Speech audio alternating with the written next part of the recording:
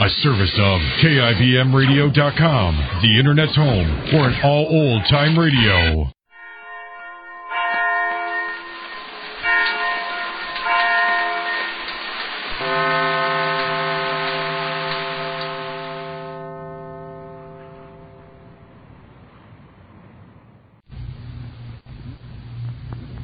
And now, the life of Mary Sothern. Have you ever been the victim of good intentions? You know the kind we mean. Impulsive actions committed by someone who meant well. At present, Mary is right in the center of a good intention that backfired. She came to Chicago to persuade Dr. DeRoy, a famous specialist, to aid Phyllis, Max's crippled sister. The doctor refused to see her because he was leaving America and had already booked passage for home. As she left his hotel, she met Cheney, a gambler who was wanted by the law in Sanders. Cheney, although he'd fight before he'd admit it, has a deeply sympathetic nature. He once saved Phyllis's life. And when he learned Mary had been unsuccessful in seeing Dr. DeRoy, he decided to take things into his own hands. And so, with the best intentions in the world, he persuaded the doctor to come with him. As soon as they'd gone, the doctor's secretary, Paul Hopper, called the police, and a police car immediately gave chase. Cheney, however, outwitted them for the time being by driving up an alley. But as the doctor warned, it will no doubt be only a question of time before he is captured. In the meantime, Mary is still at Cheney's hideout, waiting and worrying.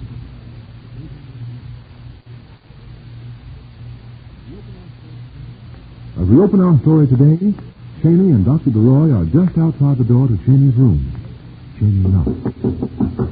Who is it? It's me, Cheney. Come here. Oh, Mr. Cheney, Is this Dr. DeRoy? Where do we get inside? You first, Doc. Very well. Mr. Sanders, here's the guy you couldn't reach. Mr. Cheney, you shouldn't have done this. You're right. He shouldn't have played this little trick. The police will see to that. Can't you calm down, Doc? I've been telling you right along I wasn't going to hurt you. I brought you here so this lady could say to you what she has to say. You wouldn't let her before. Dr. DeRoy, I'm so sorry this happened. This is all very confusing. Allow me to think for a moment. You, Mrs. Sanders? Yes. Now get on your old thinking cap, Doc. Remember she called you at the hotel a few hours ago? Yes, of course I remember. And you decided to use these barbarous means to speak with me, madame? Oh, no. I didn't want him to do anything like this. He's on the up and up, pal. This was my own idea. The copyright's pending. No, I'm not interested in whose brilliance conceived this mad abduction. You entered my hotel room and forced me to come with you at the point of a gun. After all I said about getting into more trouble. Mr. Cheney, why did you do such a thing? But I didn't pull any rough stuff. Look, I haven't got any gun in my pocket, see? Here's the gun I had. What?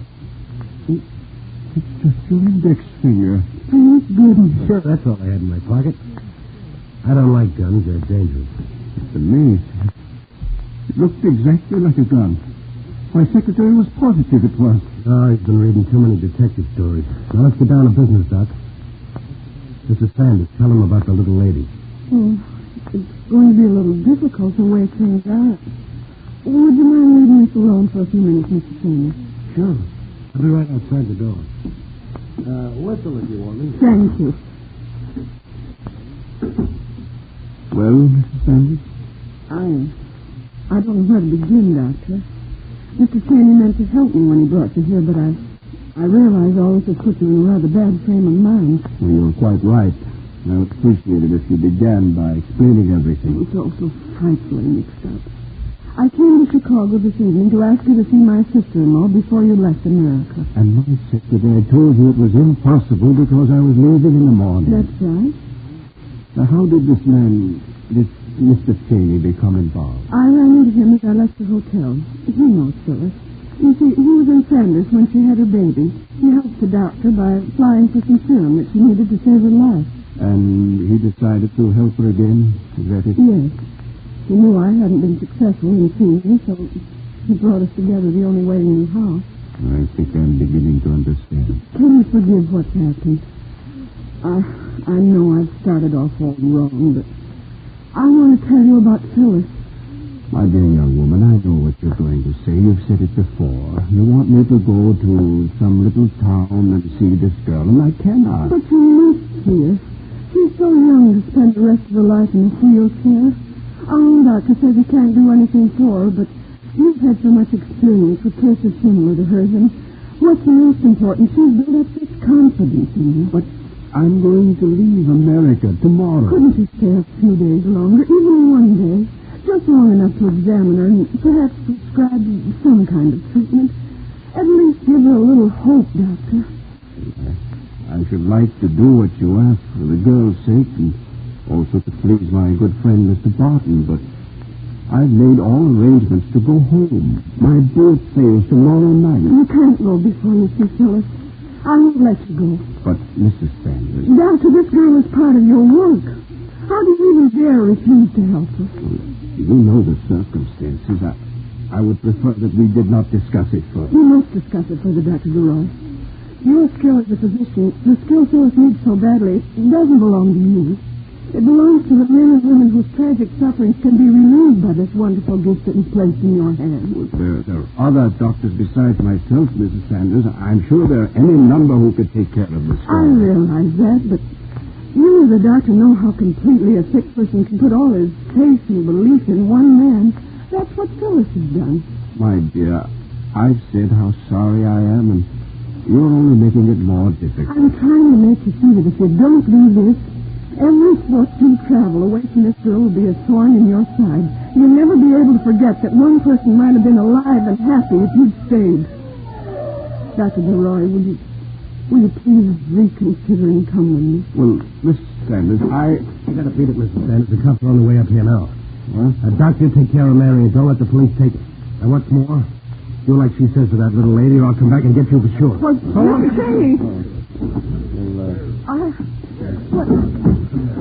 Doctor, you're safe. Why, certainly, Paul. Well, where's this kidnapper you're telling me about? Kidnapper? Yes, Doctor, where did he go? I don't believe I understand. What do you mean you don't understand? Why, this man, Doctor, this man who forced his way into our rooms. But no one forced their way into our rooms. You've made a mistake. Say, what is this? Your idea of April Fool? Oh, but no, the man came to our hotel. You left with him, Doctor. Yes, that's very true. A man did stop by with a message from this lady.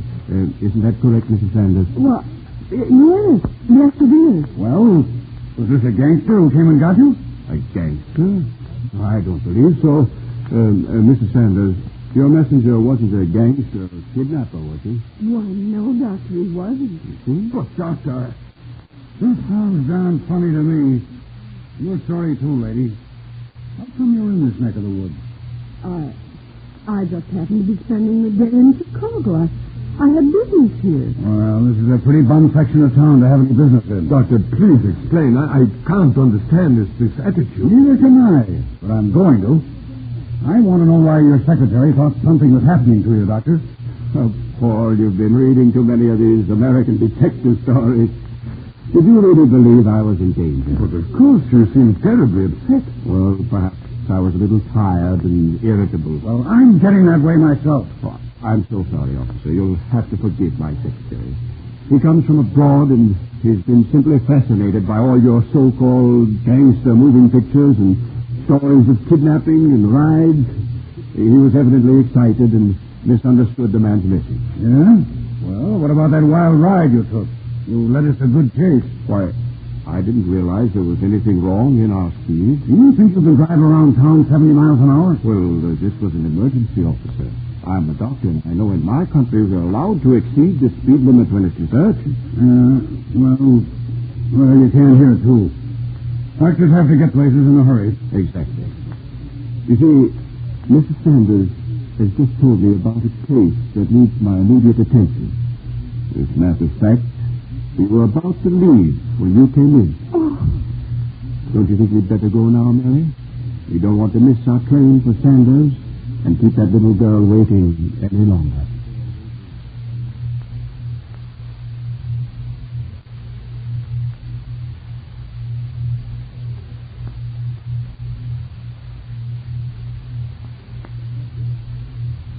Thank you, Dr. Leroy. You handled the situation perfectly. Of course, we felt a little sorry for your secretary, but it was the only possible way to avoid unpleasant complications. Mary must feel very happy because of your decision. You can be sure we do, too.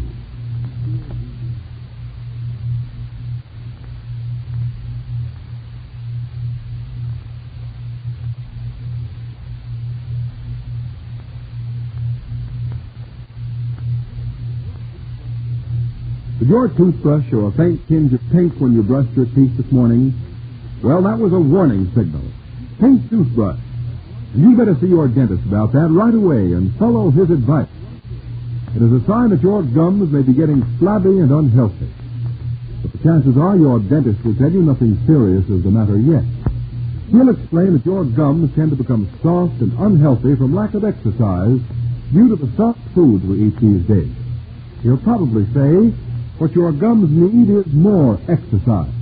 And he may add, use Ipana toothpaste with massage twice a day. Here's all you do. After brushing your teeth with Ipana, put a little extra Ipana on brush or fingertip and massage your gums. So when you massage them with Ipana, you give them more exercise with this toothpaste specially designed for massage. And so, you help make them firmer and healthier. And firm, healthy gums are the very basis of bright teeth and the smile that men admire. Get an economical tube of Ipana toothpaste from your druggist today.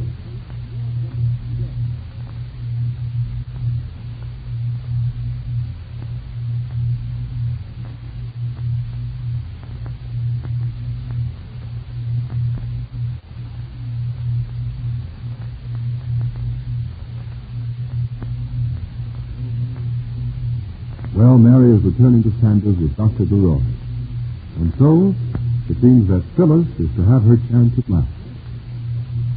But what about Cheney? He wanted a chance, too. A chance to go straight. We wonder when this tender-hearted hoodlum will again appear, and what new part he will play in the life of Mary Sothern. And now, Everything for the Boys, starring Ronald Colman, is brought to you by transcription. From Hollywood, California, and in the live base facing the invasion coast of Europe, Autolite brings you Everything for the Boys, the Command Theater of the Air, starring Mr. Ronald Colman, his guest, Bob Burns.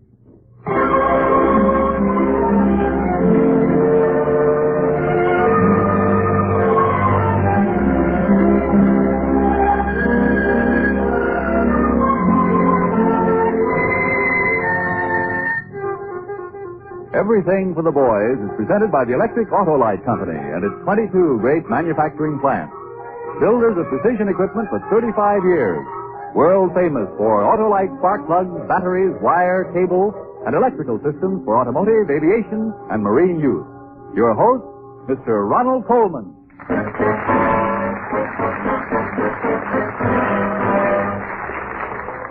Thank you and good evening.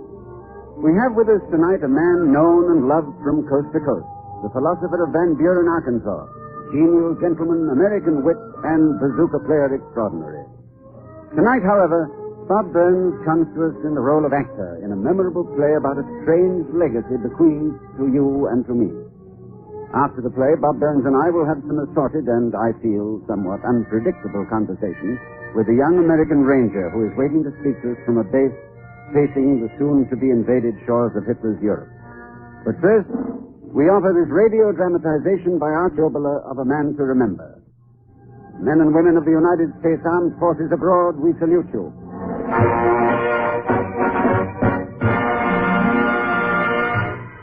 What makes a man a soldier? Well, I'd say a land he loves and the equipment to defend it with. 10 million Americans have pledged their lives to defend the land they love. And to help keep our America free, the rest of us have pledged our resources and our labor. The men and women in Autolite's 22 great manufacturing plants throughout the United States and Canada are helping us to make everything for the boys. Firing control apparatus, aviation instruments, auto-gyro compasses, torpedo directors, automatic pilots, and more. They are speeding the production of Autolite batteries, spark plugs, and electrical systems for use on the land, in the air, and on the sea. Autolite units form the lifeline of electrical energy in thousands of tanks, planes, and boats, and have proven dependable in the call of duty. Now, here at home, millions of car owners depend on Autolite equipment to help their cars run for the duration. If your car is becoming war-weary, check its lifeline. Perhaps all it needs is a new Autolite battery, spark plugs, or Autolite parts in its electrical system. Any one of the thousands of Autolite service stations, your local car dealer or serviceman, will be glad to help you care for your car, for your country.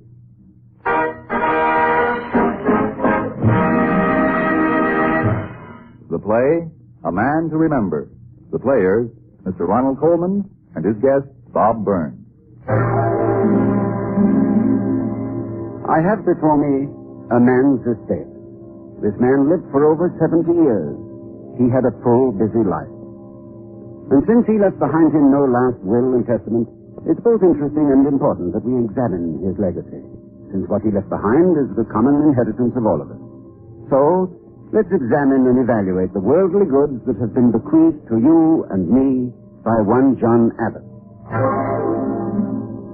First, we have a board about 1.5 feet long by 6 inches wide, and on it is painted, with the most uneven hand, the words, Dr. John Abbott.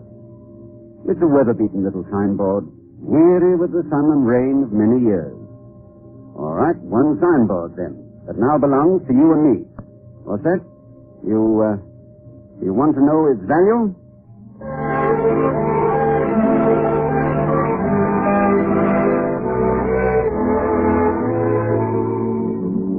Well, here it is, Doc.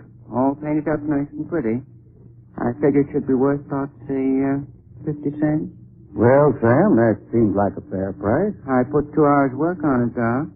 Now, you're sure you don't think it's too much? No. I tell you what I'll do, Doc. Seeing as you're just starting in this town, I won't take any cash money from you. Well, now, Sam... You just put it on the books, Doc, and next time I get quinsy or fall off the barn roof, you just fix me up. All right, Doc? Well, all right, Sam. Doc, do you mind if I ask you something? Professional or social, Sam? Well, how come you came to this town, Doc? We got doctors here already, you know. Well, I thought maybe there might be room for one more if I didn't put on much weight. You won't, Doc. You won't. They got lots of kids, the folks on this side of the tracks, but eating money is something stuff don't bring. Hang up the sign now, Doc. Well, there's our first answer. One signboard, value new, 50 cents. Now, what's next in our inheritance? Here we have a crumpled, dog-eared dollar bill. No, it's a $2 bill. Redeemable at the United States Treasury, the inscription says, for $2 silver. The value of this part of our legacy, then, is quite apparent. One United States Treasury note, value $2.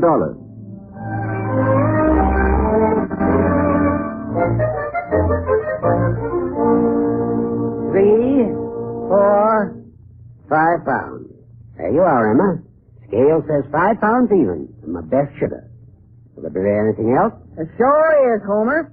Seeing as I'm not going to pay for it, take that hand of yours off from the scale.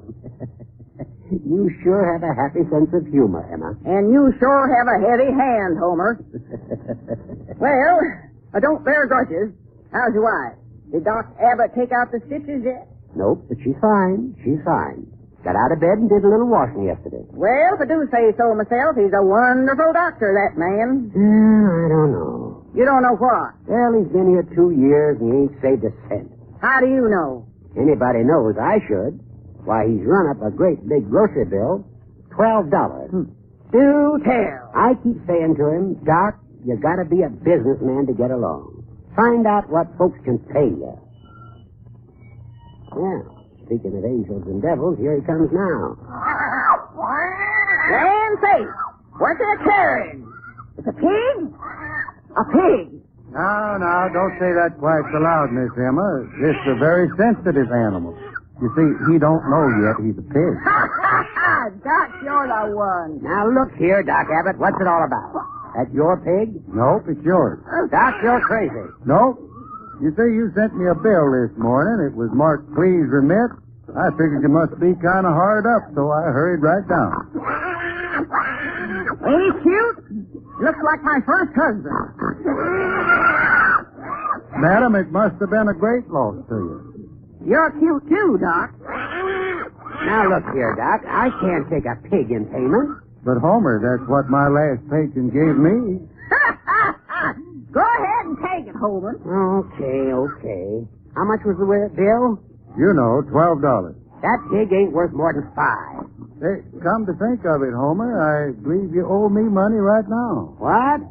Your wife's appendix, remember? Here's my bill. Pay up, Homer. Pay up. Emma Hanson, now you got your groceries, so get.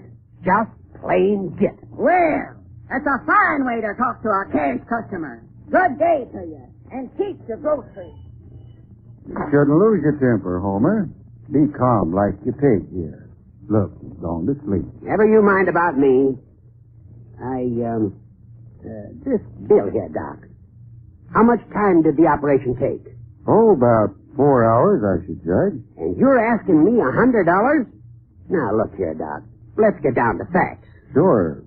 The facts are that you're a prosperous businessman and that your overworked wife would have died if I hadn't performed that emergency operation on her on your kitchen table. Well, I don't mind paying a just fee, but $100 for 4 hours, that's pretty steep. Homer, I did 4 operations last week for folks who didn't have any money. But, Doc, $100. I won't pay it. You really mean that? You bet I do. Well, what do you pay your janitor here? 50 cents an hour. Why? Well, I guess I made a mistake in figuring your bill, Homer. That's more like it. Yep, the only place we differ is the value each of us puts on your wife. I was a mite too high, so I'll settle right now for 50 cents an hour. $2 cash. Now, Doc, I didn't mean that you should do anything. Homer, shut up. Give me $2, and you got a bargain at that. You'd have had to pay a grave digger for 6 hours. Ladies and gentlemen, we now come to the third item in this legacy that has been bequeathed to us.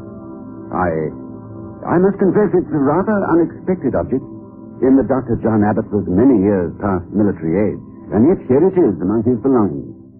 A medal, given by the United States government to soldiers wounded on the field of battle. I have here a medal of the Order of the Purple Heart. Its value?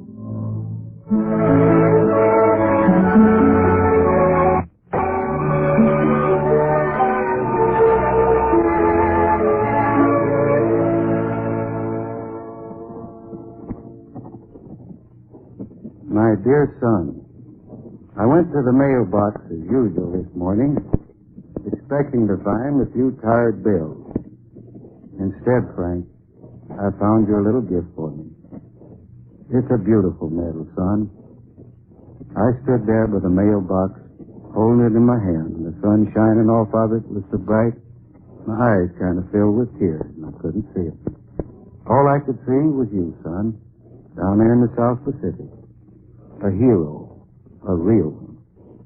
And I started thinking about that day you and I were out in the backyard talking about heroes. I guess you must have been about 14 years old then. Remember that day, Frank? Remember?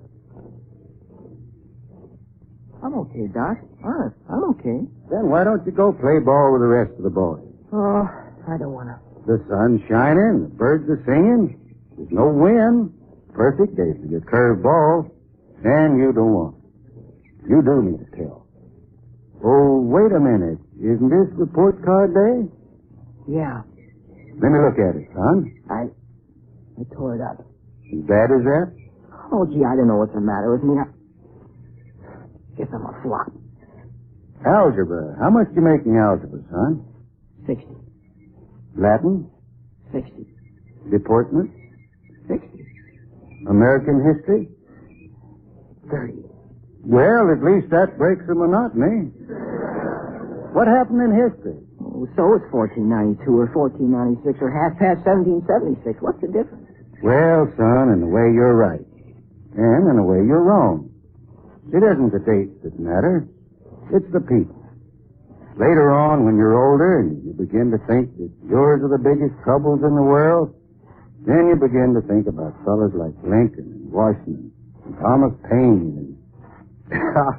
No, that's one thing I'm not going to do, son, as long as you stay here. I mean, pull my beard and give you lectures. Okay, Doc. I've got to learn. Thanks, son. Thanks.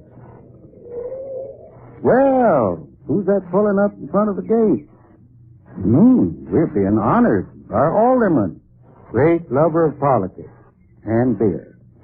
Behave as nicely as possible, Frank. Okay, Doc. Well, how do you do, Mr. Alderman? This is a surprise. No surprise at all, Doctor. I told you I'd be here, and here I am. The council passed a resolution, unanimously, mind you, condemning your adoption of delinquent boys from the city. Say what? A resolution. In plain English, they believe that your practice of bringing these reformed school children into our township is detrimental to the public good. Frank, boy, you better go in the house. No, please. Please, let me stay. All right, son. Now then, Mr. Alderman. Now, there's no reason for anger. Of course not. I know you've explained everything to me so completely. Bringing these reformed school children into our township is detrimental to the public good. Oh, yes, I heard you. But is there no decency left in you? In any of us? Can children be in trouble any place, and we stand by and say it's detrimental to our good? Oh, Abbott, look here. If you're a fool, I'm not. For 20 years, you've been the good Samaritan of this town. You haven't been a doctor. You've been a public welfare institute. All right. What's it got you? All right. What's it got? It got me a son. Frank here is going to be a good American because he's going to get a chance to grow with his head up. A chance to make mistakes and learn by them. A chance to be loved and give love. I say it again. Our first duty is to our own. Our own? Sure. Every kid everywhere, any place in the world is our own. Every kid in trouble is our own because, mister, maybe in a few years we're going to need these children to help us back to a decent world. One item is left of the worldly goods of one John Abbott. It's, yes, a ribbon. A ribbon, such as is used by small girls in tying up their braids. Or a ribbon sometimes used around scrolls and diplomas. One ribbon. Value?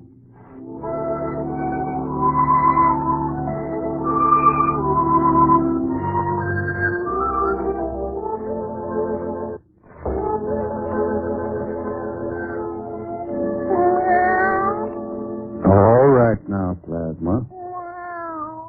Now, be a good cat and take yourself a nap. I can't help it, Plasma. I just haven't got any more left. That's right. Sleep. It's a good day for just resting. Sun warm. Look down the street. Why, you could think the whole world was resting. Couldn't you, Plasma? Oh, I don't know about that. Used to be kind of nice with the young ones riding up and down in their jalopies, showing off to the girls. Stop boasting. I know you do all right. Yes, I sure would like to see the boy again. Plasma, do you think those army docs down in the South Pacific would mind if I sent him a convalescent diet? Sure wish I could airmail him a chocolate soda. Now, who in the world is that?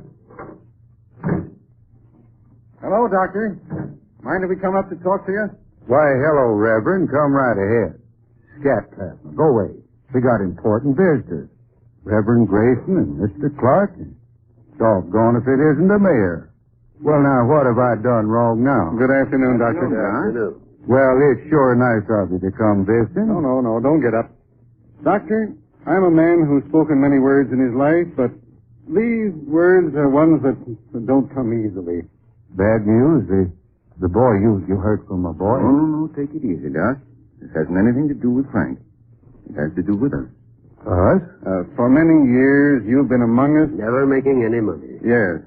As Mr. Clark says, never making much money because the people who were your patients didn't have much money to give you. But you kept on because that's the way you were.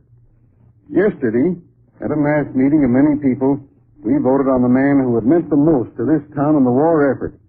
The people chose you, Doctor. They chose you because all these years you, almost alone, have been the one around here who knew that nothing really mattered except living and acting as if people everywhere were part of your own family. I have here a scroll. It's a letter of thanks. for all you've done. It's got 6,000 signatures on it, Doctor. Almost every man, woman, and child in town. It's just to let you know that we love you. Thank you. Thank you very much. Well, we better be going. Yes, indeed. Goodbye, Doctor. Goodbye. Goodbye, Reverend. Goodbye, Doctor. Goodbye, Mayor. Goodbye, sir. Goodbye. Letter of thanks from me. 6,000 signatures. 6,000 signatures.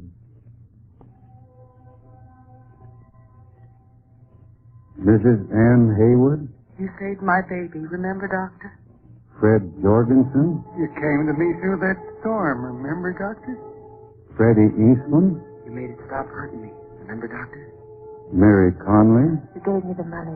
Remember, Doctor? Remember, Doctor? Roy Newton? Remember, George Rossetti? Floyd Foster? Carl Hoffman? Ellen Neese? Dean Simpson? Emily Carlson?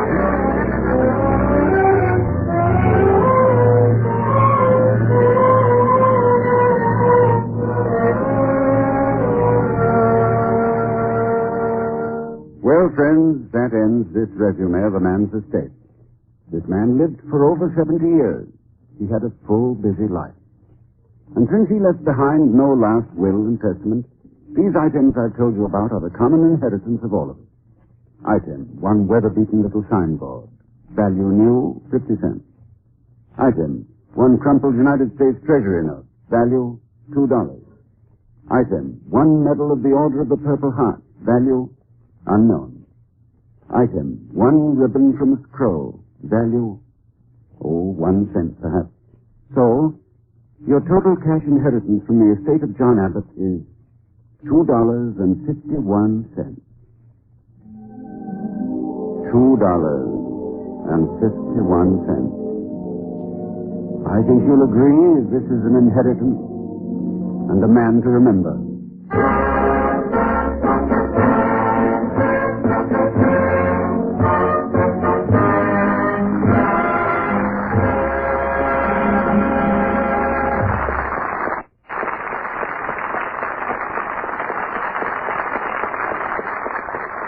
You have just heard Mr. Ronald Coleman and his guest, Mr. Bob Burns, in A Man to Remember, was dramatized for radio by Arch Oboler. The special musical score was arranged and conducted by Mr. Gordon Jenkins. While our Autolite transatlantic hookup is being set up for Mr. Coleman and Mr. Burns to speak to the American Ranger, to whom tonight's play was dedicated, Mr. Coleman has a word for you who fight on the home front. In a few moments, we move out across the ocean to bring back with us the voice of an American boy standing on the English coast overlooking Hitler's forces of Europe. In that same England during the summer of 1940, when Nazi bombs were pouring death and destruction on the people of London town, another American boy, not long out of rugby school, stood and watched one night. His name was John Gillespie McGee, Jr. Marveling at the heroism of the handful of Spitfires fighting against overwhelming odds, he enlisted with the Royal Canadian Air Force and soon became a skilled pilot. John McGee was also a very promising young writer, having won the same poetry prize awarded to the soldier poet of the last war, Rupert Brooke. Today, when the sound of the wings of the United Nations is bringing hope to the world, I would like you to hear something he wrote. He explained in a letter to his family at the time that it was mostly composed while he was flying at 30,000 feet. He called it high flight.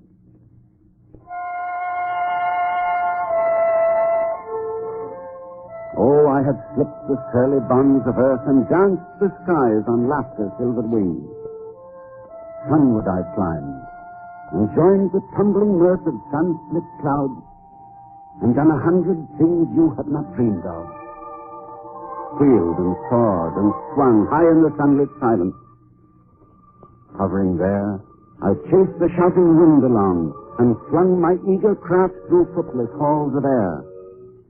Up, up the long delirious burning blue, I've topped the wind-swept heights with easy grace, where never lark or even eagle flew.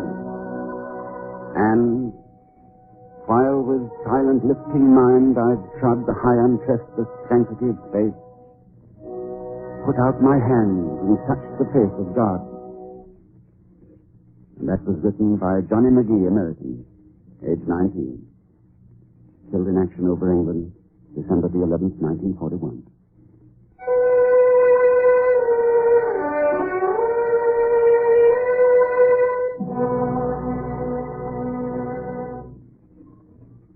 We're ready on your transatlantic call, Mr. Coleman. All right, this is a party line, Bob, and you're one of the parties. I'm all ear phoned up, Ronnie, waiting for England to talk to Arkansas. This is everything for the boys, calling Sergeant Joseph J. Cleve, somewhere in England. This is Ronald Coleman and Bob Burns, somewhere in Hollywood. Hello, go ahead. Hollywood. Hello, Mr. Coleman. Joe, this is home calling, a great big party line, stretching from Natchez to Mobile and Memphis to St. Joe. Hey, you can stop at Memphis, Mr. Coleman. That's home.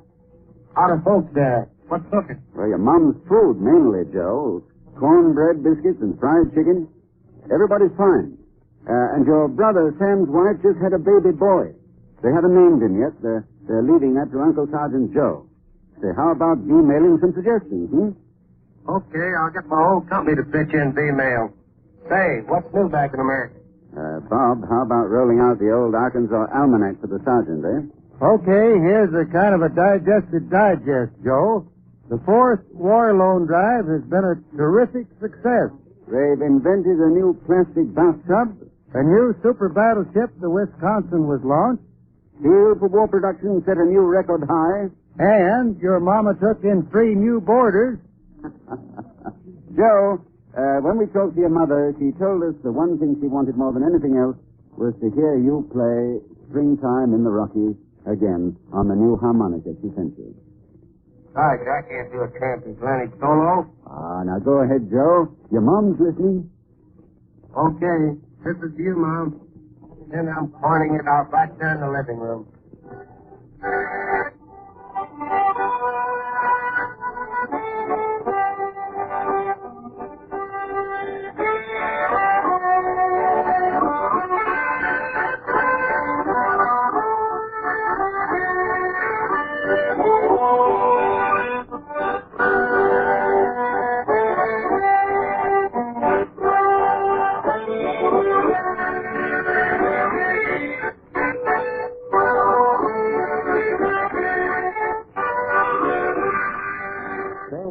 Say, that's real symphonic, Joe.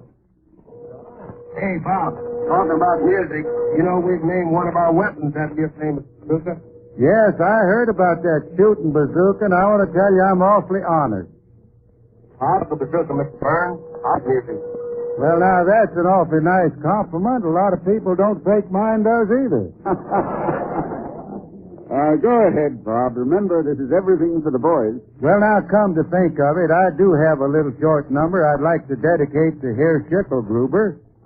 We're listening, Bob. Well, here goes. Say, Joe, tell them in England it's not a foghorn. Yeah?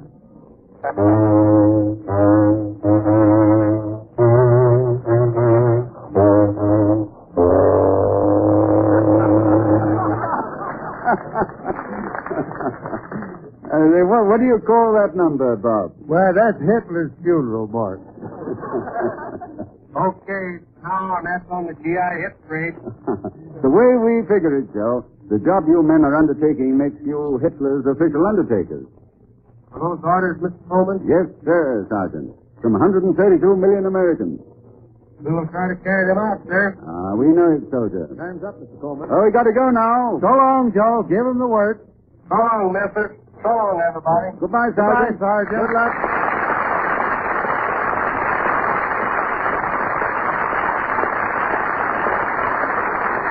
You've heard tonight from Sergeant Cleves and from Johnny McGee.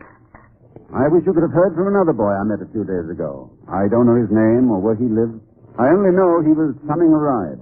I stopped my car and he climbed in and started talking. Talking with a lips and an enthusiasm that left me almost breathless. It was the good, clean enthusiasm of youth, bubbling over with the excitement of the future. 2 more weeks, that's all. 2 more weeks and I'm in. I won't have to worry about summoned rides anymore. You see, I'm going to the Army Cadet Corps, a flyer. I just got out of high school, and even though I figured I didn't have a chance to get in, I took the exam, and I passed it. I'd been figuring I'd have to go to work as soon as I got out of school. Well, to sort of help support the family. Here I get a break like this. The Army takes care of the family, and I get to fly. I'm going to fly those P-51s, the sweetest ships in the air. And I got models of them all over the house. That's what I want to fly. But if I don't get to fly one of them, I'll fly something else. The only important thing is, in 2 weeks I'm in the Army. And, mister, that's for me. Would you buy an extra bond to back up a boy like that? I did.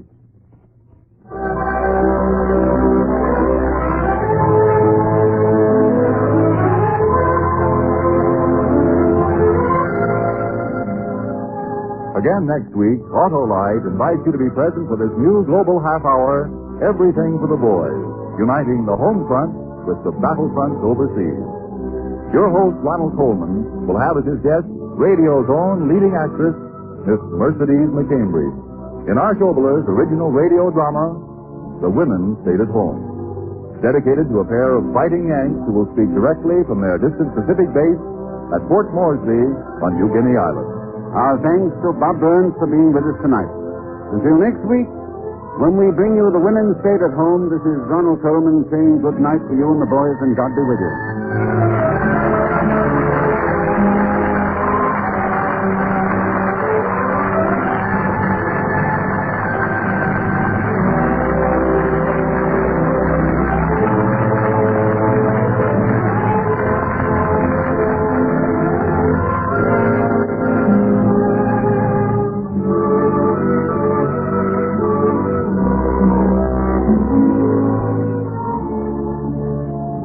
Bob Burns, who appeared tonight through the courtesy of the makers of Lifebuoy, may be heard each Thursday evening on this network.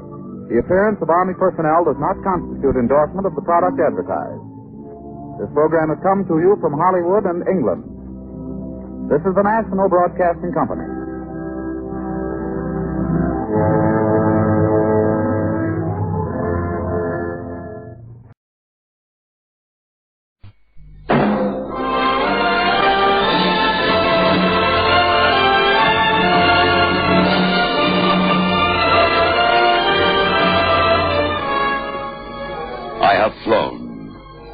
Sailed.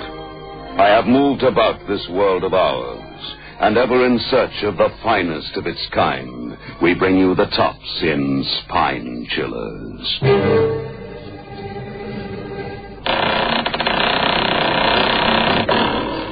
The Creaking Door.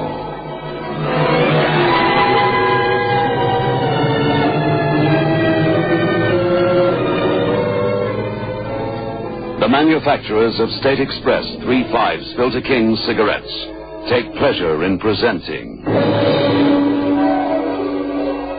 The Creaking Door.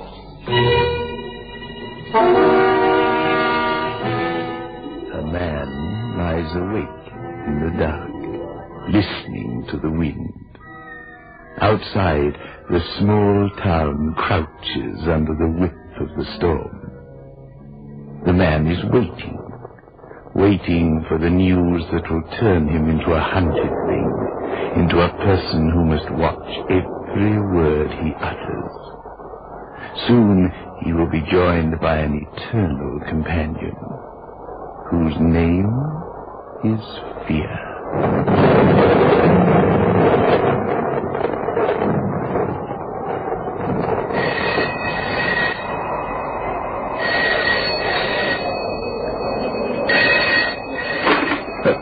Lucian, is that you? Dave, I've done it. It's horrible, horrible. Don't talk on the phone, you fool. I'm coming over to attend to things right away.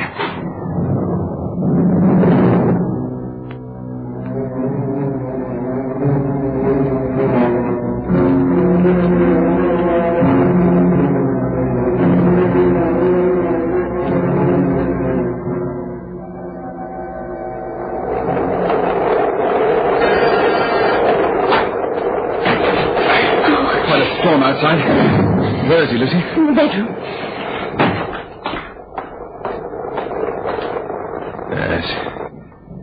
Yes, he's dead, all right. What will he do?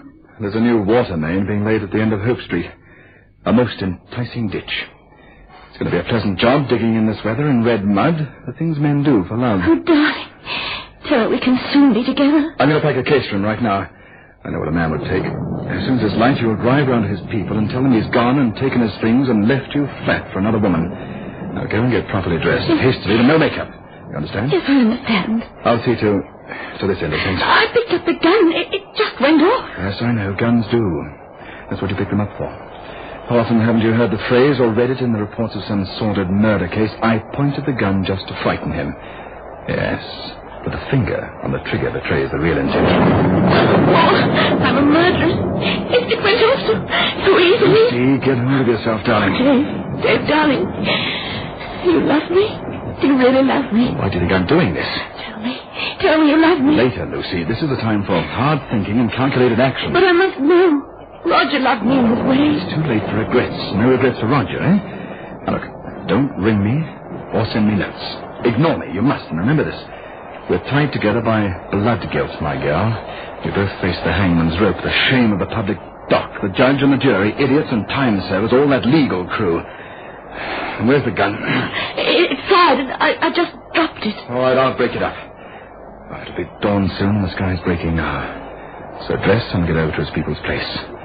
That sister of his will be so upset he's left you. She was always so fond of you, Lucy.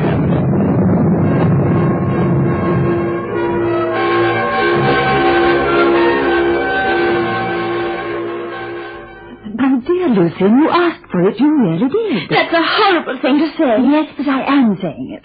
My dear sister-in-law, you may have meant nothing at all by it. By what exactly? Well, by your silly flirtations. A kiss in a dark passage, silly words said foolishly, holding hands in the back of a car going to a party. Nothing, I grant. But he took it badly. Roger loved you, and I'm sure he still does. And he's very possessive. I don't see what business it is of yours. It's all over in any case. Well, now look here. I understood you wanted to get him back. I thought that's why you came to me. But, of course, Mary. But I think there's someone else. Oh, fiddlesticks. I know my brother. Now, all he did... Excuse me. Mary Hartman speaking. Hello, sister mine. Oh. Roger speaking. I rang home, but there was no reply. Your poor wife's here. I've been hearing about your escapades. You frightened the poor child to death. Who is it, Roger? Look, the lines were down and I couldn't telephone her. There was some water in the carburetor. You said Roger? The poor girl's frantic and thinks you've left her for another. Here, I put her on. It can't be Roger. But it is. Here, come on, talk to him yourself. Oh, thank you. Hello? Roger? Hello, Lambkin. I was just telling it's Mary... Roger. It really is.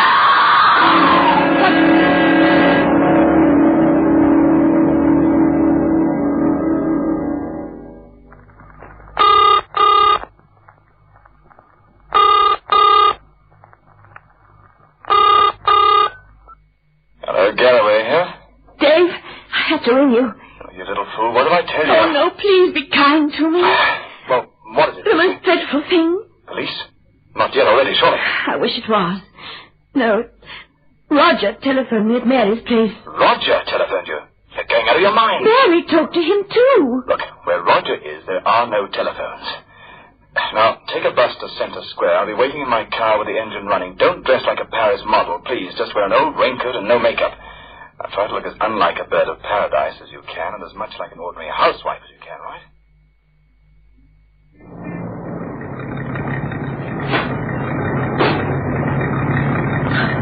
Dave. Hello, Lucy. Now, what is all this nonsense about? My nerves are going. Dave, I spoke to Roger on the telephone.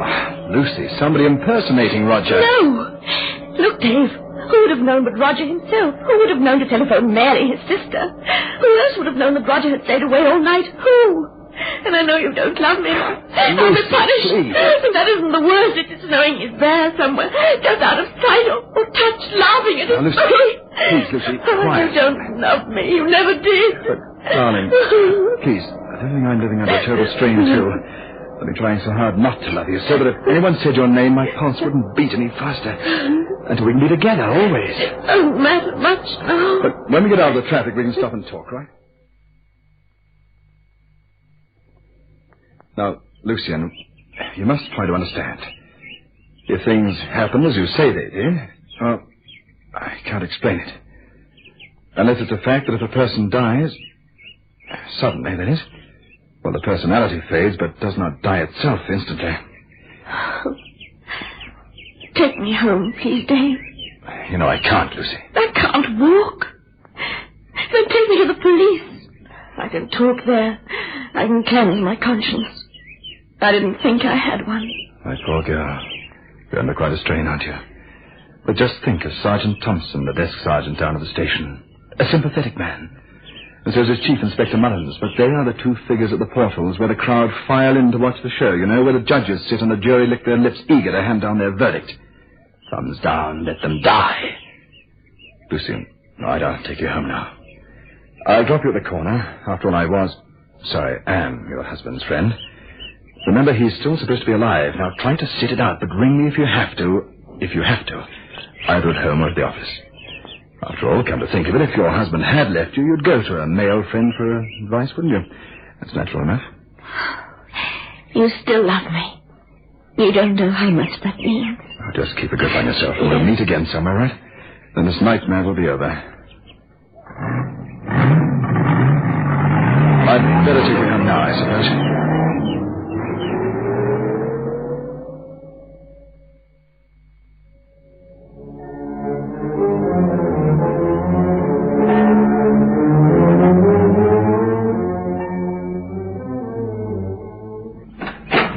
This way, Inspector Carney. Thanks. I've a difficult sort of inquiry to make, if you understand me. Concerns your brother, Roger. He would be your brother, wouldn't he? Mr. Roger Harkness. Yes, Roger's my brother. What's he been doing? Where is he, Miss? Well, I don't know. He had a small misunderstanding with his wife. Ah, the so beautiful Lucienne. Oh, that's right. Do you know her? I know everybody. But where is Roger? I wish I knew. Worrying, isn't it? It worries you and it worries me. Yes, very worrying. But what on earth has he done? Made himself conspicuous, Miss. Conspicuous, that is, by his absence, if you understand me.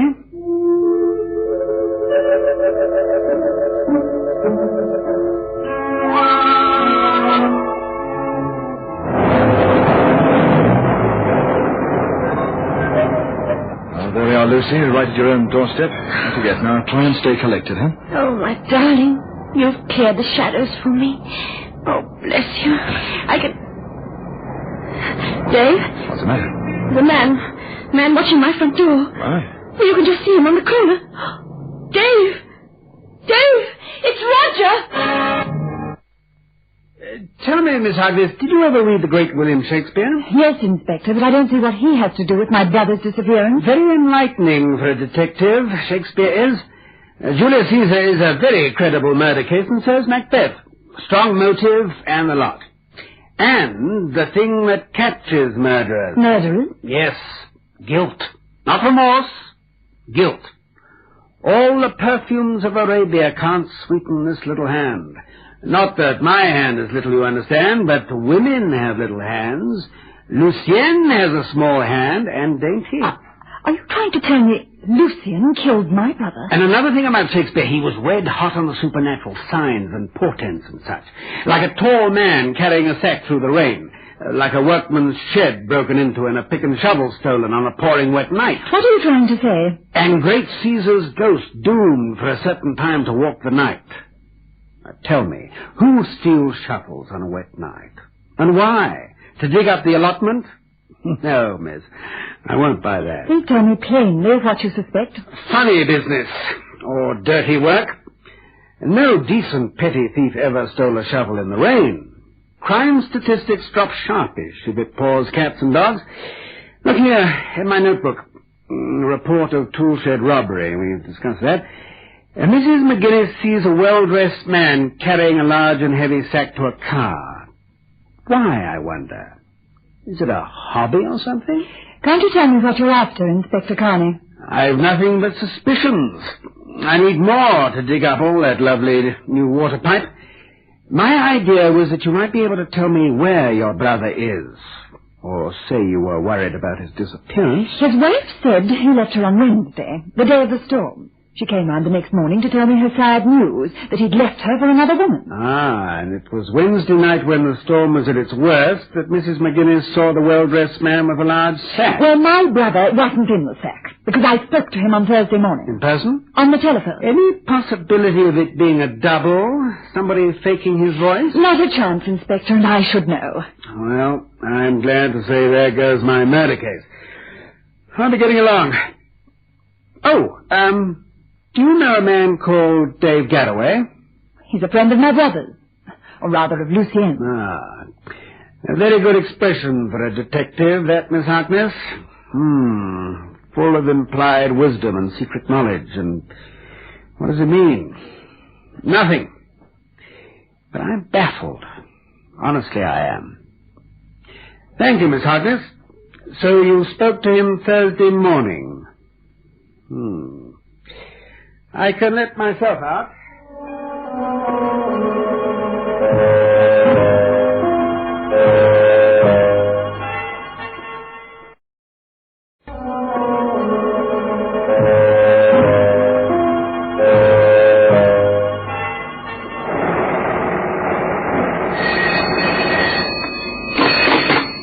Garraway, Export Department. Dave, I must see you. That's impossible, Lucy. I must. He's here. Listen, the big boy is here, the general manager. No, madam, I'm sorry. That model is out of stock. Sorry. He's standing on the corner, Dave. He's wearing his old raincoat. Hat's on the back of his head. You mean? I mean Roger. I'm watching him. He's leaning on the lamppost. Look, I'm coming around as soon as I can. Could you be mistaken? No. Oh, but he's gone. What? I took my eye off him for a moment. Poor kid, your nerves are all shot to pieces. What can they do to you? Ghosts, they can't harm you, Lucy. They can drive you mad, can't they? They can kill you that way. I'll be over as soon as I can. I'll bring something to steady your nerves. I can't talk anymore. Garraway? Yes, Mr. Smee? There's a gentleman from the police to see you.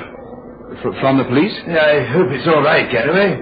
Why, just something I must have witnessed, sir, I suppose. Where is he, sir? In my office. Now, you'd better see him there. His name is Carney. Inspector Carney. Thank you, sir. Thank you very much, sir.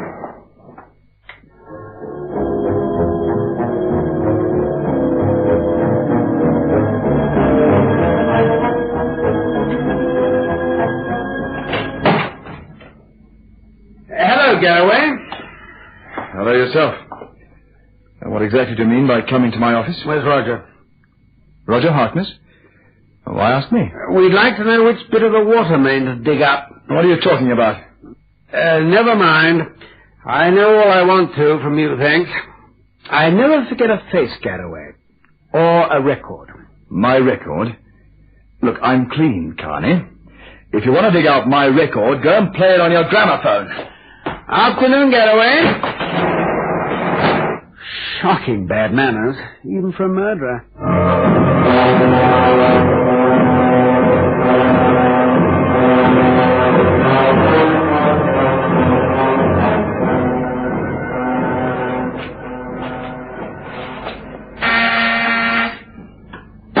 Lucy, Dave. Dave, I was going mad. Mad, where were you? Shaking off the police. The police? Just get 2 glasses, and we're not dead yet, huh? Where's your car? Dane Street. You walked here? Through Garden Passage and across the court. You saw nobody? Nobody. Look towards the court. What? Don't pass the curtains too obviously. All right.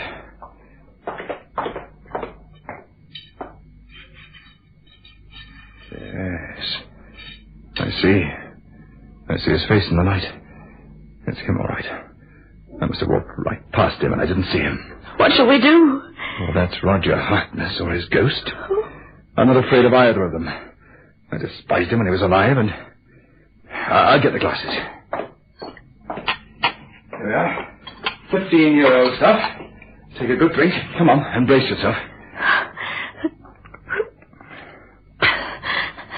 We're done for, Dave. Well, perhaps. Here's health.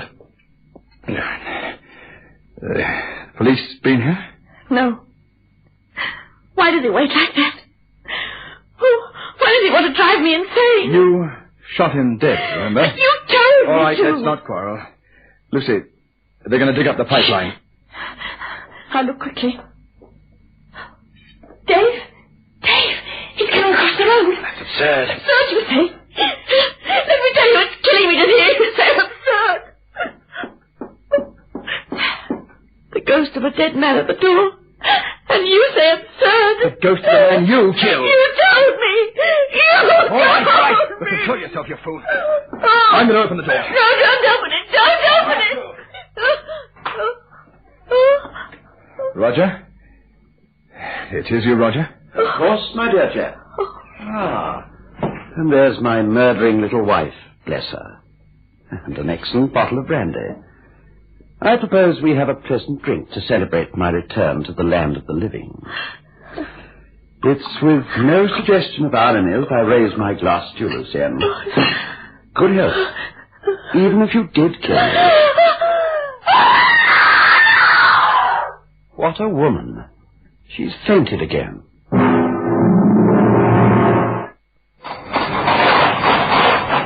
Come on, lads. Dig, please. I know there's something there. Well, sir, we've exposed a lot of this pipe. Don't sound so clinical, Sergeant. You're not doing a post-mortem, you're just digging. Oh, very well, Inspector Carney. I've never known you wrong yet. My friend, give the forces of evil a kick in the pants, and let the forces of good win for once.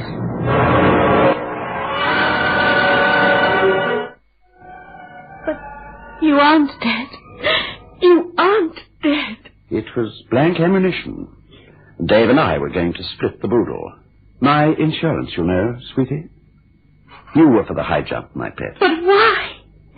What have I done to you? You bored me beyond extinction. Well, for your information, Dave loves me. Don't you, Dave? Oh, Lucien, you know I do. Oh, stop it. Let's level up all round. Dave, Lucien has a head on her shoulders. Let's not fool with this thing. Lucien, my dearest, Dave has a lovely wife, name of Carol. Red-headed girl. Very lovely, if you like the touch.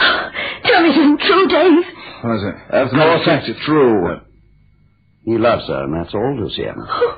But the game's up. I know when I'm licked. That's why friend Carney is digging up every inch of the pipes. So I show myself to him, cancel the contract, and quit. You're cheap and filthy, both of you. Do you hear me? The gun was loaded with blanks. Dave, your lover, my dear, disposed of my unhappy corpse. You devil! Ah, that will be Carney, my friend. On cue as ever. Carney? They've dug up half the plumbing around here. Why didn't you tell me before? Well, I'm not there, am I? It's rather a waste. Open up! This is the police. I know you're in there. Roger, let him in. As you like, Dave. Lucien, darling, Luce, please try to understand. I did love you. I do love you.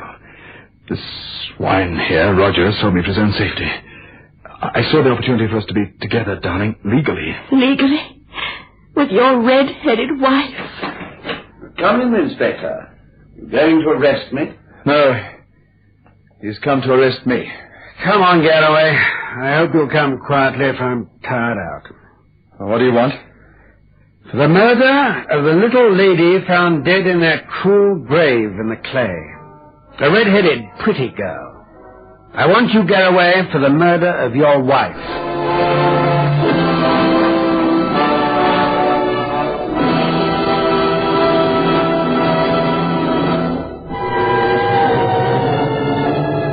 The manufacturers of State Express 3/5 Filter King cigarettes invite you to listen next Saturday at 9 o'clock when they will again present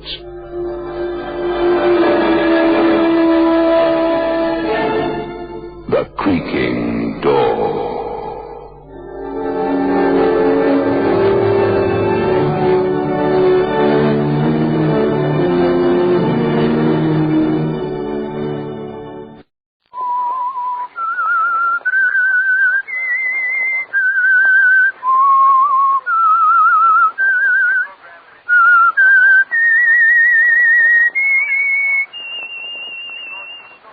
Yes, friends, that whistle is your signal for the signal oil program, The Whistler. The mystery program that is unique among all mystery programs. Because you know who's guilty. You see his every move. You know his complete plan. Yet the final curtain always brings a startling surprise. in the Signal Oil program, The Whistler.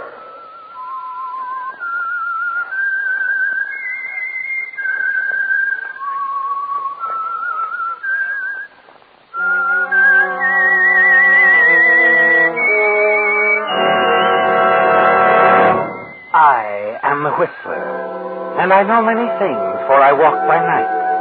I know many strange tales hidden in the hearts of men and women who have stepped into the shadows.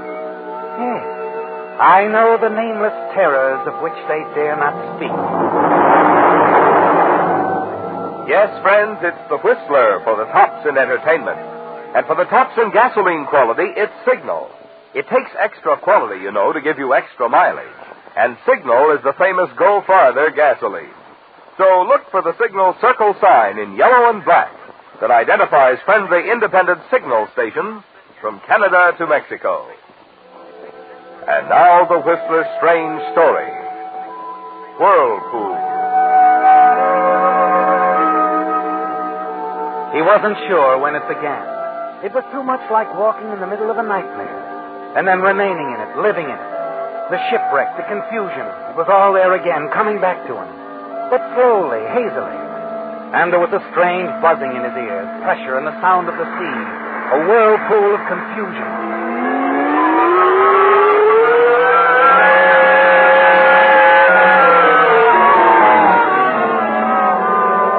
And then, gradually, out of the whirlpool, voices, dimly, faintly at first, but voices growing, coming closer and closer.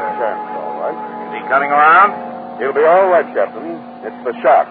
His exhaustion.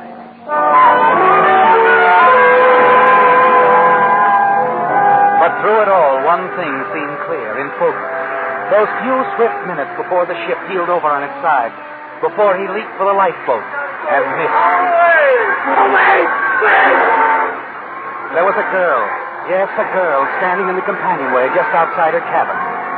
He remembered her face, her fair skin, her clear eyes wild as he shouted at her frantically. Hey, don't stand there. Get up to the deck, the lifeboat. Boat? Oh, yes, a house. Wait, is there anybody inside in the cabin? The cabin? Dave? No. No, I'm alone. Then go on up these stairs. There isn't much time. Hurry.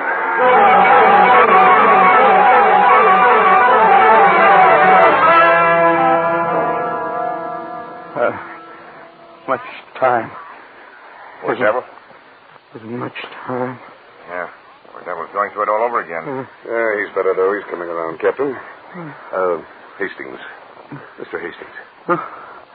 What? Mr. Hastings, now, you're safe. They got you in time.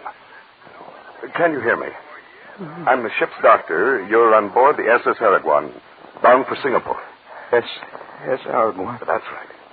Singapore. Here. Try to drink this, Mr. Hastings. Easy. I'm all right. I made it. I made it. You sure did, Hastings. Hastings? There couldn't be any mistake about his identity, Captain? Huh? No, that's who he is. He's Hastings' doctor. There's no doubt about it. The girl says so. She's his wife. Oh, I see. Could you get her to come in here, Captain? What? My wife? No, Now, just relax. You're suffering from shock, Mr. Hastings. Exhaustion and severe shock. Oh, Would Would you come in, Mrs. Hastings? My husband, is he all right, Captain? Just come in, please. No, I haven't any. You stop, Marty. The protest dying in your throat as you struggle up to one elbow and look toward the door. It's the same girl, isn't it? The one you faced in the companionway and shouted at. But now she's coming toward you, speaking differently. Very differently. My darling, I was so afraid for you. But I told them you'd pull through when I told them who you were. What? Doctor, he isn't delirious. Oh, no, don't worry, Mrs. Hastings. Mrs. Hastings. Yes, dear. Doctor. Oh, yes, Mr. Hastings? Would you leave us alone a minute? Oh, why, surely. I want to be with my wife. Certainly. Captain, we'll wait out on deck. Anything you say. Okay. Now, you want to tell me what it's all about? Darling, you shouldn't try to talk. Stop it. I can talk. They fished me out. I'm okay, see? Okay. Of course you are, dear. And the name's South.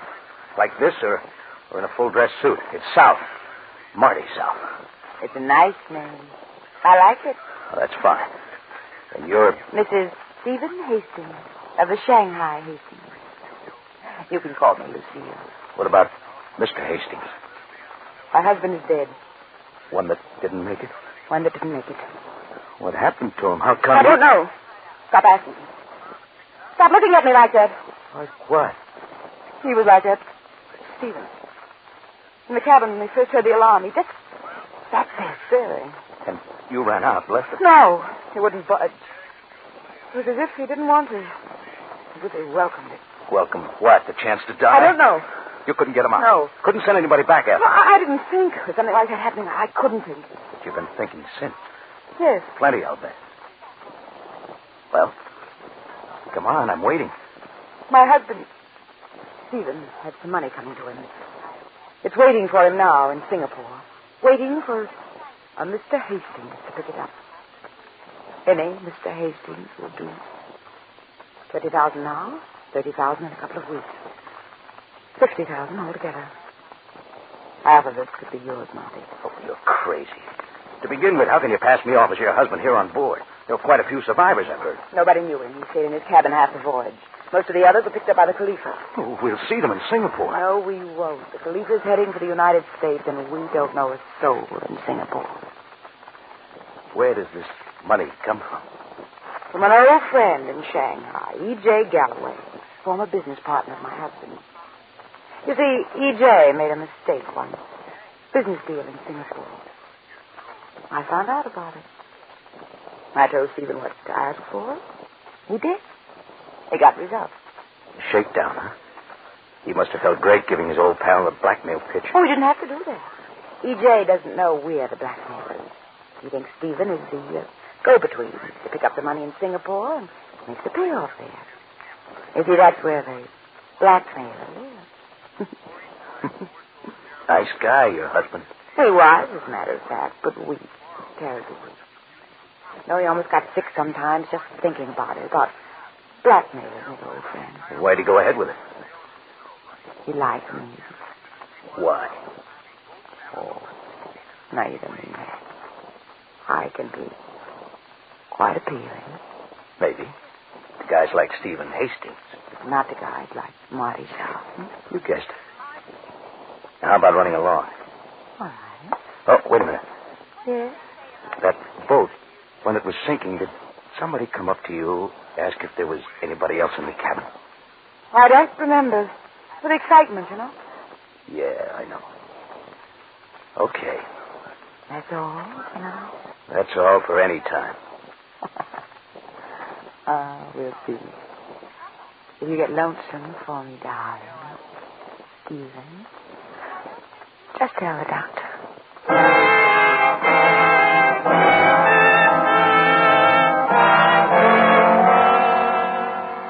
That's all, Marty, and then she's gone, leaving you to think it over. But you know her kind. Lucille's a man-trap, and you figure she'll be back soon to try to help you make up your mind. But that's where you make a mistake, isn't it, Marty? Because she doesn't come back. Not in a few hours, not even at night. She just leaves you alone. And the next morning you can hear her outside asking about you. How is he, Doctor? He's much better. Oh, I'm so glad, but I think I'll just let him rest. Yes, Marty. She lets you rest and think. At first, you find yourself strangely curious. Then you think some more, and you don't say anything else to them about not being her husband, Stephen Hastings. Then a half a day out of Singapore, you can't stand it anymore. You call the doctor and send for her. Dear, you're sitting up. How wonderful. I'm doing better than that. I'm pacing the floor. Oh? Don't look as if you don't know why, Lucille. Oh? It's Lucille now. How nice when you say it. Don't you want to know what I've decided? I know. Yeah? You like money, Marty. You know? I think you like me. A little? You hit it with the first part. But get this. I know what I'm going into. It includes you only because you're necessary to my immediate prosperity. I'm very necessary, darling. So is your having a husband, Stephen.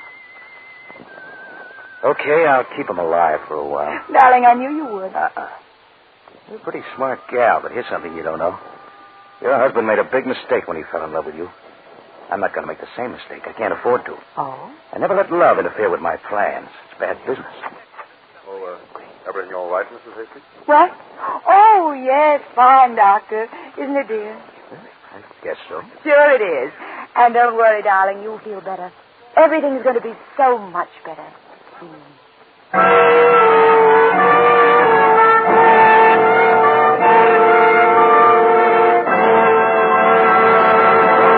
With the prologue of Whirlpool, the Signal Oil Company brings you another strange story by The Whistler. But now, since this is only our second broadcast at this new Sunday evening time, I have a message especially for you new friends of The Whistler. If you've lived out west any length of time, you know that Signal is known from Canada to Mexico as the Go Farther gasoline. Now, naturally, we're mighty proud of Signal's famous mileage, but even more so, we're proud of the extra efficiency today's Signal gasoline coaxes from your motor, which makes such mileage possible.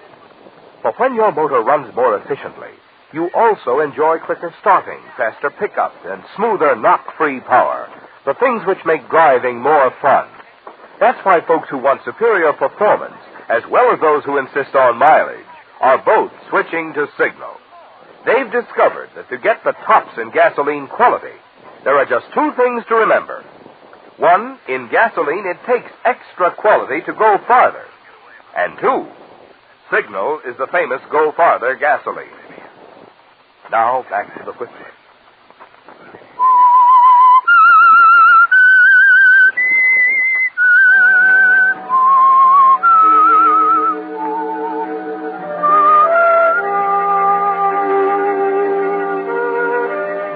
You made a decision, didn't you, Marty? About Lucille Hastings and the money waiting for Stephen Hastings in Singapore.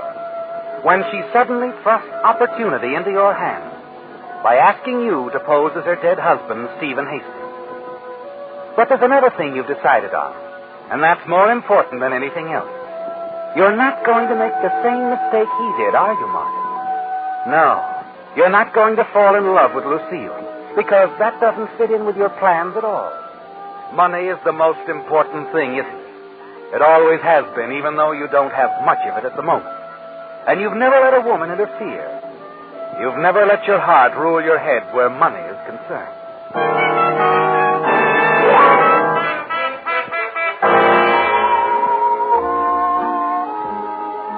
The next night in Singapore, the two of you move easily around the dance floor of the Port Plaza Hotel.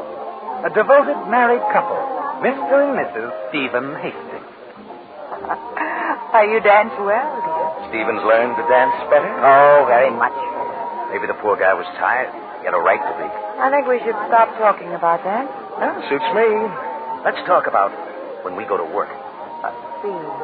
I think we'd best wait a day or two. You can go there Wednesday for the first payment. The second will be ready in a couple of weeks. E.J. couldn't raise it all at once. Where do I go?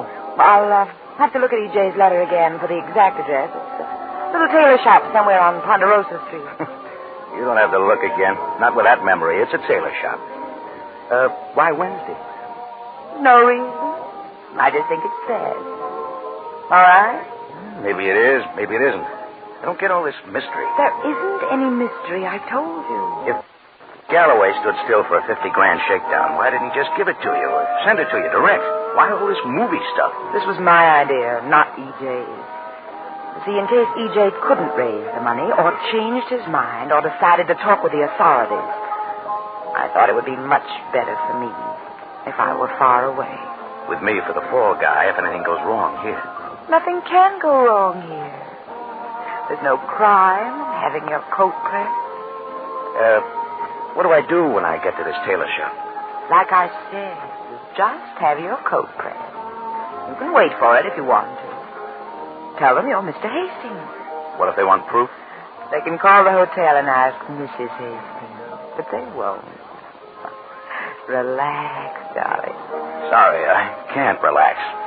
Not till I've had my coat pressed.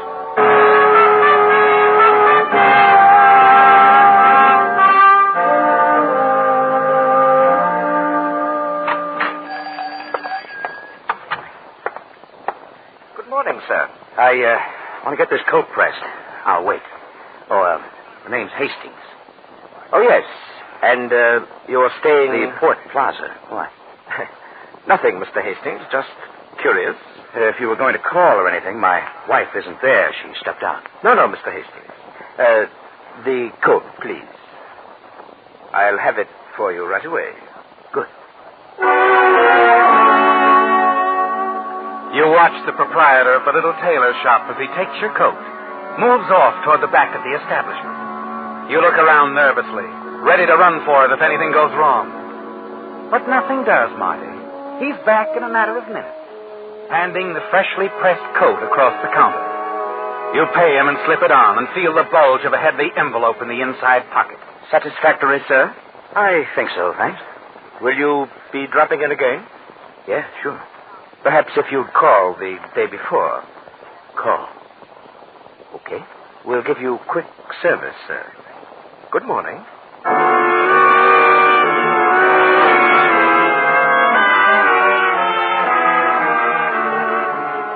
Half a block away, you open the envelope and look inside. It's there, Marty. $20,000 in crisp, unmarked bills. Half of it yours. The payoff, just as Lucille described it. You smile as you put it away, because you're thinking how easy it would be to quit right now. Walk out on Lucille, cold. But there's still another payoff. Another $30,000. It would be stupid of you to walk out now, wouldn't it? And then your pulse quickens and you glance back. There's someone following you, Marty. And you realize that Lucille is still thinking as fast as ever. That she's guessed that you might pick up the money a day earlier and not wait until Wednesday. You turn, hurry down the street on your way back to the hotel.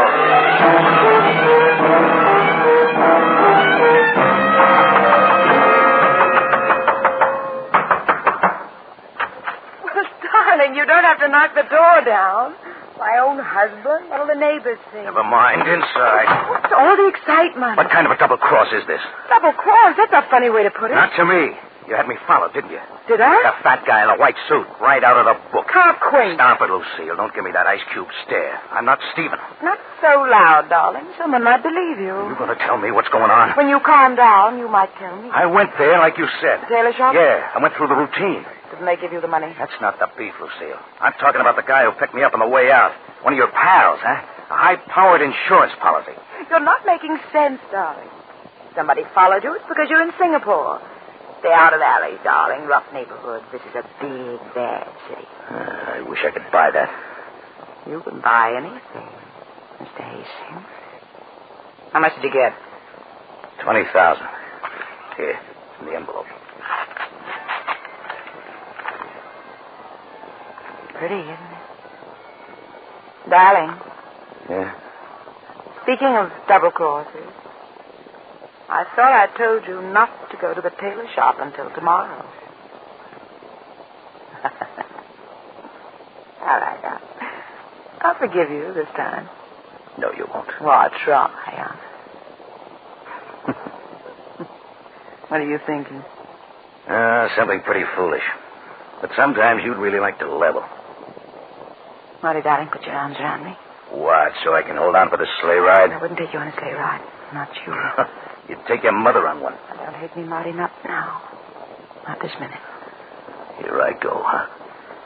Well, my back's against the door anyway. Marty. Too bad it's not for keeps, Lucille. Let's not talk about for keeps. Let's think about now. Right now. Yeah, right now. Only admit it. Tomorrow it could be a knife in my back. All right, if that's the way you want me to say. But right now, kiss me, Marty. Kiss me.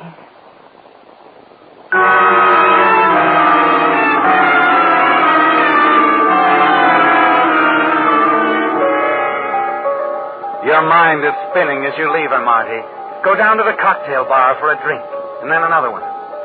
In a way, it's like fighting up to the surface, isn't it? Trying to struggle out of the whirlpool that keeps pulling you down. You're afraid, aren't you, Marty? Because the one thing you've tried to guard against is happening. Slowly, surely, you're falling for her, and you know what it can mean.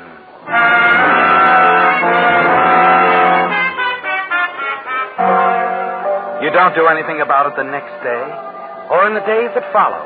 Just go along trying to keep your head above water.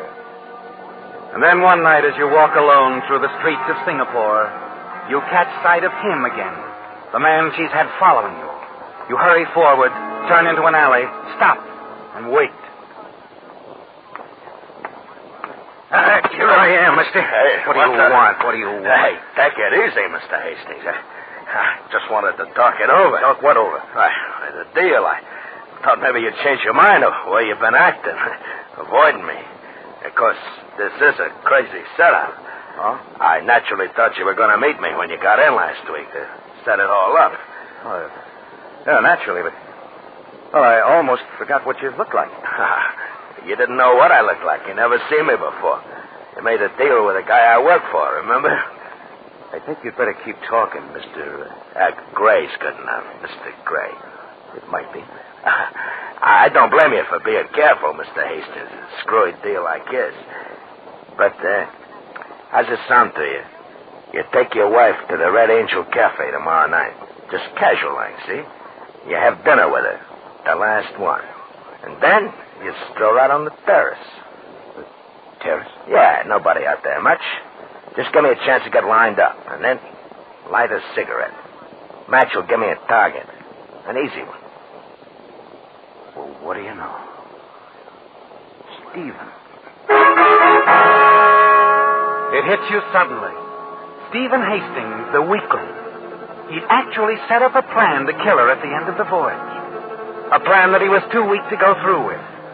It's perfect, isn't it? You can get rid of Lucille tomorrow night. And a few days later, you can drop around to the tailor shop, pick up the rest of the money, and leave town. But you're not sure that this is the way you want it to be. Not even for $50,000. What's the matter, Mr. Hastings? You change your mind? Change my mind? Well, I'd like a little more time to think it over. Look, I've been doing some traveling. I want the $5,000 that you agreed to pay my employer, Mr. Hastings, huh? 5,000. Yeah. Okay, you'll get it. Want to leave it in your hotel box? Small, new bills, cash? Sure. Mr. Gray. Yeah. If the money's in the box, tomorrow night, you'll see us. My wife and me at the Red Angel Cafe. On the terrace? Yeah. I'm to light her cigarette.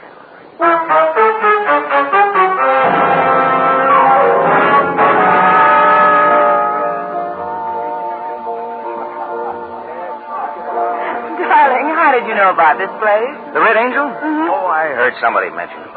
Like it? Very much. And I like you for bringing me. We'll see you alive. Oh. You want to talk? Come on. Where are we going? Out on the terrace. Oh, but... Okay, the terrace. You see the lights from the harbor. Beautiful. Yeah. Marty, you were going to tell me something inside? Yeah, I was. I think I know what it is. You know, Marty, you're not like Stephen at all. You're anything but weak. Except when it comes to putting this sort of thing into words. Give me a cigarette, darling. What? I said give me a cigarette. Anything wrong with that? No. Nothing wrong. Here you are. Thank you, Marty. Now, just the way you're looking now tells me something. You do love me, don't you? I don't know. Do I? Would you give me a light? Light? Sure. You're really beautiful, Lucille. Marty. You're something I'll never forget. Here. Here's your light. Thank you, darling.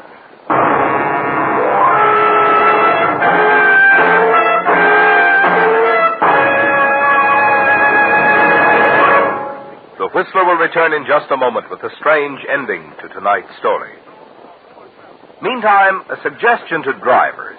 The colder nights and mornings that we'll be having from now on place an extra strain on your car's battery. So now is a good time to stop by a Signal service station for a free battery inspection. If it appears that anything is going to interfere with your cold weather starting, your Signal dealer is equipped to give you complete battery service. For recharging, he has new type safe, speedy equipment. If your cables are corroded, he can replace them with heavy-duty cables. And should you need a new battery, there's none finer than Signal's new deluxe batteries that are guaranteed not for just 12 or 18 months, but for 30 months on a service basis. Incorporating the latest type all-rubber separators plus a new design hard rubber case, these Signal deluxe batteries deliver up to 35% more power and don't need water nearly as often.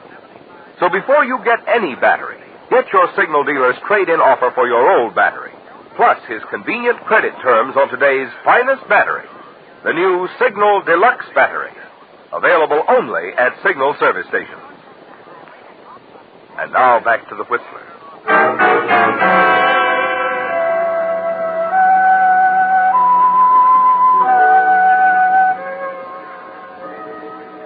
It was like a whirlpool, the shipwreck, the swirling waters, Marty South fighting his way through the sea, awakening to find a new life and wealth placed in his hands by Lucille Hastings.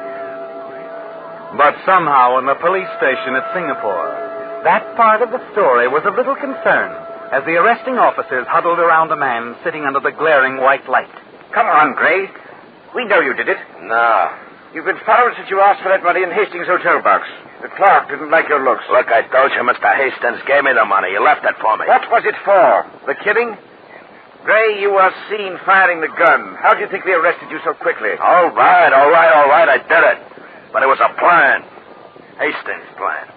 He was tired of his wife? He must have been tired of everything. But he was a weakling. Suicide's been on his mind for months, only he didn't have the nerve.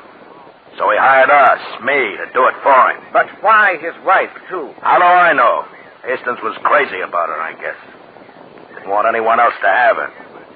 It's the only reason I can think of when Hastings set this deal for them to both die together.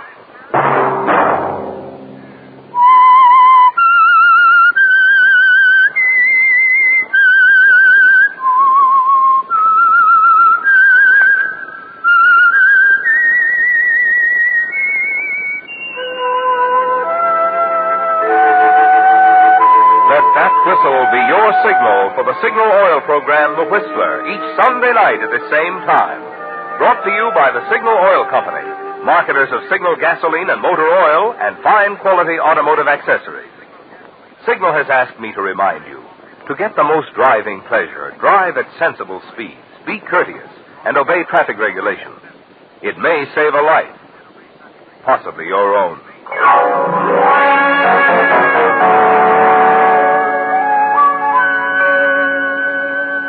Featured in tonight's story were Jack Moyles and Betty Lou Gerson.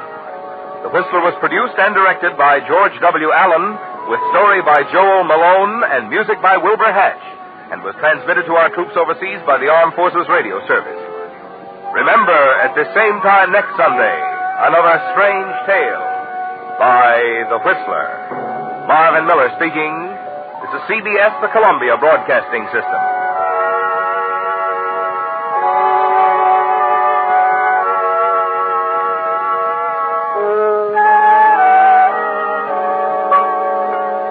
And now, stay tuned for the mystery program that is unique among all mystery programs. Because even when you know who is guilty, you always receive a startling surprise at the final curtain. In The Whistler.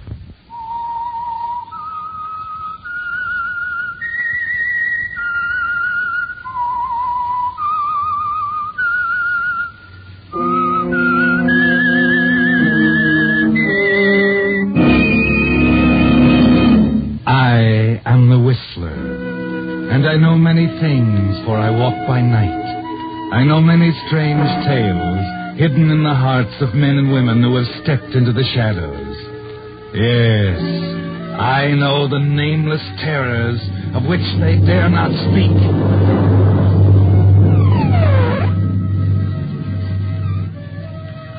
Yes, friends, it's time for The Whistler, rated by independent research the most popular West Coast program in radio history.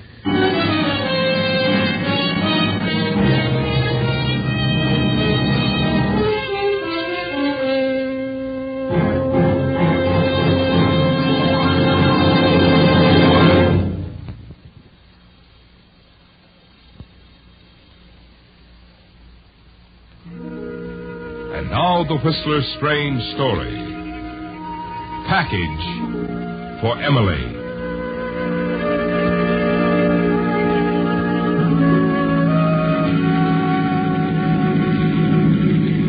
As the gray convertible raced along the storm-darkened country road, Vivian Sedgwick leaned forward at the wheel, peered through the rain pounding against the windshield. Her arms ached from the strain of steady, relentless driving, but not once did she slacken her speed. Even as the car skidded around the curve, turned into the main highway that ran parallel to the railroad tracks, her foot remained on the accelerator, down as far as it would go. Nervously, she glanced at the clock on the dashboard. It was almost 3 o'clock. 4 hours since she left Evergreen Lodge in Lake Arrowhead. 4 long, harrowing hours. If she kept up this speed, she could reach Porter's Crossing by 3:20. And then it would be only a matter of minutes to Portertown and finally Sedgwick House. Yes, she had to be home by 3:30. And as her car raced on, Vivian found it difficult to believe that only yesterday morning she'd been a very happy young woman, busily packing for her Lake Arrowhead trip. Yes, yesterday morning there was even a song on her lips. Always, lum-da-da-da-dee. You want the red shoes, Miss Vivian? Oh, yes, and the sandals, too, please, Bessie. Lum-da-da-da-dee. You know, Miss Vivian, that's an interesting coincidence. The song you're humming. What? When Dr. Thorpe comes to call, seems I hear him whistling the same tune. Well, you've a good memory, Bessie. Perhaps that's why you're the best maid we've ever had at Sedgwick House. Could it be that Dr. Thorpe is going away for a trip, too? You're also the most inquisitive maid we've ever had. Oh, I'm so happy for you, Miss Vivian. Oh, hand me that robe, will you, Bessie? Yes, and here it is. I do hope you're going someplace that's real dreamy-like. Well, I guess you can call it that. A friend of mine has a charming place at Lake Arrowhead. She asked us both out for a week. I'm glad Dr. Thorpe will be able to get away from the hospital for a spell. Goodness, the way he's been driving himself lately, not eating properly. Oh, the poor darling has been overworking. But you wait and see, Bessie. One of these days he'll be appreciated. He'll have a clinic of his own, a real clinic, the kind he keeps talking about. Well, there, that's that. Will you get my beige coat, Bessie, please? And the scarf, too, the brown one. Yes, ma'am. And, Bessie? Yes, ma'am. After I leave, will you tell Miss Emily I'll be away for a week? I already have, Miss Vivian, last night. Oh. What did she say? She didn't say a thing. Not a thing. That's not like her. Vivian! Vivian! You'd best go to her, miss. Yes. Take these things downstairs, will you, Bessie? I'll be down shortly.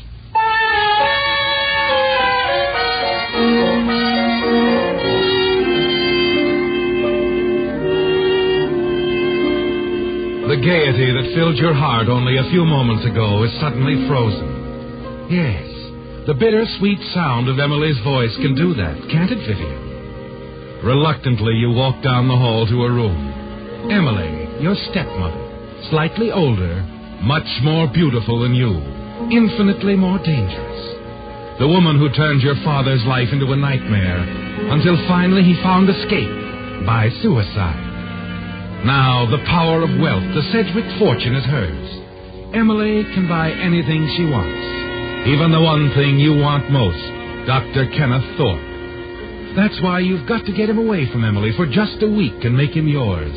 Nothing must prevent that. Nothing. Emily is sitting up in bed, reading. She looks up, even with a weak heart that almost makes for an invalid. She's a beautiful woman, isn't she, Vivian? What is it, Emily? I'm expecting my package of sedatives this morning. Will you see if the mail has come? You could have called Bessie to do that, Emily. Of course.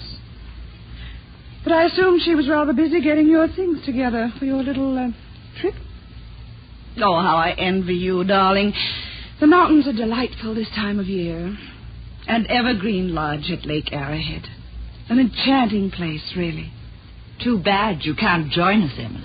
I can't tell you how happy I am that the hospital finally gave Kenneth this free time. Been eavesdropping again, have you? 1 week up there at the lodge. With you, we'll make a different man out of Kenneth. Won't it, darling? There's no danger of what you're thinking, Emily. He'll make it. How nice. How very, very nice. Now you'll be able to discuss your dreams of the future together. Kenneth with his new clinic, and you, his noble wife. Tidying up shop, bringing new little doctors into the world. You can't stand it, can you? My father's out of the way. You have his house, his money. But that still isn't enough for your empty little life, is it? Darling, your fangs are showing. Whenever I'm near you, Emily, I like to dress for the occasion. You'd like some of that money for yourself, wouldn't you, darling? So you could buy Kenneth his dream, his clinic. That would be one way of getting him. I don't have to win his love that way. Then what is your technique? Being his sweet, adorable girl who uses all the advertised products? Emily, you know I've loved Kenneth all my life. Then I should think you've had more than your share. Now it's my turn to love him the rest of my life. Oh, dear, it's probably that hard Mrs. Fenway. She said she'd call. Hello? Well, hello. We were just this minute talking about you, Kenneth, darling. I'll take it, Emily. I was so delighted to hear about your little vacation. Oh, you'll love it up there. I said I'll take it, Emily. Oh, yes. Yes, she's here, Kenneth. Just a moment. He wants to talk to you, Vivian. Thank you. Hello, Kenneth. Vivian, I had to call you right away. The most wonderful thing has happened. Oh, what, Ken? Well, it's just unbelievable. I can't go into too much detail now, but the clinic, Vivian. I'm getting my clinic. The clinic? Oh, that is wonderful, Kenneth. But who? I mean, how did it happen? Well, the funny part of it is I don't know. A guardian angel, I'd say offhand. You know how some of these millionaires are. Like to stay behind the scenes. Yes. Yes, I know. But how is it that you were chosen? Well, I haven't been. Not exactly, anyway. First off, I've got to submit a formal report on what I think a modern clinic should be like. Have to start on it right away. Right away? You mean the trip you... Afraid so. I'll have to cancel it, Vivian. Oh, but couldn't you work on the report up at the lodge? It's an ideal place, really. I could do the typing. No, Vivian. I'm afraid it's out of the question. I really should stay here in the event something pops suddenly. Why don't you go on ahead? Oh, Kenneth, you promised. You promised nothing would interfere with this vacation. Yes, I know, but... Vivian, I can't risk the chance of a lifetime for a week in the mountains. No, of course. Of course, I'm sorry, Ken. Look, I've got to run along now. I'll call you at the lodge in a day or so, huh? Yes. Yes, do that, Kenneth. Bye. Ken?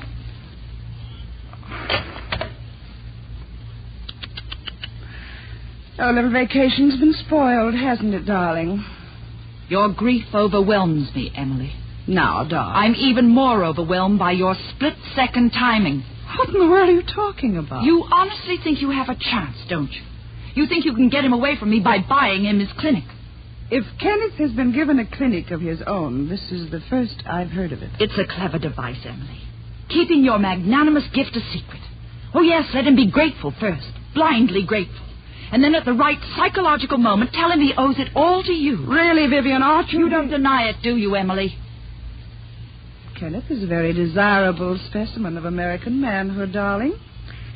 I think if I made up my mind, I might do anything to have him for myself. Listen, Emily. You've taken everything from me, but you won't take him. I'm warning you. For all your charms, all your subtleties, you'll never get him away from me, do you understand? Never.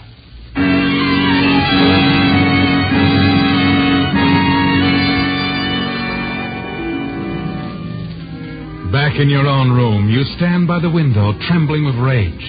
The fury inside you, your hatred for Emily, mounts steadily. And then a figure at the front gate attracts your eye. The postman. And you watch him drop a small package into the box. Yes, Vivian, it's the package Emily is expecting. The harmless sedatives mailed from a chemical laboratory in the city. Suddenly your heart skips a beat. You stand there, staring out across the grounds, and a plan begins to form in your mind. Quickly you turn and run from the room.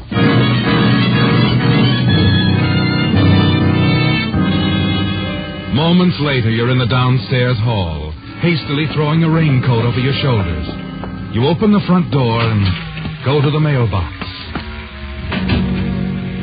Yes, there it is, with a package safely hidden in your coat pocket. You return to the house. Miss Vivian? Oh, Bessie. I was just about to go out for the mail. I already have it. Was there something for Miss Emily? No, just a letter. For me. But didn't Miss Emily's package of sedatives arrive? No. Miss Emily's package didn't arrive.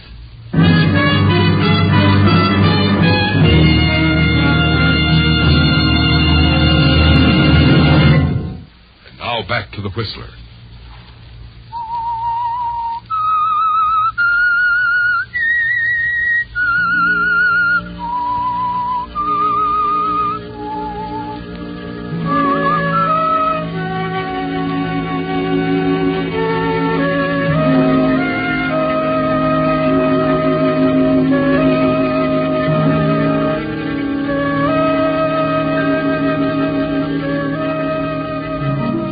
Decision, haven't you, Vivian?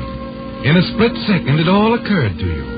The moment you saw the mailman drop the package into the mailbox, the package of harmless sedatives for Emily, you knew you had to kill her. As you climb the long, narrow stairs to the turret, high above the rest of the house, to your father's den, you're certain it's the only way you can prevent Emily taking Kenneth Thorpe away from you. Inside the small room, you hurry to the desk, unlock it, and from the far corner of the lower drawer, you remove a small bottle labeled poison. You unscrew the top. A small white pill rolls out into your palm. One of the pills your father bought the night he killed himself. For a moment, you stare at it, wonder why you've saved it. Wonder if perhaps you've saved it for yourself, or because someday you knew you'd give it to Emily.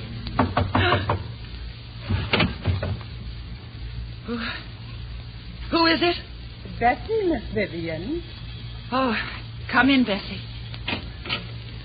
I was just wondering, will you be going up to Evergreen Lodge after all? Miss Emily seemed to think you'd changed your mind. Of course I'm going. I haven't changed my plans in the least. Not in the least.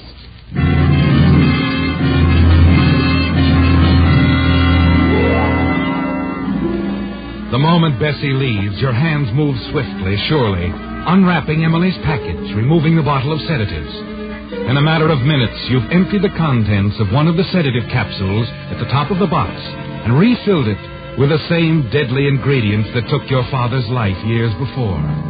You know the nature of the poison, that it doesn't lose its strength, and you feel strangely exultant as you think of Emily going in the very same way. And it's going to be simple, isn't it? Only a matter of rewrapping the package, applying the same address label after you've steamed it off the original package, and then remailing it. Yes, Vivian, the postmark, everything must be the same. Emily's package must arrive in perfect condition.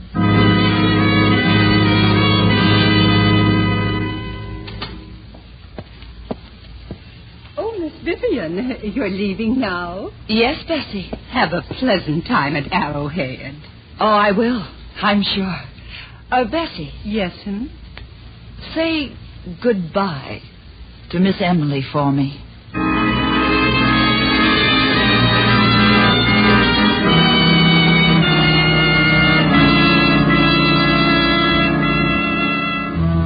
An hour later, as you reach Los Angeles and drive toward the chemical laboratory that sent Emily's prescription, the freshly wrapped package with the laboratory's label on it is on the seat beside you. You park the car, enter the establishment unnoticed, and drop Emily's package into the mail chute. And that's all. The Los Angeles postmark will be on it now. Everything perfect. By late tomorrow afternoon, the package will be in Emily's hands. Now you can forget it. Put it out of your mind as you get back in the car and drive on to Arrowhead.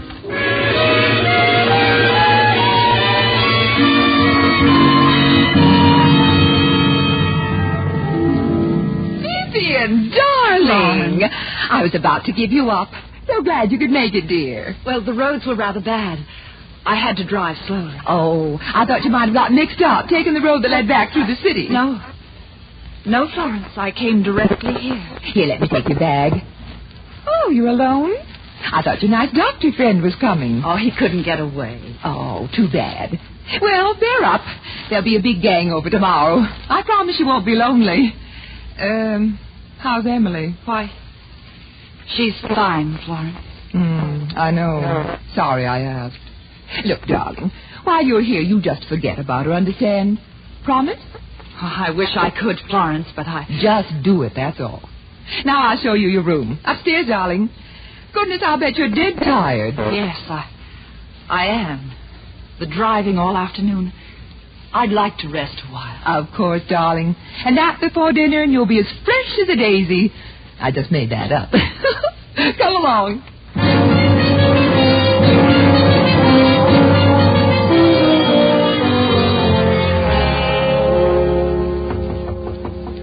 Vivian. Come in, Florence. Dinner'll be ready in about... Well, what in the world are you doing sitting here in the dark? Thought you were going to take a nap. Well, I just couldn't seem to quiet down. Vivian, is something wrong? Of course not. Dinner'll be ready in about 20 minutes. Will you be down? Yes. Yes, I'll be down.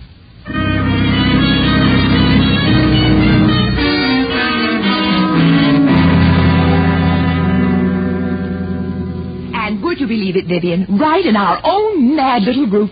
His wife didn't know a thing about it. Of course, I'm so suspicious by nature, I should have caught on at once. Why, Well, what's the matter, darling? I'm sorry, Florence. But you'll have to excuse me. But, darling, your dinner. You haven't even touched the thing. Oh, I know. I'm sorry, but I'm not feeling very well. I'll be all right in the morning, though. I'll see you then. Well, whatever you say, Vivian.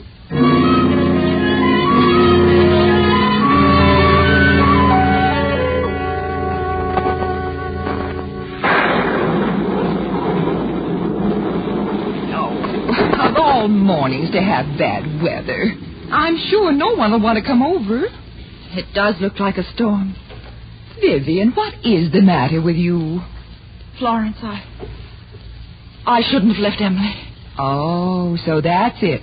You've had another spat. I should go back right now. Nonsense. You stay right here. That's the trouble with you, Vivian. You're always running back to apologize. Leave Emily alone. She'll get over it. Oh, but you don't understand, Florence. I've got to talk to Emily. Florence, I want to use the phone, may I? The phone? Oh, now, you're not going to call that dragon. Florence, please. All right. You know where it is.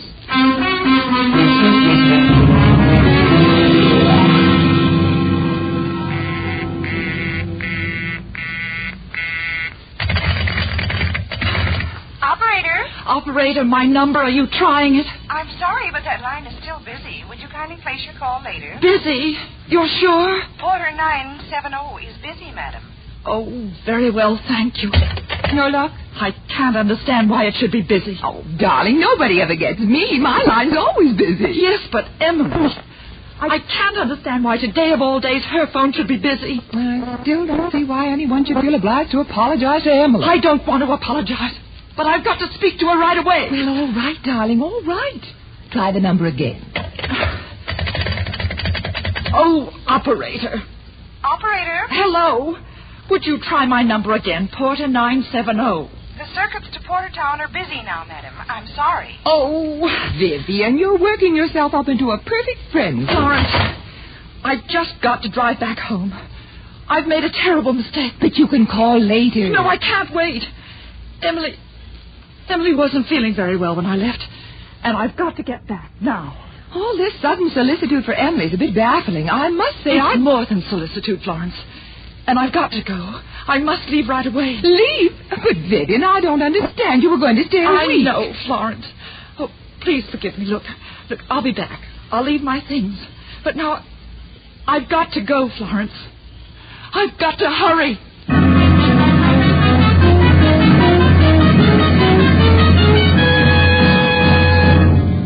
Yes, Vivian. At the moment, all that's on your mind as you drive your gray convertible out onto the road is the fear that you might be too late to right the terrible wrong that you've done, to intercept Emily's package with a poison capsule. As your car races along the slippery road, the full horror of what you've done sweeps over you. You can't believe you actually planned to kill Emily, can you? It's impossible. You keep telling yourself it never happened. Yes, that's what you're thinking as your foot presses down harder on the accelerator. You're concentrating so hard you don't hear the shrill, frantic warning until just before the crash.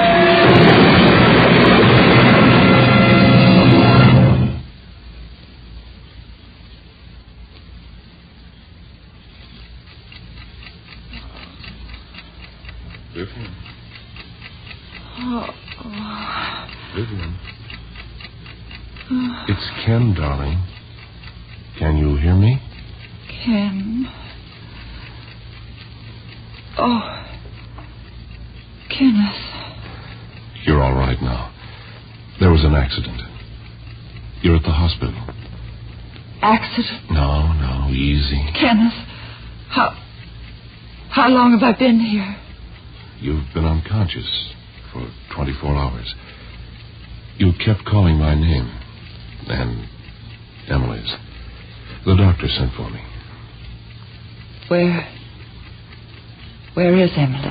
No, darling, don't you think about Emily. Just... Kenneth, where is she? Please, you mustn't excite yourself, darling. Just... Kenneth, what is it? Where's Emily? I wasn't going to tell you, but Emily died last night.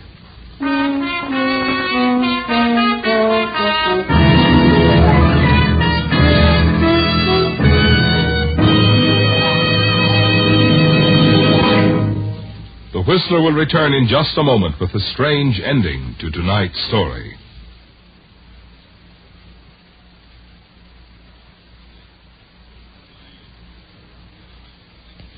And now back to the Whistler.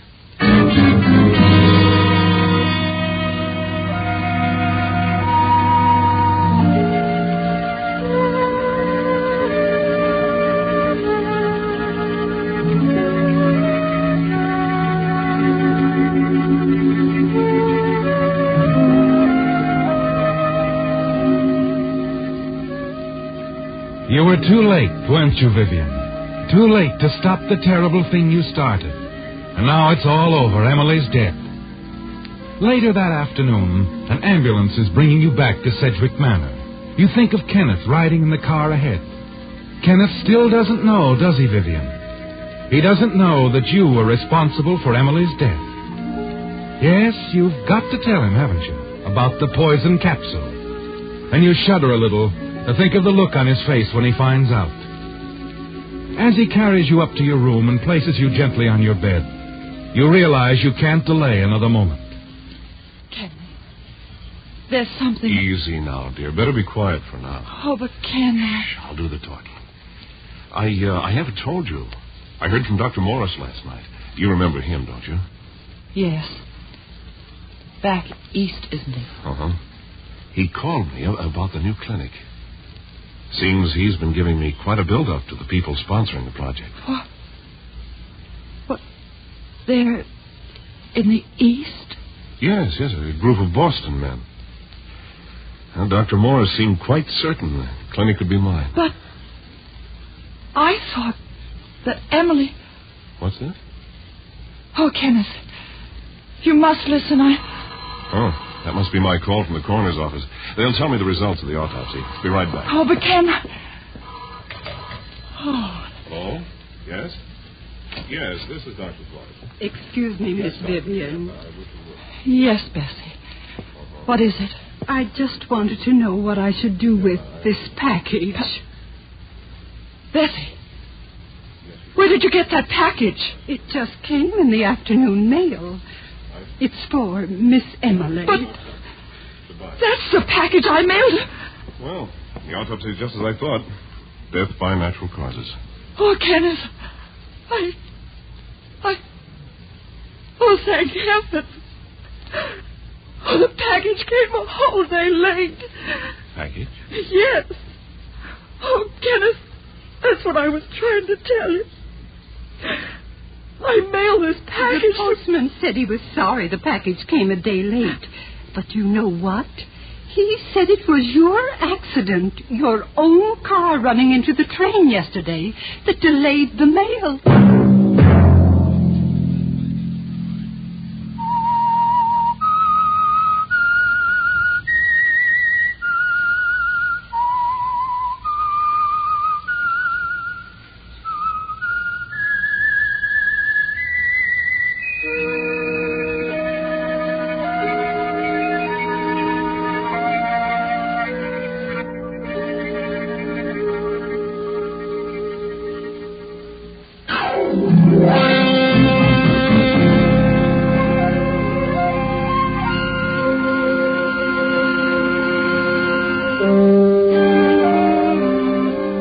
Music for The Whistler, composed and conducted by Wilbur Hatch, and is the property of Herman Music Incorporated, ASCAP, Hollywood, California. Broadcast rights granted solely to Audio Arts Productions, La Mirada, California.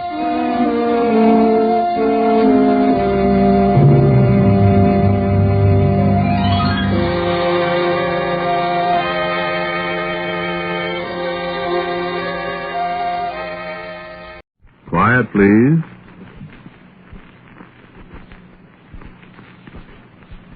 Quiet, please.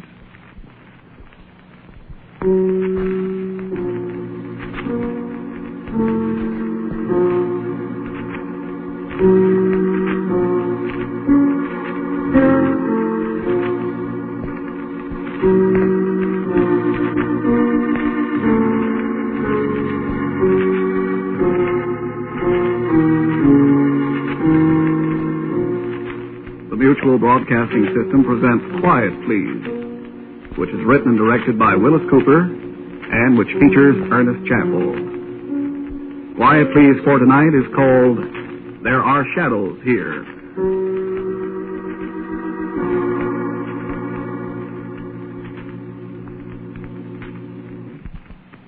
Look at my hands. Trembling like a leaf. And there's nothing I can do to stop it either. Well, if you've been through what I've been through. Last Wednesday, I come into Tim's bar. I sit down on a stool. I say, I'll have a Scotch Mist, Patty. Oh, hiya, Woody. Scotch Mist, Patty. Scotch Mist. Hey, there's a lady in here looking for you. Lady? Yeah. What kind of scotch? Got any Glenlivet?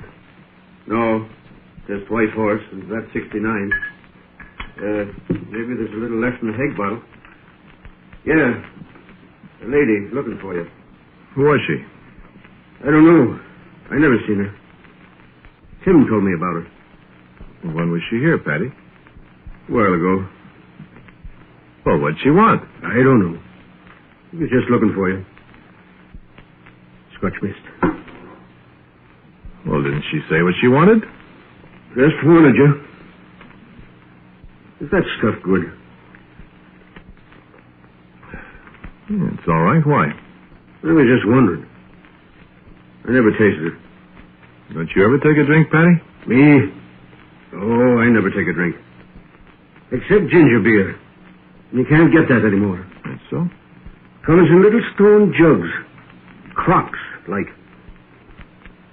Funny about that woman. Yeah, I sure used to like ginger beer. I think Tim said her name was Esther. Esther? I don't know any Esther. Hester, Lester. Something like that. Esther, huh? Yeah. Esther, Hester, Lester. I don't know. Well, if she was good looking. Tim didn't know. What? Tim said he didn't see her face, see? You don't know her, huh? Well, I don't think so. It's funny. Dames. You want another of them things? Yeah, I'll have another. Oh, sure wish I could get some ginger beer. Used to drink it up in Canada. Marlborough Hotel in Winnipeg. Drink it with a quart. I wonder who it could have been. Who? The woman that was looking for me. Oh, I don't know. Scotch mist. Yeah, thanks. Esther, huh? Yeah, that's what Tim said. I don't know any Esther. Well, she knows you. Woody, she says.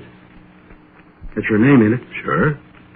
I could give her your phone number. No, don't do that. Okay. If she comes in again, tell her to leave her phone number. I could call her up. Yeah. I'll tell Tim. Hey. Huh? How come Tim didn't see her face, Patty? Oh, it's always dark in here. Always shadows in here. Oh. Shadows set you nuts sometimes. Yeah? Yeah. Good thing I don't drink nothing but ginger beer. Even if I could get it. You drink, and these here shadows set you nuts. Yeah, it is dark in here. Oh, that Tim. Look at them shadows, Woody. That there one in the corner by the cannibal's head. Don't it look like the cannibal's head is making faces at you? Look now. Yeah. Yeah, it looks funny. I'm in here all alone. It pretty near sets me nuts. There's one there by the second booth, you see? Looks like a big black cat. You got a terrific imagination, Patty. There's one on the bar here. Huh? Every time I stoop down to pick up a beer glass, I jump. Looks like a hand reaching out for me. Makes me jump. Well, that'll say it's a good thing you don't drink. Nothing but ginger beer. I go nuts. Well, I'm going to get out of here before I go nuts, too. Okay. $1.30. And a dime for you, Patty. Oh, much obliged. If she comes in again, I'll tell her you was here. Shadows. Every place you go, there's shadows.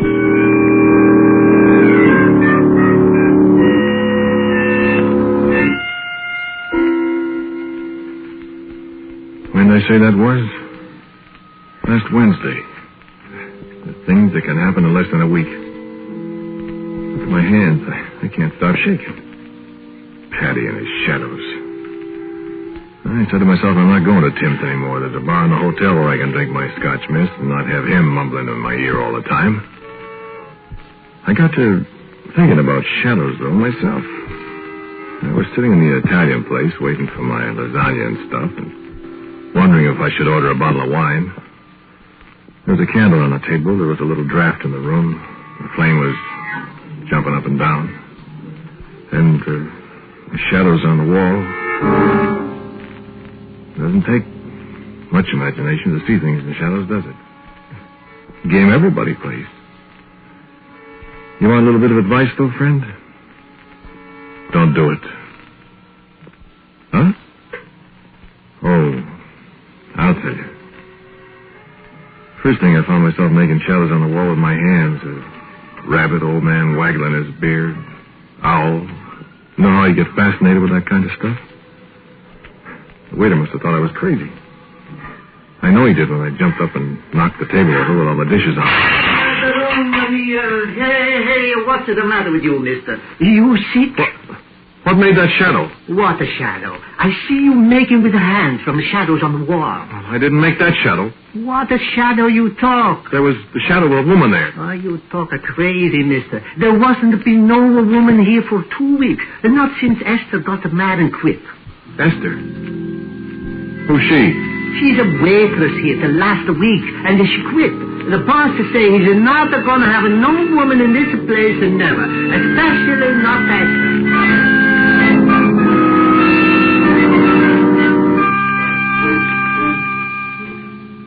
I ordered a bottle of wine and I drank it. Because I'm telling you, I did see the shadow of a woman's head on the wall next to me. And I'm also telling you I didn't have anything to do with it. All right, think whatever you want to. I tell you I saw it.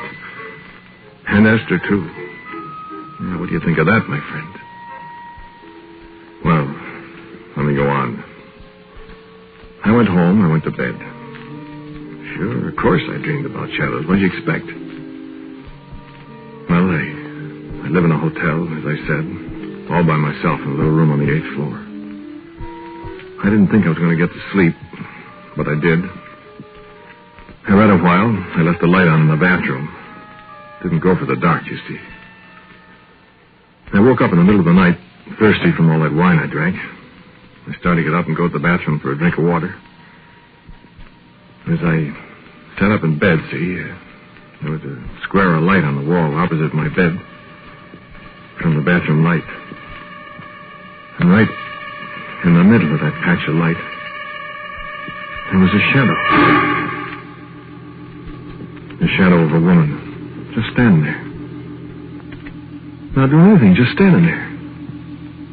I was scared. And the darndest thought come into my mind, scared as I was. I didn't get out of bed at first. I just sat there and I said, Esther? And there wasn't any answer. And I tried it again. Esther? Yes. Ever feel your hair actually stand on end? Well, it does all right. Mine did. And I managed to speak again. I said, what do you want, Esther? Will you come with me? And the shadow sort of stretched out its arms to me in a gesture that was like a little girl. And yet it wasn't. It was, I don't know how to say it, like someone who was in love with me, someone that I loved. I can't explain it. I got up and threw my robe around me, and I walked toward the light. The shadow moved, too. It moved toward the door of the room, the door that leads out into the hall. The shadow's hands touched the doorknob. I looked to see who it was that was casting the shadow.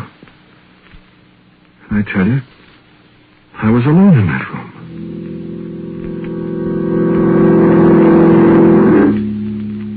Yes, sir, I was alone in the room. I turned back to the door just as the shadow seemed to kind of melt into the wood, and then seemed to go on through the locked door. And I reached for the door and opened it. The shadow was moving down the hall toward the stairway beyond the run of the elevators, and there wasn't a soul in the hallway. I tell you, there wasn't. The hall's brightly lighted, and all there was this woman's shadow gliding away from me along the wall. I stood there with my mouth hanging open. Just as the shadow reached the end of the hall, it stopped and put out its arms again. Will you come with me? And I slammed the door shut, turned all the other lights in my room off, and I stuck my head under the cold shower. I was scared to death. And you know what? There was a smell of perfume in the room. Russia leather. Now, I remember it from a girl I used to know in New York that always used it. And believe me, brother, I haven't got any Russia leather perfume in my room. But I smelled it. Plain.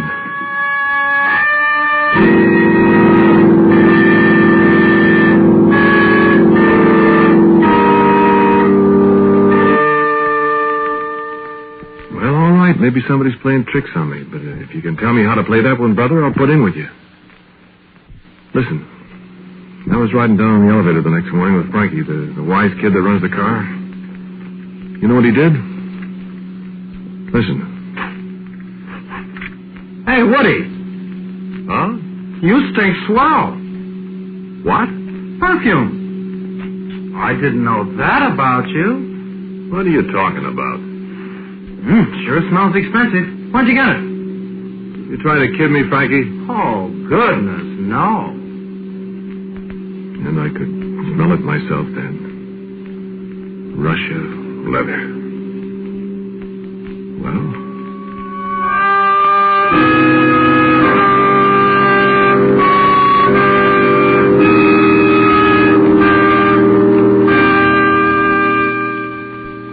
I don't know why I ever go to Tim's. It's dark in there, and Patty... Well, you know, Patty. Yeah, he gets you down mumbling. Always mumbling about the shadows. And that's where I first heard about Esther, too. It's a depressing place. So... Got your list, Woody? Yeah. I don't see why you drink these things. We had some ginger beer now. But you can't get it. Why do you drink these things? I like them. Tim says your girl was in here again today. Who? This Esther, or whatever her name is. She was in, Tim said. When? Today. She asked for you. What did you tell her? I didn't tell her anything. It was Tim seen her. Or, rather, he didn't see her. Why didn't he see her? The shadows. You know. Yeah. He didn't see her face to face then? Just kind of like a shadow. I see. What'd she want? You, he said. She said. Wanted you to go someplace with her. Mm-hmm. Well, that's all I know.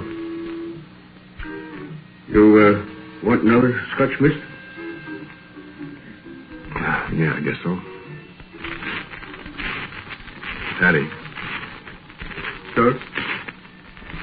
Do you believe in ghosts? Yes. Oh. Scotch mist.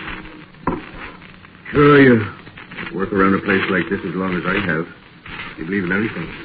These here shadows. There was a fellow murdered here once when it was a speak. A fellow hit a fellow with a chair. Yeah? Yeah. If you see over there on the end of the back bar, that's one leg of the chair. Tim always likes to keep these here souvenirs. I don't care much about them. Yeah, I shouldn't think you would. No, them things is haunted, see? Boy, you ought to be here sometimes late at night when I'm alone. Why? The things that happen. Aye, give me the willies. What things, Patty? Oh, shadows and things. Scare you right out of your year's growth. You know what, for instance? What?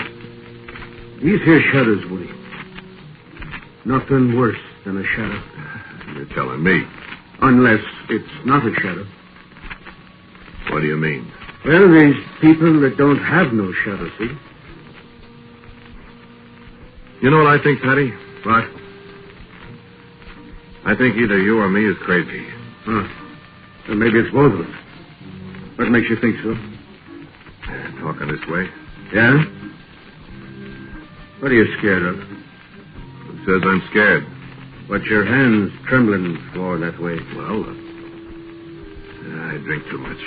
It ain't that kind of trembles, Woody. It is, too. Wait a minute. Huh? Don't look now. What? Right behind you.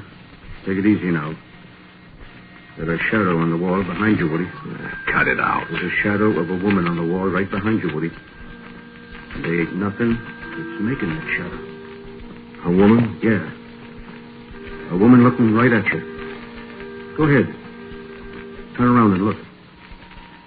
And I turned around slowly on my stool. I looked at the wall where Patty was pointing. I looked hard. Patty, you're crazy. Isn't any shadow there? There's two. There is not. I'll go show you. Now, you see? My overcoat here on the bench. Where's that perfume all come from?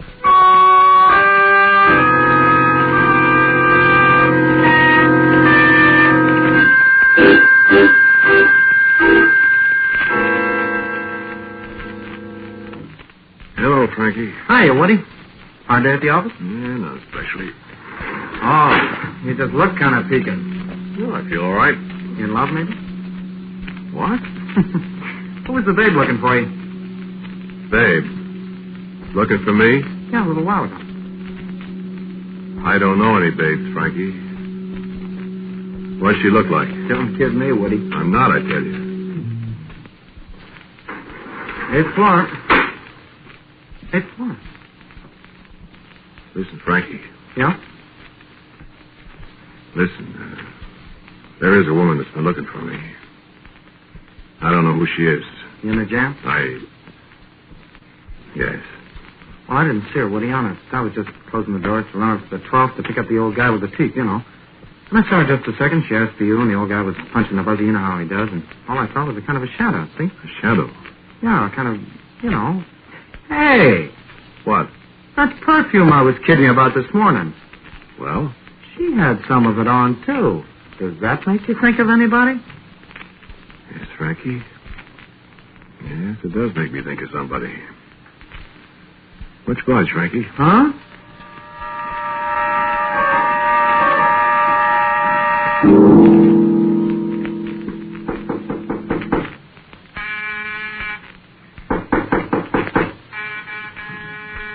Who is it? Me, Patty. Is that you, Woody? What are you doing here, Patty? I come to visit you. Well, come in. Hey, has she been here, Woody? Who?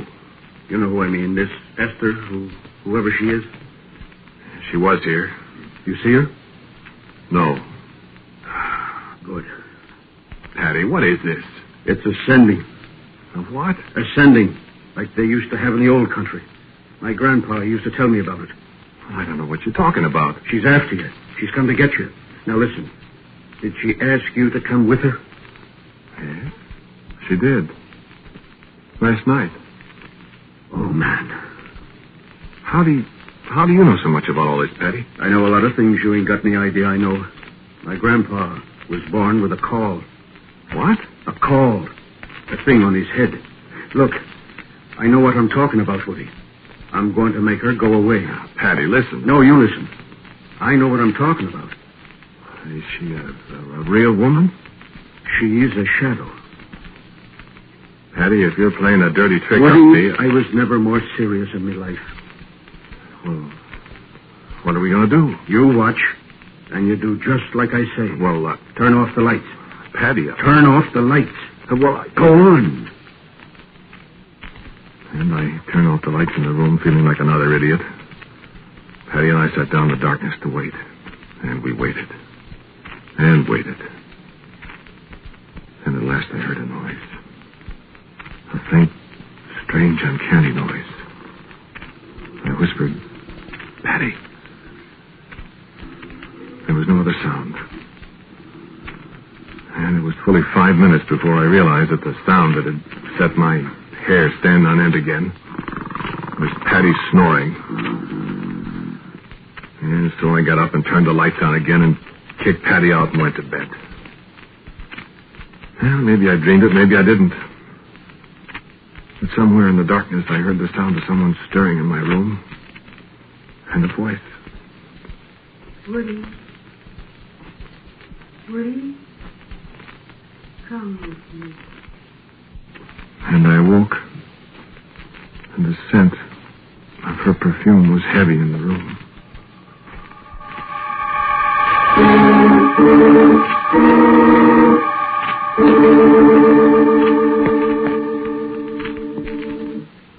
That would be last Thursday, wouldn't it? Well, the next night I came straight home and Patty was in my room waiting. I tell you, Woody, you're in danger. And so we sat late again, Patty with a curious collection of books and implements that he said would get rid of the sending for once and all. But there was no sending. Patty stayed all night with me, and we heard no sound, saw no shadows, smelled no perfume. But there was dust on the shelf of my bathroom. And when morning came, Patty showed me something scrawled in the dust by a finger. A woman's finger, if I'm any judge. It was just one word. A name. Esther.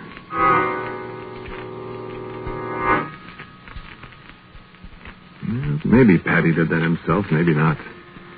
I didn't know what he was up to. I can't get away from the fact that there is someone named Esther who wants to see me, whose shadow I have seen, whose voice I have heard. Someone who leaves the scent of Russia leather behind her, who scrawls her name in the dust. In the dust. That's curious, isn't it?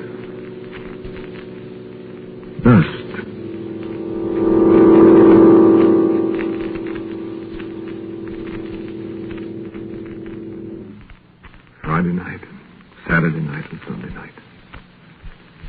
Now, Patty and I sit again in the dark waiting. This time I know something's going to happen. Patty says you send her back where she came from. Send her back alone. It can be done, Woody. All you have to know is the secrets like my grandpa knew. They've got all this stuff right here. The only thing is, maybe she knows. And she won't come whilst I'm here. Yeah, we see, Patty, but I'm telling you something had better happen. Yeah, I'm about at the end of my string. If she comes, she'll go, Woody. I hope so. Yes, sir. Shadows are terrible things. And the only other thing that's worse is for a man not to have a shadow. Well, how could that be? How could there be a shadow without anything for it to be a shadow of? Yes. Quiet. It's late. It's past midnight, I think, and I'm so sleepy I can hardly keep my eyes open. Patty, are you awake? Yeah. And the little light from the bathroom casts its square of light on the green wall alongside the dresser. And I can just barely hear the traffic in the street below. A night owl taxi. Somebody yelling a goodbye to a belated friend and... Be still, Woody. What? Looky at the wall. And I look at the wall. And there is a shadow in the square of light on the green wall alongside the dresser. And there is a tang of Russia leather in the air. And the shadow stretches out its arms to me. It's time for us to go. And I find myself getting up from my chair. And the shadowy arms are about to take me. And I hear Patty muttering something, and he seems so far away. And the arms are still reaching for me. Suddenly there's Patty's voice again, loud, real in the room. Turn on the lights. Of course I'll turn the lights on, Patty. And I do turn on the lights, and it's just a room again. And the shadow is still there. The arms are still reaching out for me, and the shadow starts towards the door. Suddenly, Patty screams again. Woody, your shadow's gone.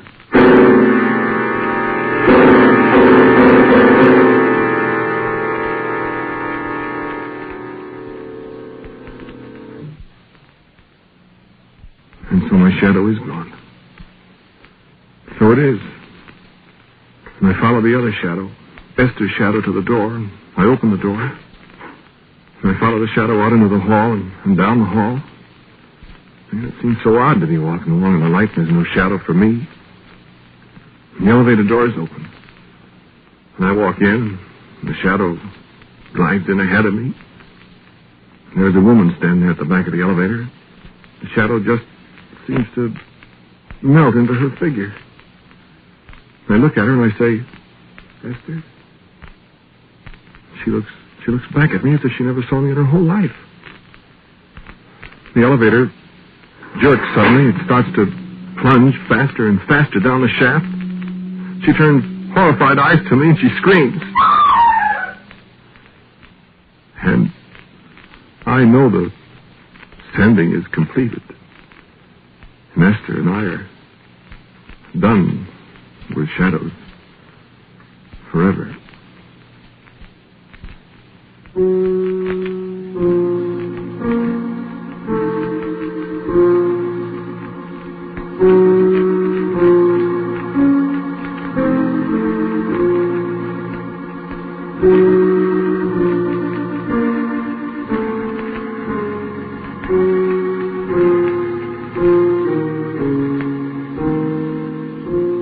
Quiet Please for Tonight was called There Are Shadows Here. It was written and directed by Willis Cooper.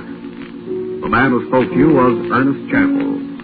And Alan Sparrow was Esther. Patty was played by Ed Latimer. The writer was Sid Cassell. And Frank Thomas was Frankie. As usual, music for Quiet Please is played by Albert Berman.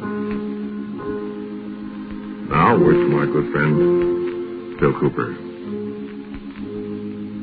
Nobody living or dead was even hinted at in tonight's Quiet Please story. I thought up the characters in the story without any outside stimulus at all. Next week's Quiet Please will be called Gem of Purest Ray.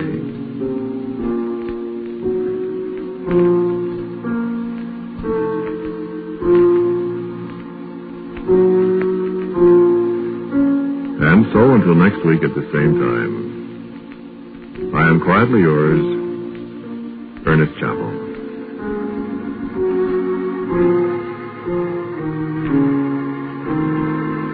Quiet Please comes to you from New York. This is the Mutual Broadcasting System.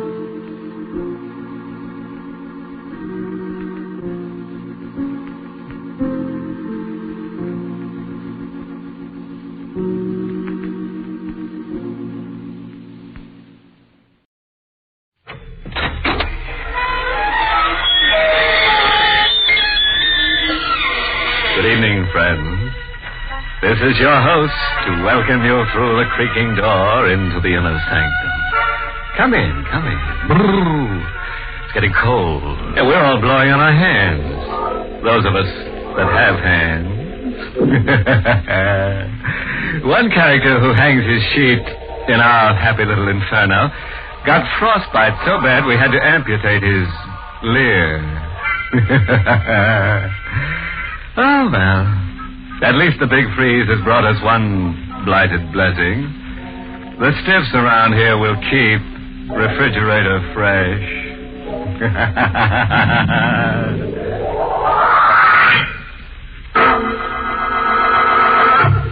Tonight's Inner Sanctum mystery, Murder Faces East, was written by John Robert and stars Carl Swenson in the role of Steve with Charlotte Holland as Selina. Tonight's candidate for oblivion is a chap whose hobby is collecting nightmares. Oblivion comes with a crash when our boy discovers an idol is no idle jazz. Hang on, everybody, and we'll fill in the gory details. We're in a gloomy cell of a city prison in San Francisco. On the edge of a lower bunk, sitting with bowed head, is a man. A recent arrest. He's still dressed in street clothes. His tie is missing, so are his suspenders, confiscated as a precaution against suicide. His eyes fix intently on the stone floor, as if trying to stare a blind spot out of his vision.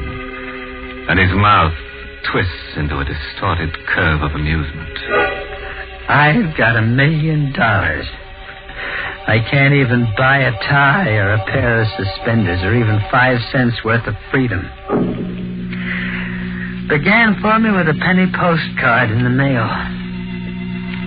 Selina, my wife, read the card to me over the breakfast table. Public auction of the estate of Hanson Brokaw. Rare Oriental treasures, masks, statuary, talisman. I went. Some fellas play chess or collect stamps. I hobbied in Orientalism. Selina came along to see that my blood pressure didn't pop bids out of my mouth that had bankrupt us for a month. 100 lots had been sold, a parade of bronzes, ceramics, and brocades that were the haunting fascination of the Orient.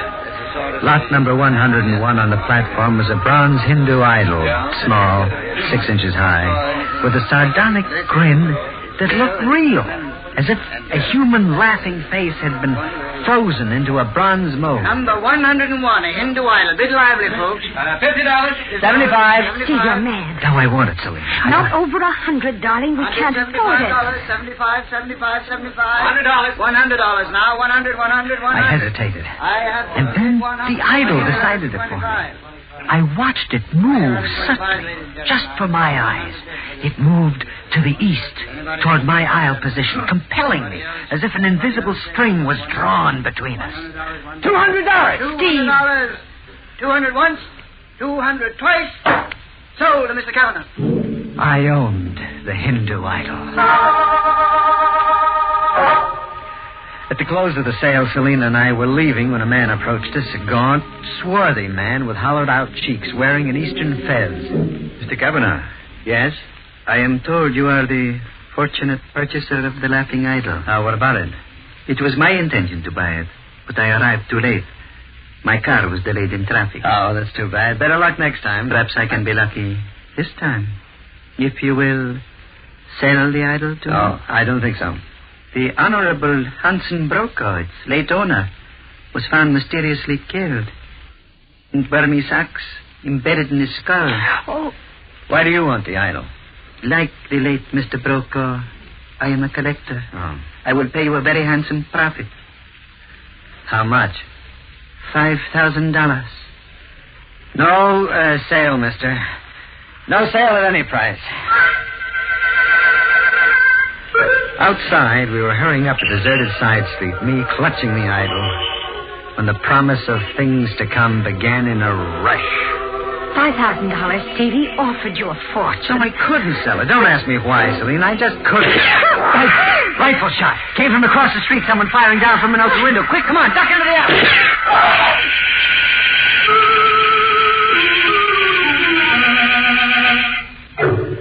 Somehow we got home alive and whole. Selina went to bed in tears. Her brother Howard, who lived with us, coaxed the story from her.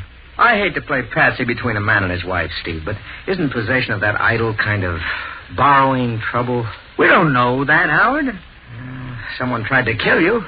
There were 2 rifle shots from a window. That's all we know. We don't know that they had to do with the idol. Someone did offer you $5,000 for an idol you picked up for $200. Now, how about a little sense? Get rid of it, Steve. No. That idol was on the auction stand facing the middle aisle when the bidding began.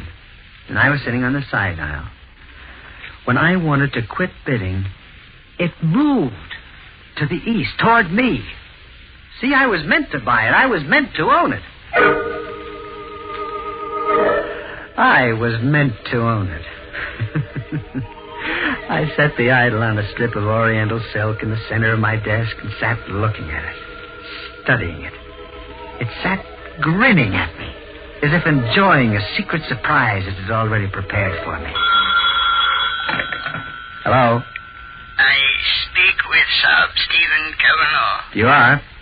You were pleased to come to the mosque on Street Karaka, house number 24. What for? When you come, you will know, Sab. And please to come after dark with the idol. After dark. I was to come to a mosque in Frisco's Oriental Quarter after dark. Another man, any other man, would get on the phone to police headquarters. But I went. 24 Caracas Street. A cop's whistle out of Frisco's Chinatown. Place was empty.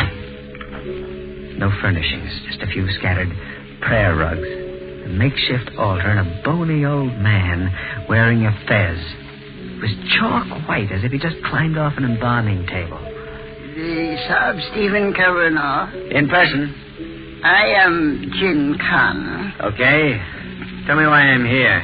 Because you possess the laughing idol, and because it is written that Jin Khan must serve the possessor of the idol. Serve me? How? Your danger is great, Sahib. Huh? Now, see, your enemies will strike, but you will reach riches and power. The idol will show you the way, and Jin Khan will serve you. Serve me? How? The city attorney ruled other enforcement agencies may have jurisdiction. The city council was about to receive an... Okay, here we go. This is number 1 of 2. Hope this is about... Come to you.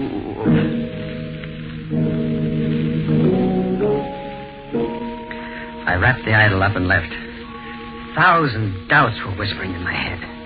Outside, I had to pinch myself to remember that I was in the States. Everybody had closed up shop and gone home. The street was deserted, not a sound.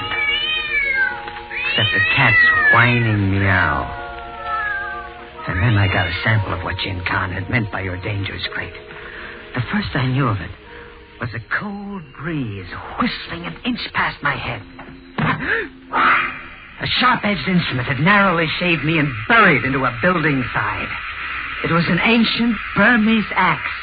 1 inch closer, and I would have been dead.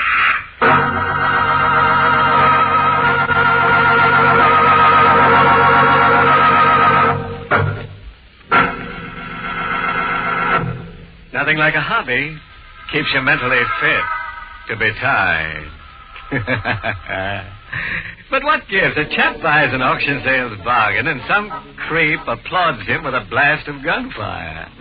And to top it off with a hand-tooled coffin lid, a second creep chirps bravo with an axe.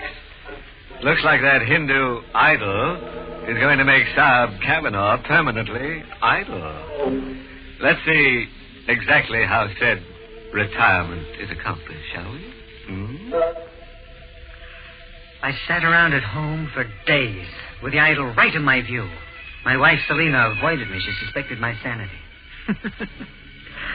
I was moving the Dark Ages right into the middle of my home. I watched the idol for hours, hypnotized by it. It sat grinning at me. And then I saw it move to the east. A gong I'd once picked up in an eastern bazaar and hung in the foyer of my den sounded. Sahib Kavanaugh. Jin Khan. How'd you get in here? There are informal ways, Sahib. The idol faces to the east. Yes. Right under my eyes, it moved. I have spoken to my ancestors. Now I will offer you the second of my humble services, Sahib. The second? What was the first? The axe that buried harmlessly into the wall when you left the mosque. You lived, Sahib. That was my first service. And the second? What's it? It is written that the Chandra ruby will fall to you. What is the Chandra ruby? You will know, Sahib, when you seize it. On this paper you will find your instructions. Go after dark. Goodbye, Sahib. I opened the paper. It was a message scribbled on old rice parchment. A drawing like a surveyor's map with some writing on it. It said, Mount Fiore Cemetery. The drawing was a picture of an exposed coffin, and in it was a figure dressed up like a mummy in a sarcophagus. And markers showed the exact position of the grave. And an arrow pointed to the left eye of the corpse. That night after dark, feeling of omen tying my spine into knots, I stole into the Mount Fiore Cemetery. The storm was threatening. The grave had no markings, no tombstone.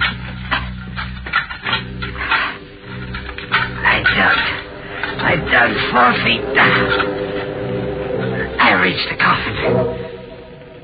It lay exposed, with the rumbling skies giving it a ghostly glow as if someone had rubbed it with phosphorus. I wedged the edge of a pick into a side and pried it open. Exactly as drawn, it was a mummified corpse, a strip of face, what was left of it, peeked out.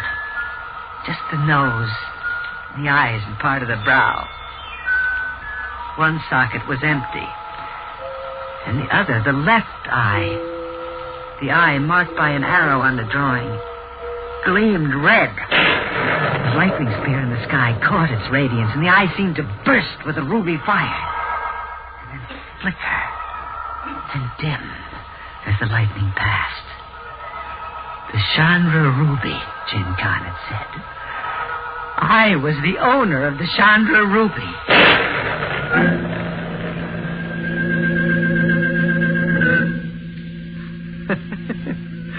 A rare Oriental ruby set in the skull of a corpse. Well, I didn't swallow that. Going home, I dropped into Saperstein's jewelry store for an appraisal. Rubies, as you know, fluctuate in value. Well, yes, I know. But just give me an approximate idea. Is it worth, say, $1,000? You can safely multiply that figure by 50, sir, for an approximately fair price.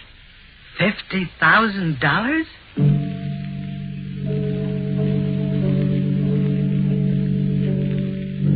For days, I hardly slept watching that idol. And then on the 4th day, the idol moved again to the east. priest. I have spoken with my ancestors. It is written that you will reach great wealth and power. But first, an unhappy task awaits you, Sab. Oh, an unhappy task?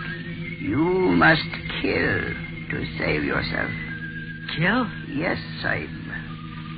Who do I have to kill? Your wife. Kill Selena? No, that's insane. Why? To save yourself. Her hatred for you rages in her mind like a fever. Her wish to destroy you is overwhelming. Selena kill me? No, I don't believe that. It is so written. Search her mind, Sab, and you will know. Search her mind and convince yourself.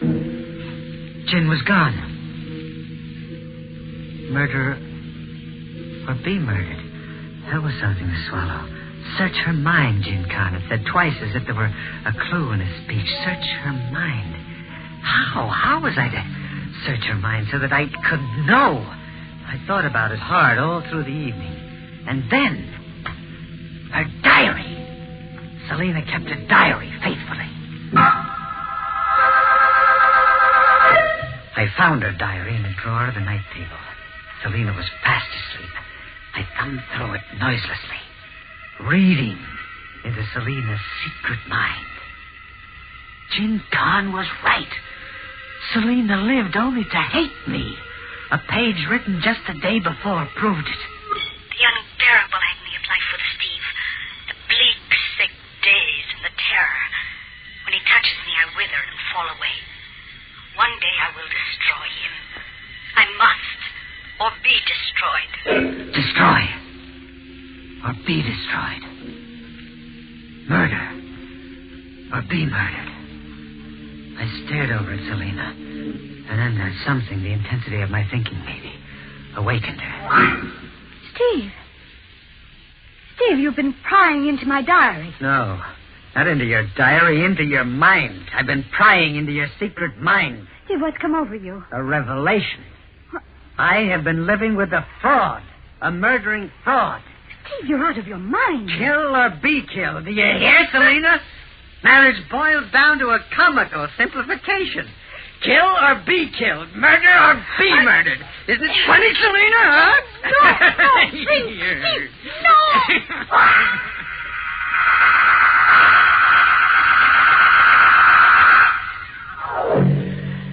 In 2 minutes, it was over.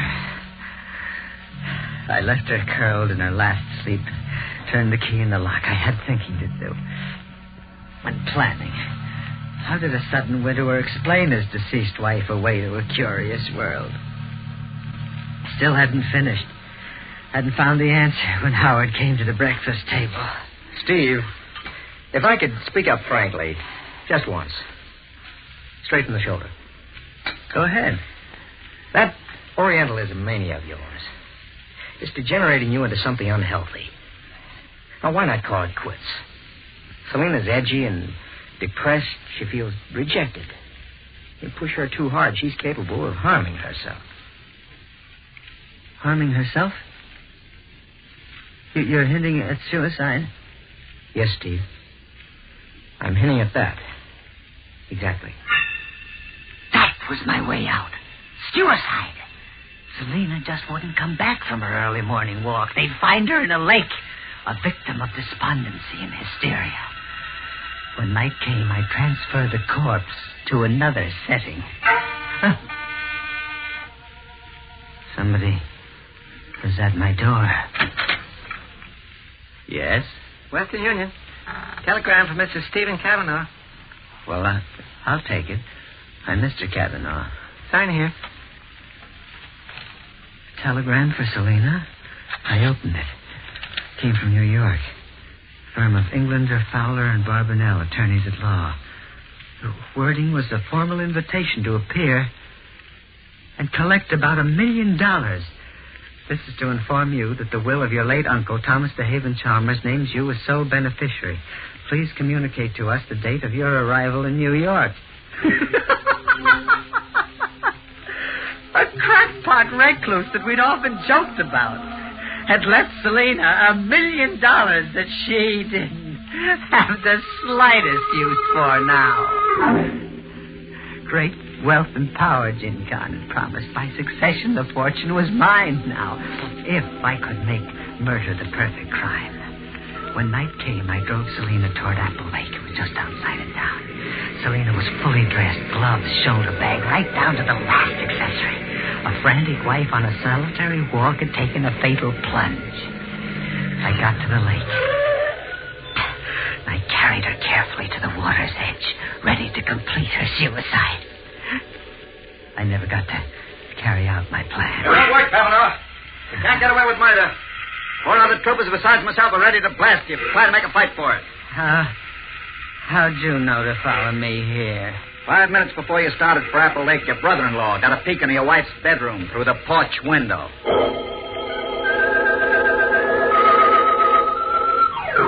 I'm in a city prison on the first lap that leads to the electric chair. Kavanaugh. Yeah? That hysterical yarn you blabbed at the prison stenographer when we brought you in. Yes. We checked every detail. Nothing checked. Okay, so I'm nuts. I had a nightmare. We stopped in at Saperstein's jewelry store, just for the sake of routine. At Saperstein's, your zany story suddenly rang true. Oh? We ran into as ingenious a plot as I've ever encountered. Ingenious plot? It was at Saperstein's that your brother-in-law, Howard, purchased the stone you called the Chandra Ruby. Howard? Mm-hmm. We got a confession out of him. Why? To capitalize on your weakness for Oriental bunkum. It was worth investing $50,000 for a genuine ruby. Worth forging entries in your wife's diary. And putting you through the paces as he did. All to sell you the idea of murdering your wife. He knew an uncle had died in New York. That after Selena, the sole heiress, you came. That after you burned for the murder of your wife, he came. But Jin Khan. A hired stooge. Like the man who offered to buy the idol from you after that auction sale. Everything that happened to you was staged from a script prepared by your brother-in-law. And you played leading man. As if you were born to the role. Sucker.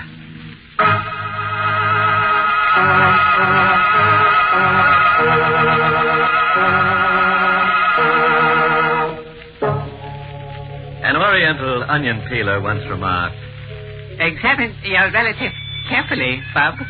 What looks like an in-law might actually be an outlaw. Anyhow, it's an ill win.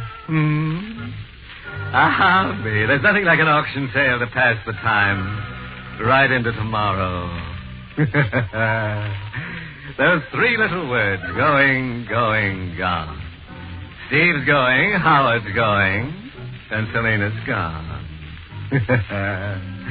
The only thing left standing up is that unclaimed $1 million. Interested? Somebody? This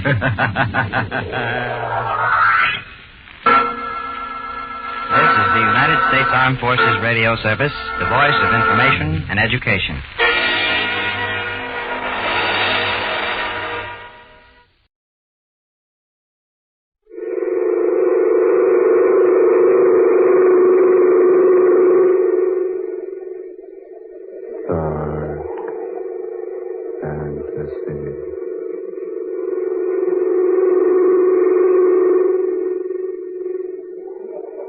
Dead and reaching.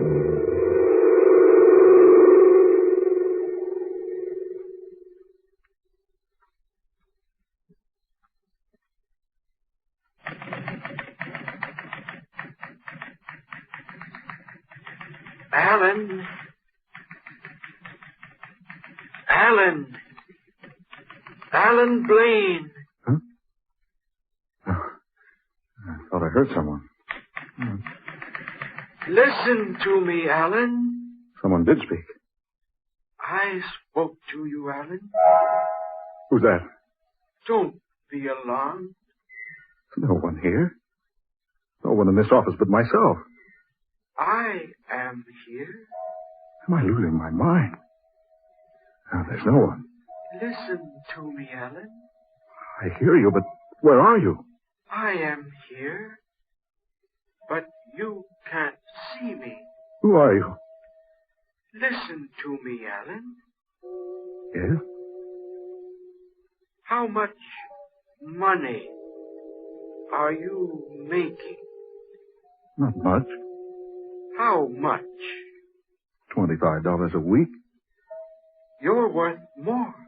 I know I am. Then why haven't you done something about it? Oh, there are hundreds of men who could do my work. I can't afford to lose my job. You won't lose your job, but you will get a better one. What do you mean?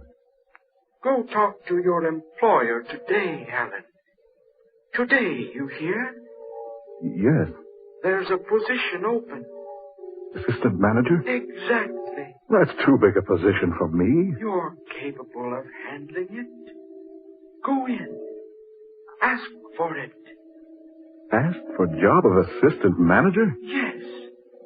You'll never get it unless you ask for it. Look here, who are you? Where are you? You cannot see me, Alan, because I am not of your world. Are you some devil? Some evil spirit? I assure you, I am not. Then why don't you show yourself to me? I am not permitted to do that. Be thankful that I am able to advise you. Why do you advise me? Because there is much I can do for you. I don't understand. Your voice. Out of nowhere. That must not worry you, Alan. Do as I say. Go now. Ask for assistant managership. Go, Alan. Ask for it now. Wait. Don't wait, Alan. Wait, I want to talk to you some more. Don't wait until it's too late. I warn you. Come back. Come back. Look here. What's all the commotion about? Sit down, Mrs. Evans. What? I said sit down, ma'am. Here, I have something to talk to you about. I want to know what the shouting out here was about. Oh, never mind that, Mrs. Evans. I have something much more important to discuss with you. And just what's that, Mr. Blaine? It's about the assistant managership. Well? Well, you see, I was just thinking. Go on. No, I was just thinking that perhaps... Go ahead. Go ahead, Alan. Tell her you want the job. Did you hear something, Mrs. Evans? I'm waiting to hear who you have in mind for the job that's open. I'll take that job, Mrs. Evans. What? What did you say? I said I'll take that job. Why, I hadn't thought of that. You might handle the job all right. Yes. Yes, you might. Come on in the office, Blaine. Let's talk this thing over.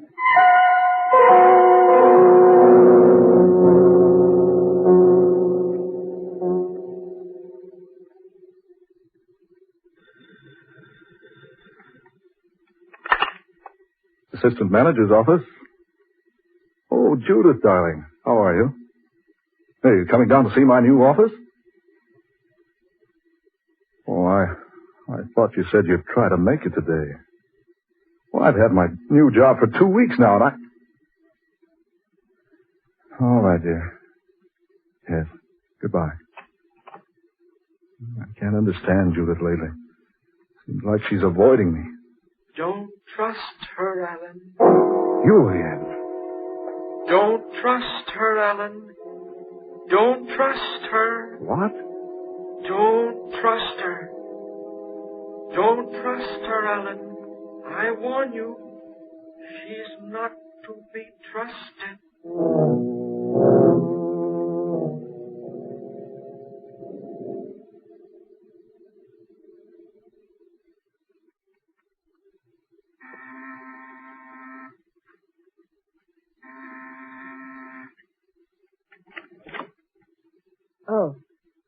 Oh, it's you, Alan. Hello, darling. May I come in? Yes, I suppose so. My, you're beautiful tonight. Am I? Oh, that dress looks wonderful on you. I'm glad you're all dressed up. Honey, we're going to celebrate. Alan. I've just been promoted, darling. Now I'm making enough for us to live on. Come on, let's paint the town. Then, when we find just the right spot, I'm going to ask you to marry me again. Aren't you going to say something, Judith? I have an engagement tonight, Alan. Oh, but you can call it off. No, I'm afraid I can't. Think what's happened to us. Now I'm making the money you always wanted me to make. You'll have to go now, Alan. What? I've just a few minutes to finish with my makeup. You'll have to go now. But, Judith... Please, Alan. Now, wait a minute. Alan, really? I've asked you to go. I haven't much time. Oh. So you haven't much time. Well, let me tell you something, Judith West. No, Alan. Yes, Alan? Let you tell me what? Don't say it, Alan. Don't. Well, Alan? Don't say it, Alan. I warn you. There'll be a quarrel. You'll kill her this time if you quarrel. I'm waiting, Alan. Never mind. Just forget it. Good evening, my dear.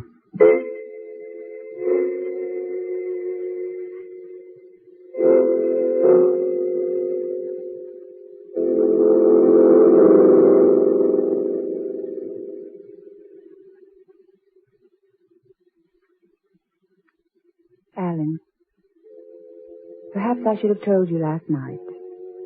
I didn't, so I'm writing to you now.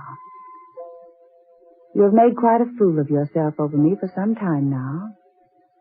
I've only permitted you to believe I loved you because I've always felt sorry for you. Now you're successful, and so I write you the truth.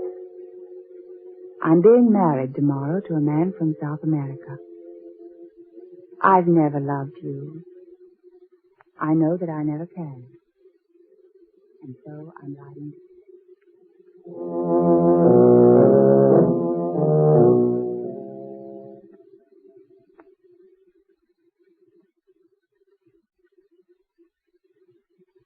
Miss Adams, will you please call me at 11:30? I have a 12 o'clock luncheon date. Letter from Judith. Probably an apology for last night.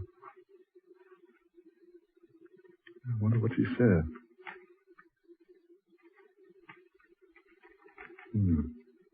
Alan, perhaps I should have told you. Writing to you now. Quite a fool of yourself. Always felt sorry for you. Being married tomorrow. I have never loved you. Never loved me. Oh, she can't mean that. Yes, she wrote it. Yes, she wrote it. Oh, so she's been playing ball with me all these years. Felt sorry for me, did she? Sorry. Well, I'll make her sorry. I'll show her. I'll kill her. No, Alan. Yes, I'll kill her. Don't go to her, Alan. I'll show her. I'll show her she can't toss me off like an old glove. Put that gun back, Alan. No. Put it back in the drawer, I say. No. I warn you, you'll be sorry if you don't put the gun away and calm yourself. I won't, and you can't stop me. No, I can't stop you. Nothing can stop me. Nobody. Not now. Oh, so she feels sorry for me. Well, I wonder if she'll feel sorry for herself with a bullet in her cheating heart.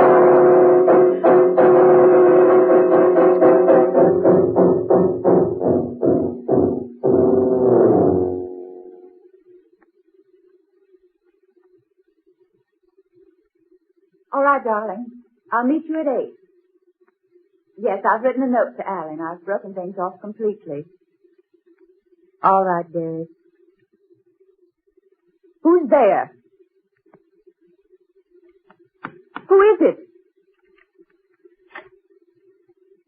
Alan. What do you want?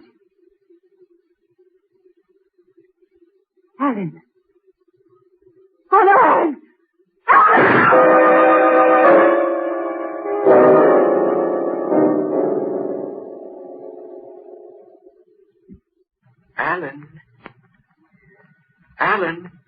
listen to me.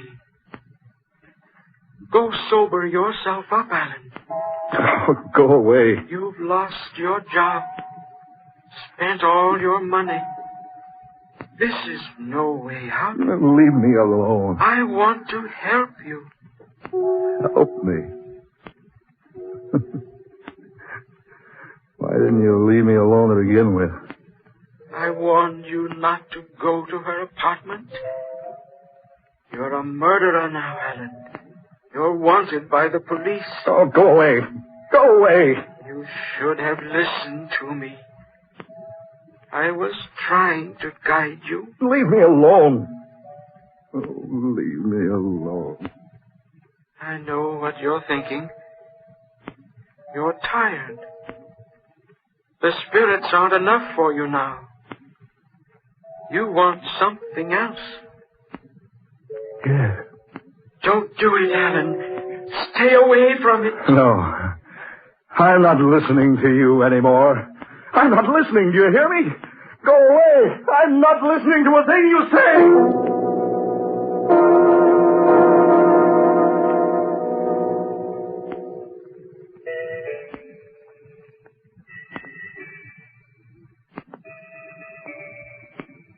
Please to come in. A friend of mine sent me. Jake Mullins. Oh, Honorable Mr. Mullins. So, young C4, glad to help any plan. Honorable Mr. Mullins. He said I could forget my troubles here. Trouble? You have trouble, please? Maybe. You want maybe sleep? Anything. Anything to stop this awful burning in my mind. You smoke, maybe? Me fix pill. You sleep. Yes, sleep. You lie here, please. Stretch out. Make comfortable. Yes. Here. You smoke this. Take pipe. You sleep. Yes. So, you feel better by and by. No. Please to lie down. You smoke. Pretty soon, sleep. Don't, Alan. I beg you. Don't smoke that. Go away. Please, not to shout. Tell him to go away. There is no one. Don't do it, Alan. You hear him? I hear no one. Now, please, to be quiet. Just smoke. Plenty soon. Sleep.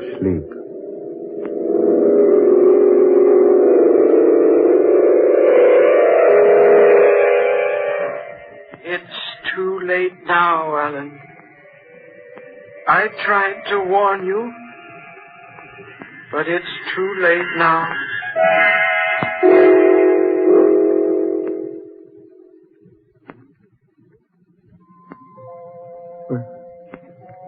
Where am I? So strange.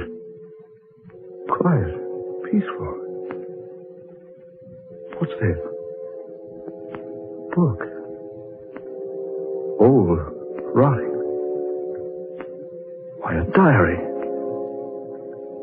Aaron Blaine. That was my great-grandfather's name. This was his diary. Where am I? Seems like a cave. Yes, it is a cave. My clothes. So neat and so clean.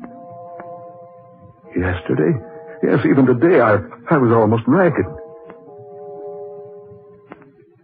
I remember, too, I was tired.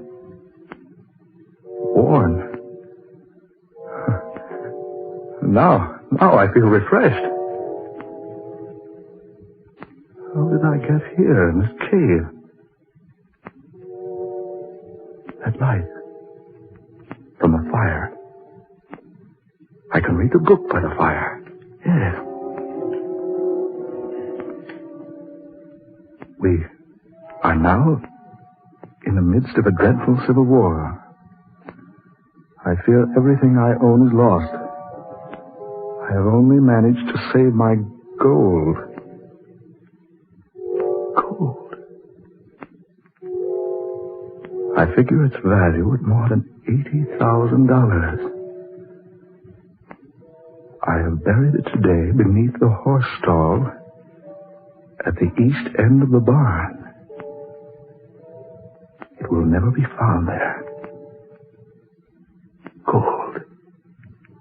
Buried beneath the horse stall in the barn. But what barn? It's daylight. Perhaps if I get out of this cave... Yes. There's the opening. Yes, it is daylight. And there's the farm over there. It's an old farm.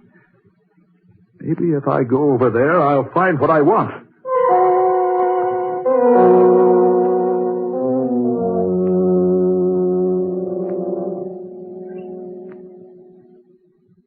You say this farm did belong to old Aaron Blaine. That's right, boss man. About the time of the Civil War was, I reckon my pappy done worked for him. Who owns the place now? I reckon Uncle Sam do now, boss man. I pays the taxes when I can, and they lets me live here. Got myself a horse out there in the barn, yeah. Good old racing horse he is, but that barn about to fall down. Yeah, I see it is. Yeah, well, over this way, boss man. Right. Are you sure this barn's been standing since the Civil War? Sure has, boss man. I used to prop it up here and there once in a while. Want to go to pieces any day now. Ah, there's old Thunderbolt. Oh, that old Thunderbolt. You was asking about a spade here, mister? Well, there's one right over here. Yeah. I'll set the lantern down right there. Keep that animal back. I'm going to start digging. Digging, boss man? Yes. And if I find what I'm looking for, you and I are going to be rich.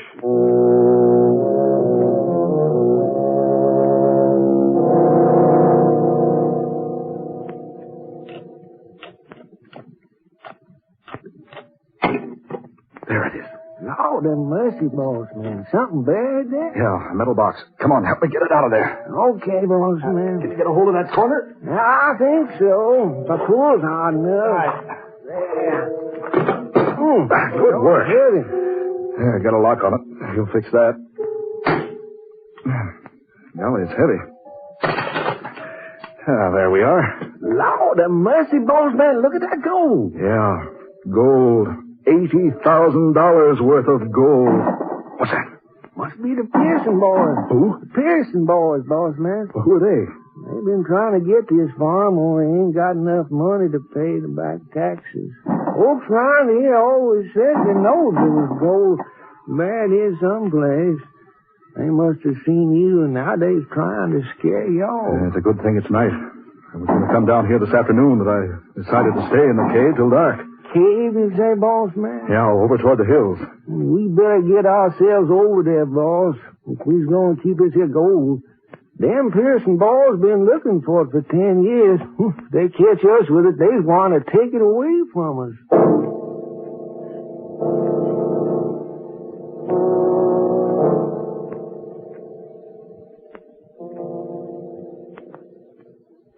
Boss, I reckon I can't stay here much longer. We've got to stay here. I was hungry. And so am I.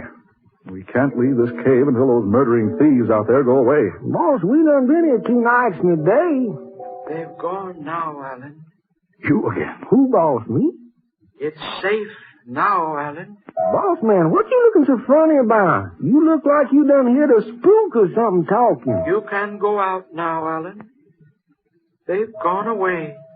Come along, Sam. Are we going to leave you, boss man? Yeah. Help me carry this box. How come you to change your mind? I didn't. It was changed for me. Come along. Careful there. Sure will be good to wrap this old boy around a good thick old steak or maybe a fat old chicken. Easy now. Careful. Let's scout around behind this tall grass. All right, boss man. Now, you all watch your step out here. There's lots of snakes over here. Snakes? Yes, sir. Big ones too, boss man, and pies and... Come on. Over this way. Wait a minute. Huh? Look. Over there. Lordy, boss man, that's an old grave. Yeah, come on. Good Lord. Look. Boss man, looky over there. A bony, fleshless hand. Reaching up out of the grave. Boss man, how come that a hand over there? Whoever that was, they buried him alive. Come on, boss man. I don't feel none too comfortable around here. Now, wait a minute. Something scratched into this tombstone. I can't quite make out what it says. Yeah, that's better. What does it say, boss? I can't read. It says, Aaron Blaine. Aaron Blaine. Died August 16th, 1861. August 16, 1861. My great-grandfather buried alive. Lord have mercy, your grandpappy? I didn't die then. I was only unconscious from exhaustion. They thought I was dead, so they brought me here. Where are you? I brought you here to show you this.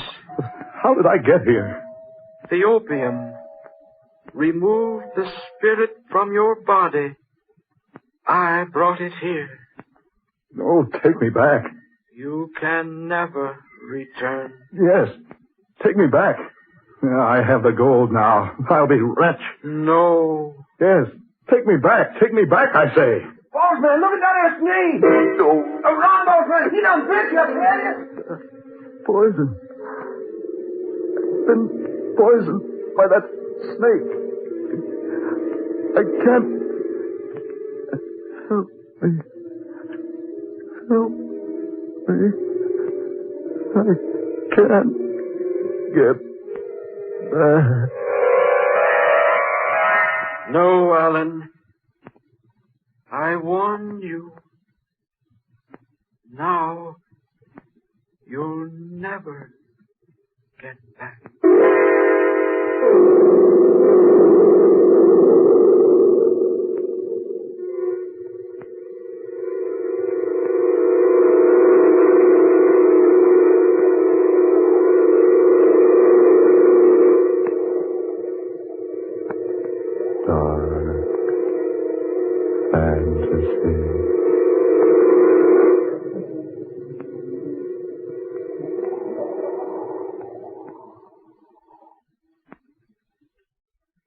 You have heard Dead Hands Reaching, tonight's original tale of dark fantasy by Scott Bishop, originating in the studios of WKY.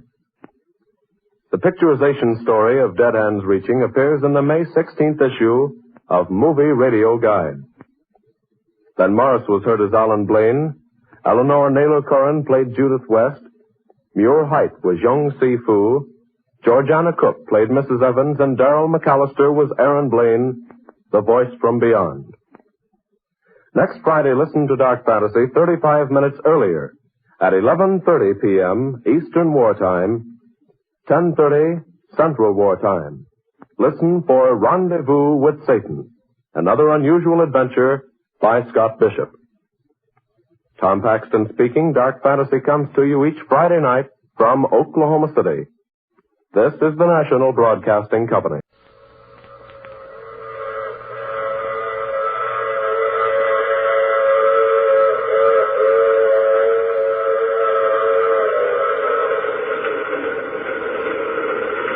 The Mysterious Traveler, written, produced, and directed by Robert A. Arthur and David Kogan, and presenting tonight two of radio's foremost personalities, Everett Sloane and Kermit Murdoch, in Survival of the Fittest.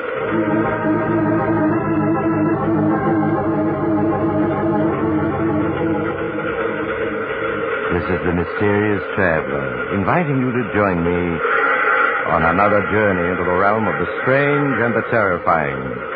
I hope you will enjoy the trip, that it will thrill you a little and chill you a little.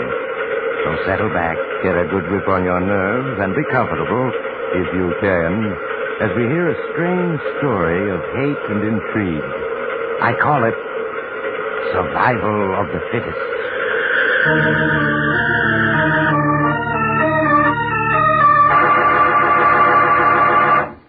But first, a short message from the Ford dealers of America. Over 120,000 delighted motorists are already driving the new 50 Ford.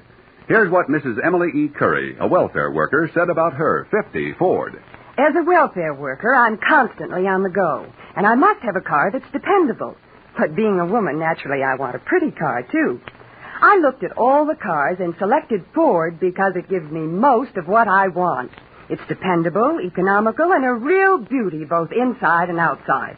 I've owned several makes of cars, but none that I like so well as my new 50 Ford. We Ford dealers are not surprised that new owners rave about their 50 Fords. We know every detail of its 50 ways new for 50. But you won't be able to believe how good it is until you test drive the 50 Ford. The classified phone directory will give you the name of the nearest Ford dealer, or perhaps you know him personally. Why don't you phone him tomorrow?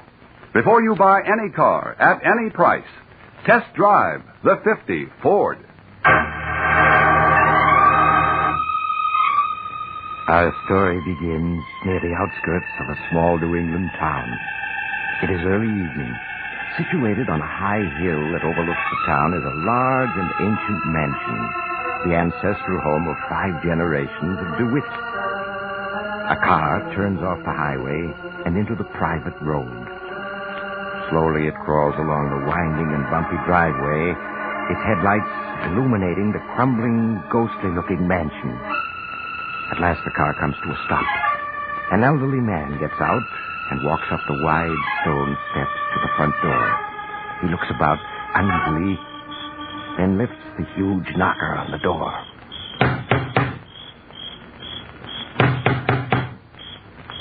Skylar, open up. Let me in. Skylar, open up. Who's down there? It's Paul Adams. I must see you. Go away, you old vulture. I don't want to see you.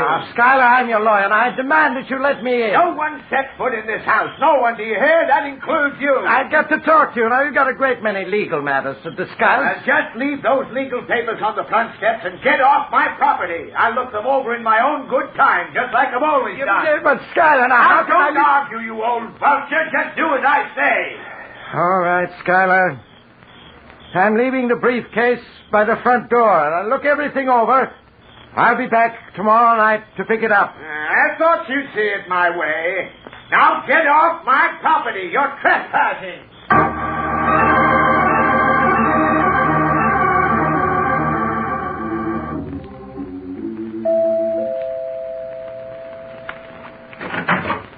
Oh, good evening, Paul. Come in. Thank you, Alex.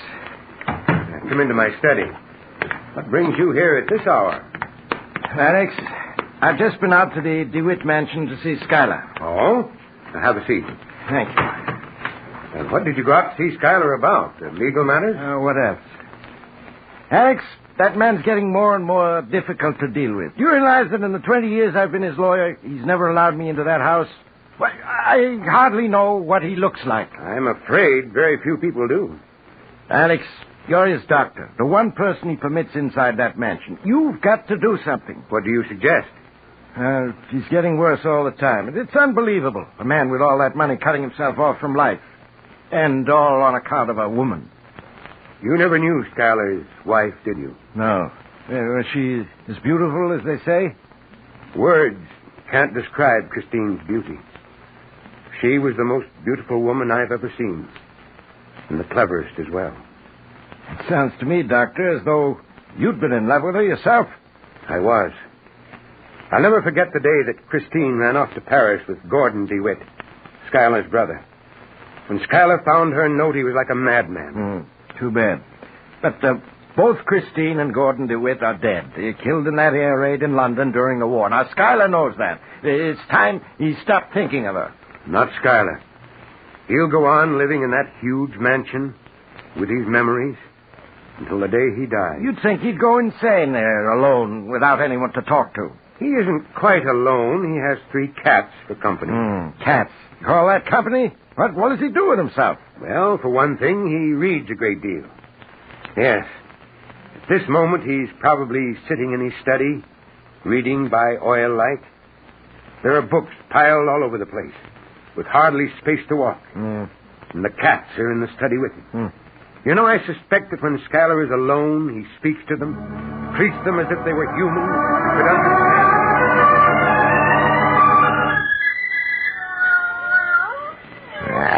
This book, Socrates, was written by a fool.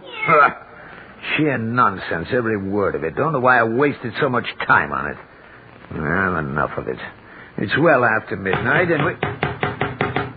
What infernal fool is at our door at this hour? It couldn't be Dr. Stevens. He's got more sense. Must be that lawyer of mine, Paul Adams, come back again. Don't know why I put up with that man. Hey, who's down there? Come down and open the door, Skylar. I want to see you. Go away, whoever you are. Don't you recognize my voice? Who is it? It's your brother. My brother? What do you take me for, a fool? Get off my property. Come down and open the door, Skylar. It's Gordon. His voice, but it couldn't be. It couldn't be. You hear me, Skylar? No, you can't be Gordon. Gordon was killed in an air raid during the war. He's been dead 5 years. So everyone believes. I have a cigarette lighter here. I'll light it and hold it up to my face. There. Gordon. It is Gordon. Satisfied? Now let me in. So you're alive, huh? And you've come back. This is the last place in the world you should have returned to, Gordon. Perhaps. You coming down to let me in? Yes, Gordon. I'm coming down.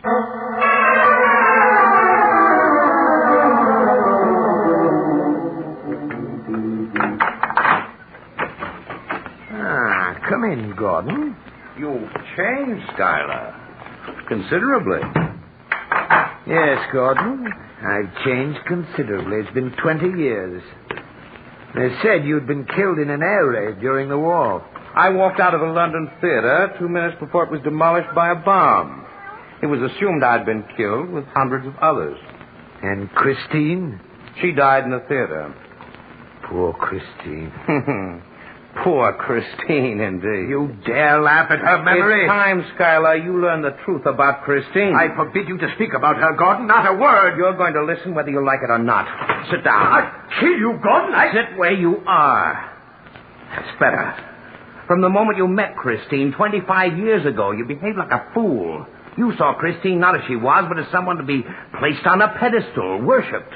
She was never the woman you dreamed of. Christine was like the rest of us, with all our faults and weaknesses. Everything you're saying is a lie, a lie. If she hadn't run off with me, she'd have run off with any one of half a dozen other men who were in love with her. Not a word you're saying is true, not a word.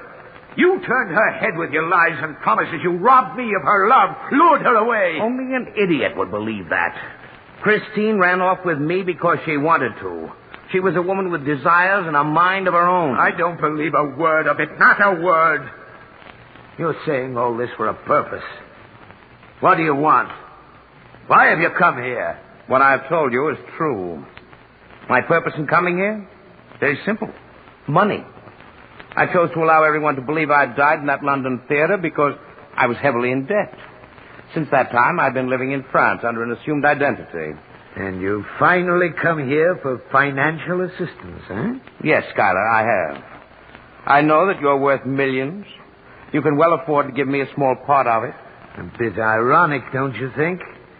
You run off with a man's wife, and 20 years later you ask him to assist you. I tell you, you were well rid of Christine. The woman you loved didn't exist. And for revealing this great truth to me after 20 years, you expect money, I'm still your brother.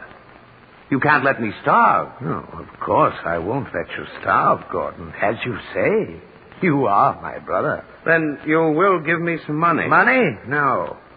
But you're perfectly free to live here with me, Gordon. I've plenty of empty rooms. 40 to be exact. You find here food and shelter. And brotherly love, of course. It wasn't my idea to live here. I'm sorry, Gordon, but that's all I can offer you. I see. Thank you, Skylar. Leaving already? Goodbye, Skylar. Goodbye, Gordon. Yes, Socrates. He'll be back. He'll be back.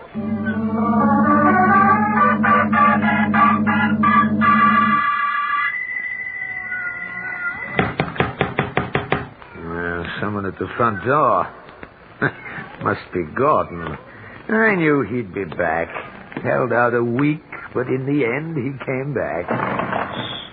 Yeah, who is it? Dr. Stevens. Oh, you, Doctor. Come down and open the door, Schuyler. It's been 6 months since you've let me in. It's time you had a checkup. Go away, Doctor. I'm feeling fine. Oh, are you now?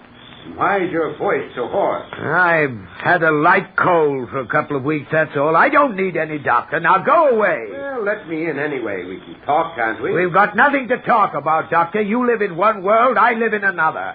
And what of Christine, Schuyler? We both knew her, loved her. Yes, we both knew her, but I was the only one she loved. Everything he said was a pack of lies, nothing but lies. What's that? Schuyler, let me in. I can't hear you from here. Huh? All right. I'm coming down.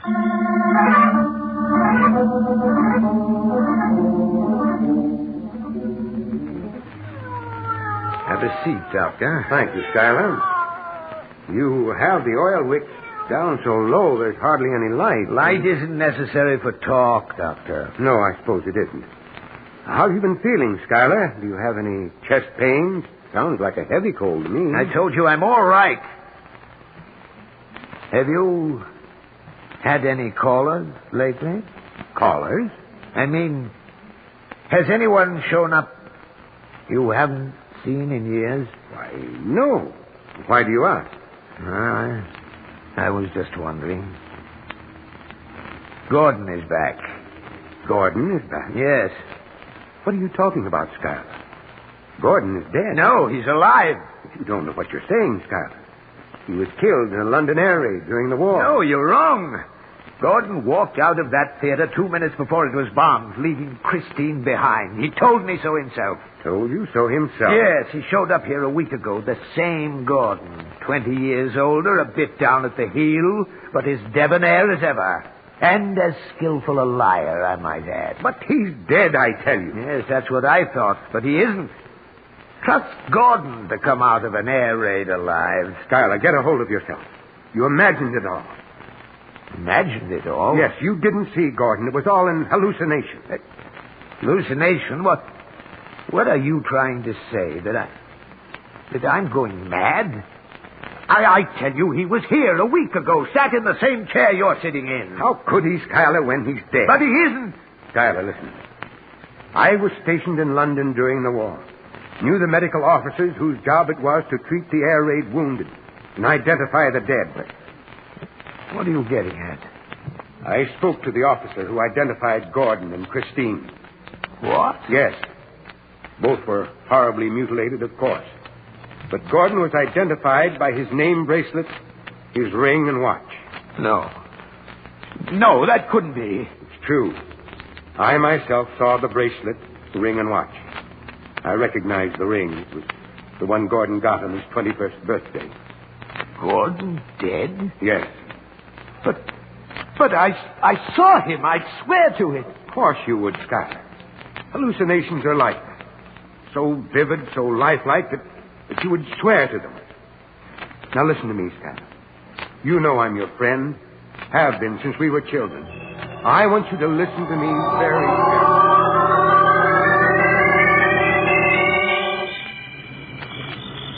Good night, Schuyler. Just leave everything to me. It shouldn't take longer than 2 weeks. All right, Doctor. Everything's going to be all right. There's nothing to worry about. Good night. Good night, Doctor.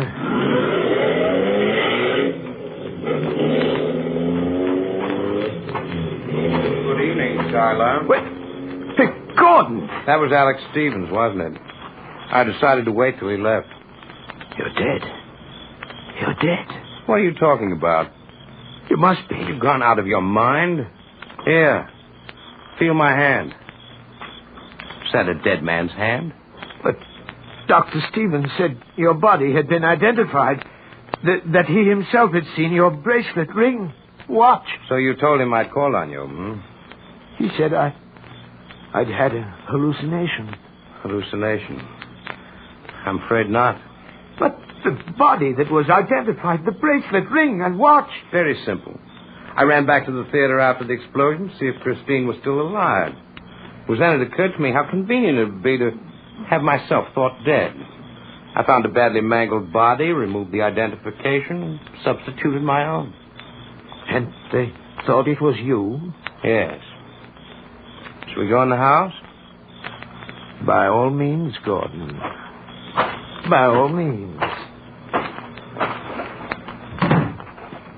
Well, I gather that you've decided to take advantage of my generous offer. Yes, Schuyler, I haven't any choice. I'm stone broke. I see. Have a seat, Gordon. Thank you. What the devil's so funny? Oh, clever, Gordon. You think I don't know what you've come back for, eh, Gordon? What are you talking about? As you well recall, Gordon, Mother left me the income from a $500,000 trust fund. When I die, that trust fund will go to charity. However, if you should turn up after my death, the income would go to you, wouldn't it? Yes, it would. $40,000 a year. That's a tidy sum. Have you decided how you're going to do it, Gordon? What's it to be, a gun? Poison? A blunt instrument? I haven't quite made up my mind, Schuyler. Aren't you a little frightened? Why should I be? You're going to find me a very difficult problem, Gordon. Unless I die a natural death, you'll be open to suspicion when you appear to claim the income from the trust fund. I'm aware of that, Schuyler. Yes, indeed. I'm going to be quite a problem. Perhaps even a bigger one than you think. I don't think so, Schuyler. No? How can you be sure, Gordon, that you won't wind up as the victim? After all, it would be a simple matter for me to, say, poison you, bury you in this cellar. As far as the world is concerned, Gordon DeWitt is dead. No one would come looking for you. I'm also aware of that, Schuyler. I shall be on my guard. Yes, Gordon. Be on your guard. For I suspect that in a very short time, there's going to be one less DeWitt in this world.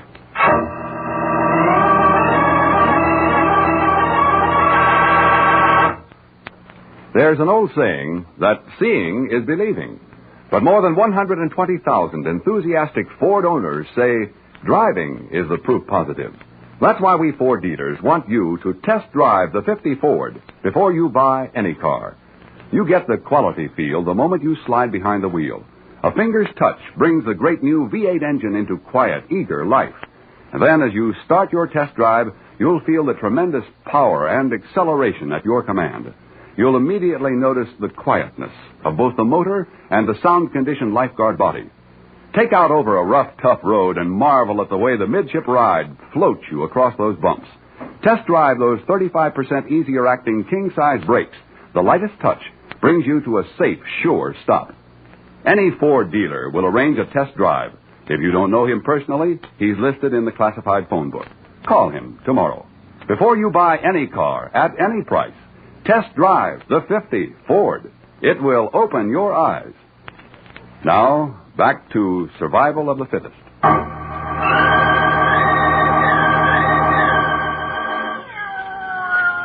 Now, Gordon, supper's ready. You don't say. No doubt another one of those indigestible affairs you call supper. Well, you haven't died yet from one of my meals, Gordon, and you've been here 2 weeks already. Sit down, join me. Bread, beans, and canned pork. Is that all you ever eat? Just about, Gordon. Oh, help yourself. Thanks. After you. Oh, of course.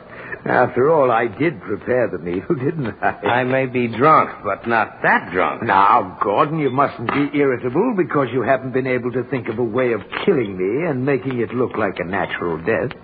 After all, I warned you that I would be a problem. Yes, but I'm no problem. No one knows I'm alive. No one knows I'm here. What are you waiting for? Afraid? Certainly not. It's just that I enjoy the situation. You want to draw this out the last moment, don't you? You think I'll break from the strain of being on constant guard. You're wrong, Schuyler. I won't. No? Then why have you taken to drink? And look at yourself. You haven't shaved since you set foot in this house. Drunk or sober, I'm a better man than you. We shall see, Gordon. We shall see. More beans? Aren't you afraid you may wait too long, Schuyler? I may try to kill you sooner than you believe. I think I shall sense the moment when you finally thought out a plan and decided to act. You will? Look, Schuyler, I'm picking up this bread knife. How do you know I'm not going to kill you now? You can't. You haven't thought out a plan yet. You're wrong. I've had a plan from the moment I entered this house 2 weeks ago. What? Yes, Schuyler. As for my drinking, that was an act. An act designed to give you a sense of security and to give me time. What do you mean? I've had time to observe you closely, hear the way you talk, learn your every mannerism. You couldn't get away with it. You couldn't. Why not, Schuyler? Only one person ever sets foot in this house, Dr. Stevens. He sees you rarely, and only for a few minutes. The light is always dim. At best, you're a shadowy figure. He'd sense the difference. You'd be caught. No, Schuyler. There's a strong resemblance between you and me, and with this beard I'm growing, he'll never know the difference.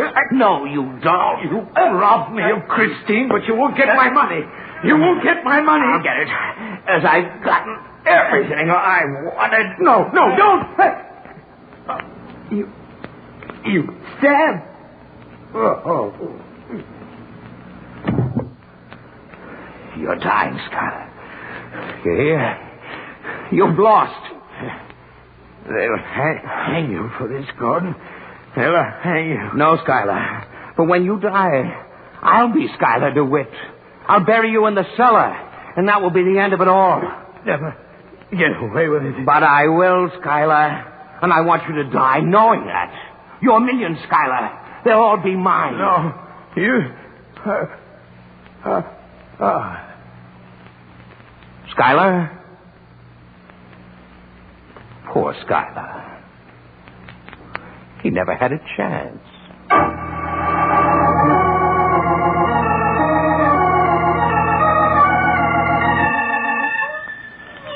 Here, Socrates. Get away, Plato. You've had enough to eat. As long as you're fed, you don't mind having a new master, do you? Now, you're the only ones who can give me away. But I don't think you will. Seems we have a visitor. Now for the impersonation of Schuyler. Who's down there? It's Dr. Stevens, Schuyler. Sounds as though your cold is gone. My cold? Oh, yes. Come down, let me in. Go away. I don't want to see anyone. Now, don't be unreasonable. You and I have been friends for a long time. Come down and let me in. Not tonight, Doctor. Now go away. What do we do now, Doc? Let me handle this. You just stay in the car. Who's that down there with you? Your lawyer, Paul Adams, and a friend. Well, get off my property, all of you. Schuyler, I insist that you let me in. If you don't, I'll force my way in. You'd be breaking the law. That's what you'd be doing, breaking the law. Are you coming down, or do I have to force my way in? I'm coming, Doctor. And you'd better have a good reason for all this.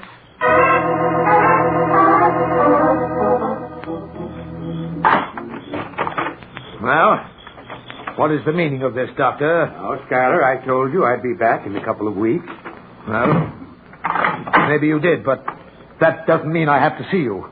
A man can change his mind, you know. Oh, so that's it. You've changed your mind. Well, yes. I'm afraid it's too late for that, Schuyler. What do you mean? Don't fence with me, Schuyler. I thought we'd gone over this already. Well, maybe we did, but I don't know. Believe me, Schuyler, it's for the best. Have you packed? Packed? I'm not going anywhere. I told you it's too late to change your mind. Now let me get a few of your things together. I'm not going. I'm staying here in my home. Schuyler, I'm your doctor. I know what's best for you. Don't compel me to use force. Force? Yes. This is my house, and if I want to stay here, I'll stay. Now get out.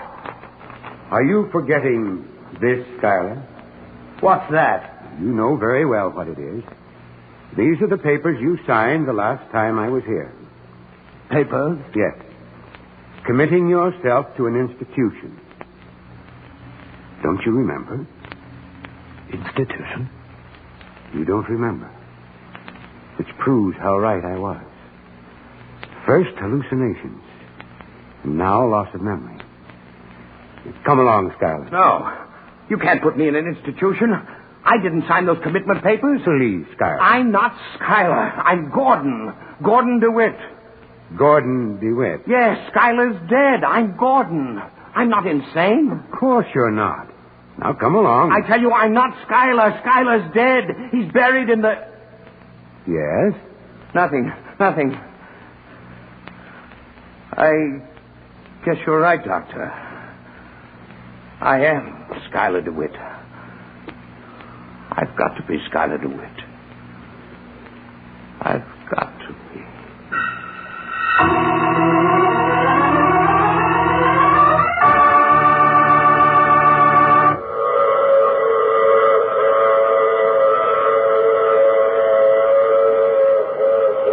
This is the mysterious traveler again. Did you enjoy our trip? What happened to Gordon DeWitt? Or should I say, Schuyler DeWitt? Well, the poor man was taken to a mental institution, and quite depressed he was, too. In the months that followed, he could never quite make up his mind who he was. One moment he would insist he was Gordon DeWitt, then the next moment, suddenly frightened, he would claim he was Schuyler DeWitt. Looks as though the poor fellow is a hopeless case, and he's doomed... Oh, you have to get off here. I'm sorry.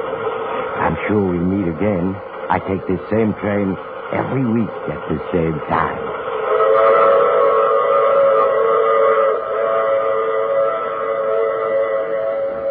More than 120,000 delighted motorists are already driving the new 50 Ford. Here's what Charles Dahlgren, a contractor, said about his 50 Ford. Well, to make money in my contracting business, I must have equipment that's efficient and economical. And I get more of both from my 50 Ford than any other car I've ever driven. In my work, I've given my Ford a real beating. And it sure can take it.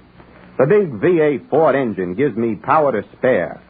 And our maintenance cost records show that this car is one of the most economical machines we have on the job. We Ford dealers know why owners are raving about their 1950 Fords. Their daily driving has proved that the 50 Ford has everything. But until you get behind the wheel yourself, you can't believe how good it is. Your Ford dealer will be delighted to arrange a test drive. You'll find him listed in the classified section of your phone book. Or perhaps you know him personally. Phone him in the morning. Before you buy any car, at any price, test drive the 50 Ford. It will open your eyes. You have just heard The Mysterious Traveler, which is played by Maurice Tarplin. In the cast were Everett Sloan, Kermit Murdoch, and Cameron Prudhomme. Original music is composed and played by Al Finelli. This is Durward Kirby speaking, and this is the Mutual Broadcasting System.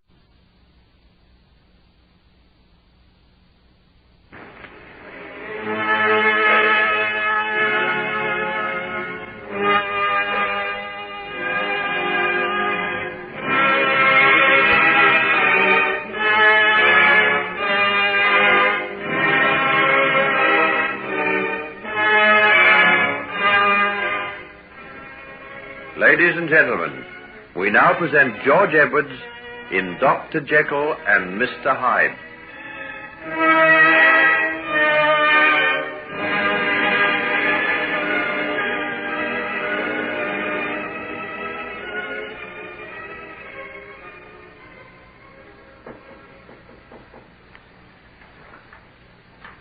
Oh, Miss Peters, I'm that glad to see you.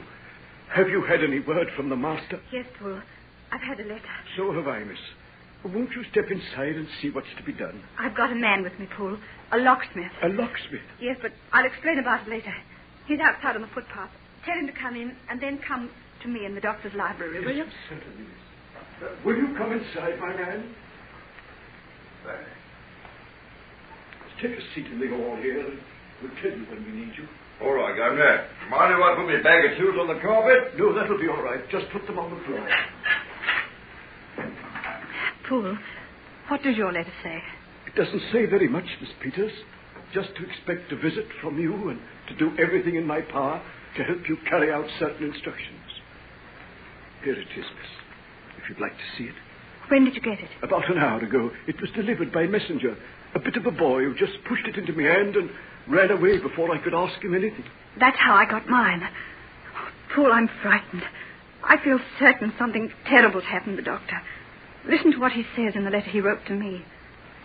My life, my honor, my reason depend upon you.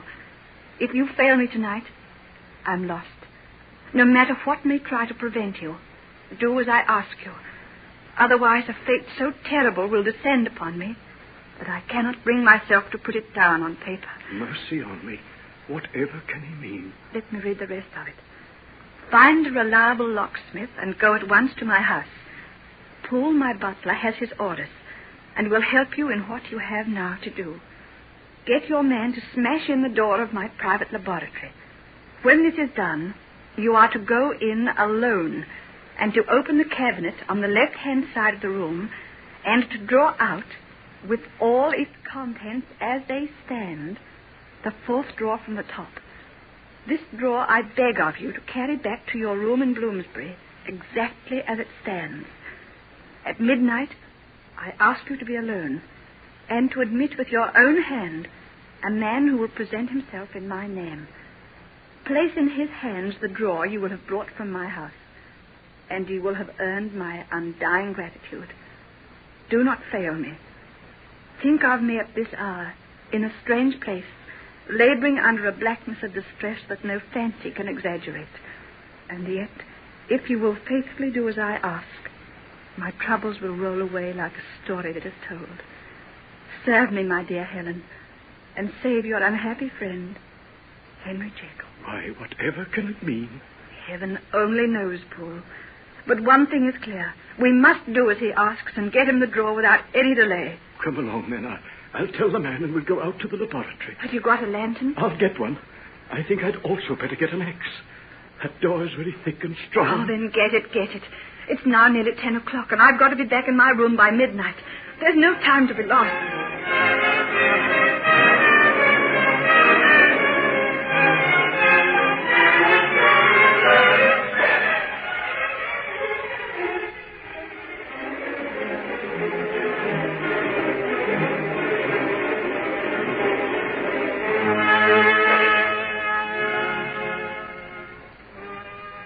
Hurry, man, hurry. Can't you get that lock off?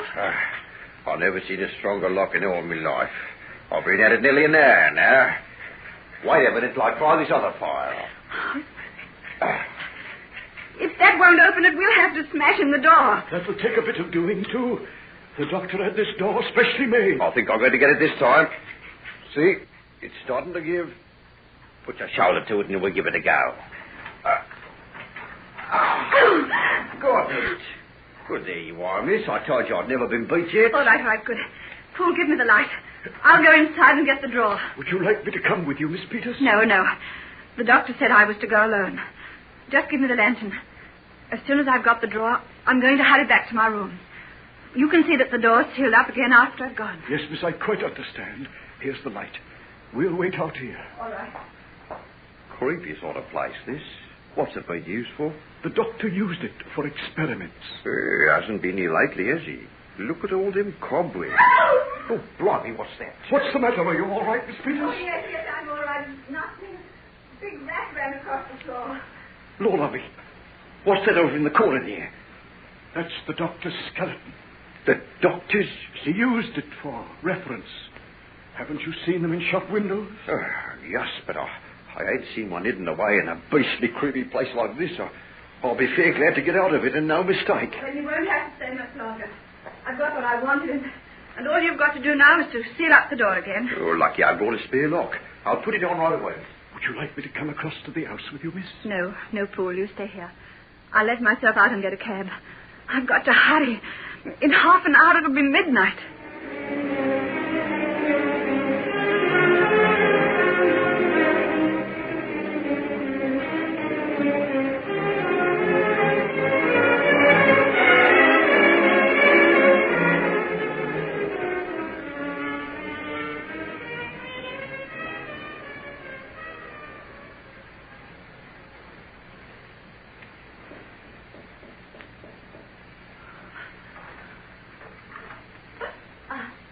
Are you from Dr. Jekyll? Yes. Where is he? He couldn't come. Have you got it? You mean the drawer? Yes. Yes, it's here. Give it a minute. But you have to come inside. My room's on the second floor. Yes, I know. Let me in and shut the door. Quickly. Isn't that a policeman coming along the street shining his bullseye on the doors? Yes, it is. Let me in and shut the door. Is everyone asleep? Yes, I think so. Then take me upstairs. No, I'd rather that you waited here. Don't keep me here arguing. Take me upstairs and into your room. Some fool may come blundering out here. Do as I say. How dare you talk to me like that? I'm sorry. I apologize. You must forgive me. It's on account of my anxiety. You don't understand. But my friend, Dr. Jekyll... He's ill? Desperately ill. If I don't soon take in the contents of that drawer, it may be too late. Oh, then come at once. I shouldn't have kept you waiting a moment. Can't I come with you? Surely I can do something to help him. He only needs the contents of that drawer. But if he's so ill... No, be guided by me. Keep away from him. Very well, if you're so sure. Here's my room. Come in and I'll give you what you want. Where is it, for pity's sake? Tell me where it is. It's here, under that sheet. Is that what you came for? Yes, that's it. I was afraid there might have been some mistake. It's all there. The powders, the tincture, and the book containing the formula. What's the matter? Are you ill? You look like death. When a man has faced the horror that I have, you can't begin to imagine what it means to see these things. They are all that stands between heaven and hell. I cannot begin to thank you for what you've done. Well, then you must tell me where Henry Jekyll is. I insist. I'm his fiancée. I've got the right to know. No, I cannot tell you. Then you'll not take that drawer away till you do. Give it to me. Give it to me. I say, oh, by heaven. You can't. You can't. Who's that? I don't know. Is it anyone for you? Not at this hour. Open the window and see who it is. Who's there? What do you want? I want you to open this door. Who are you? The police. The police. Ask him what he wants. What do you want? I have a warrant for the arrest of Edward Hyde. We trailed him to this house. He went in this door not 5 minutes ago. No. It's you. You're Edward Hyde, the murderer. Don't let them in. Don't let them in. If you do, it's the end of Jekyll, too. What am I to do? What are you to do? Oh. Have you a measuring glass? Yes. Give it to me. Give it to me. Quickly. Quickly. Here it is. Turn up the light so that I can see to measure out a dose of this tincture. What are you going to do? Oh, do as I say.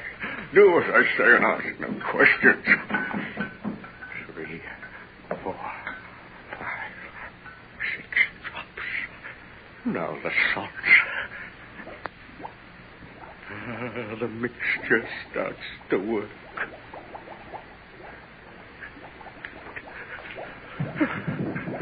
Crush them.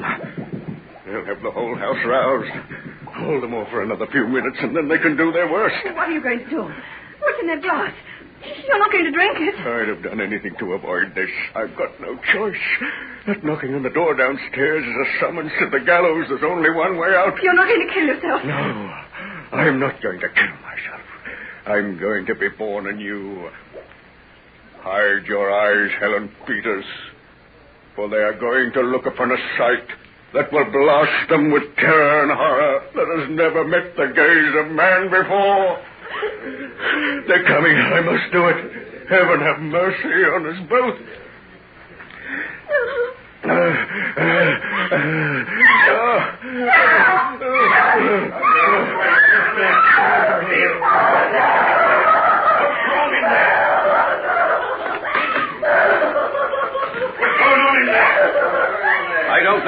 I don't know. She got suddenly terrified when she heard the banging at the door. I've done my best to calm her, but she seems to be quite beyond control. And who are you? This is my card. I am Dr. Henry Jekyll.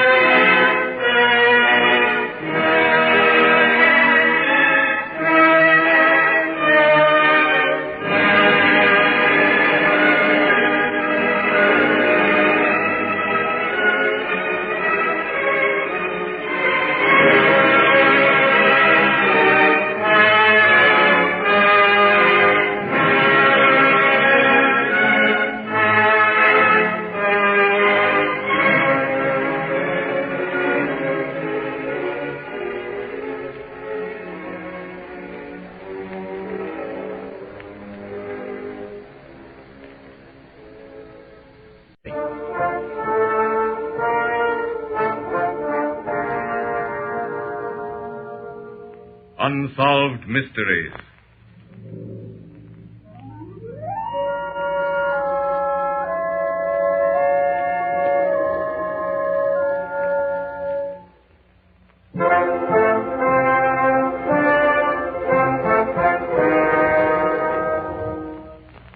Out of deference to people who may still be living, character names in some of these unsolved mysteries have been changed. No piece of fiction is more intriguing than a story dealing with the activities of a brilliant spy.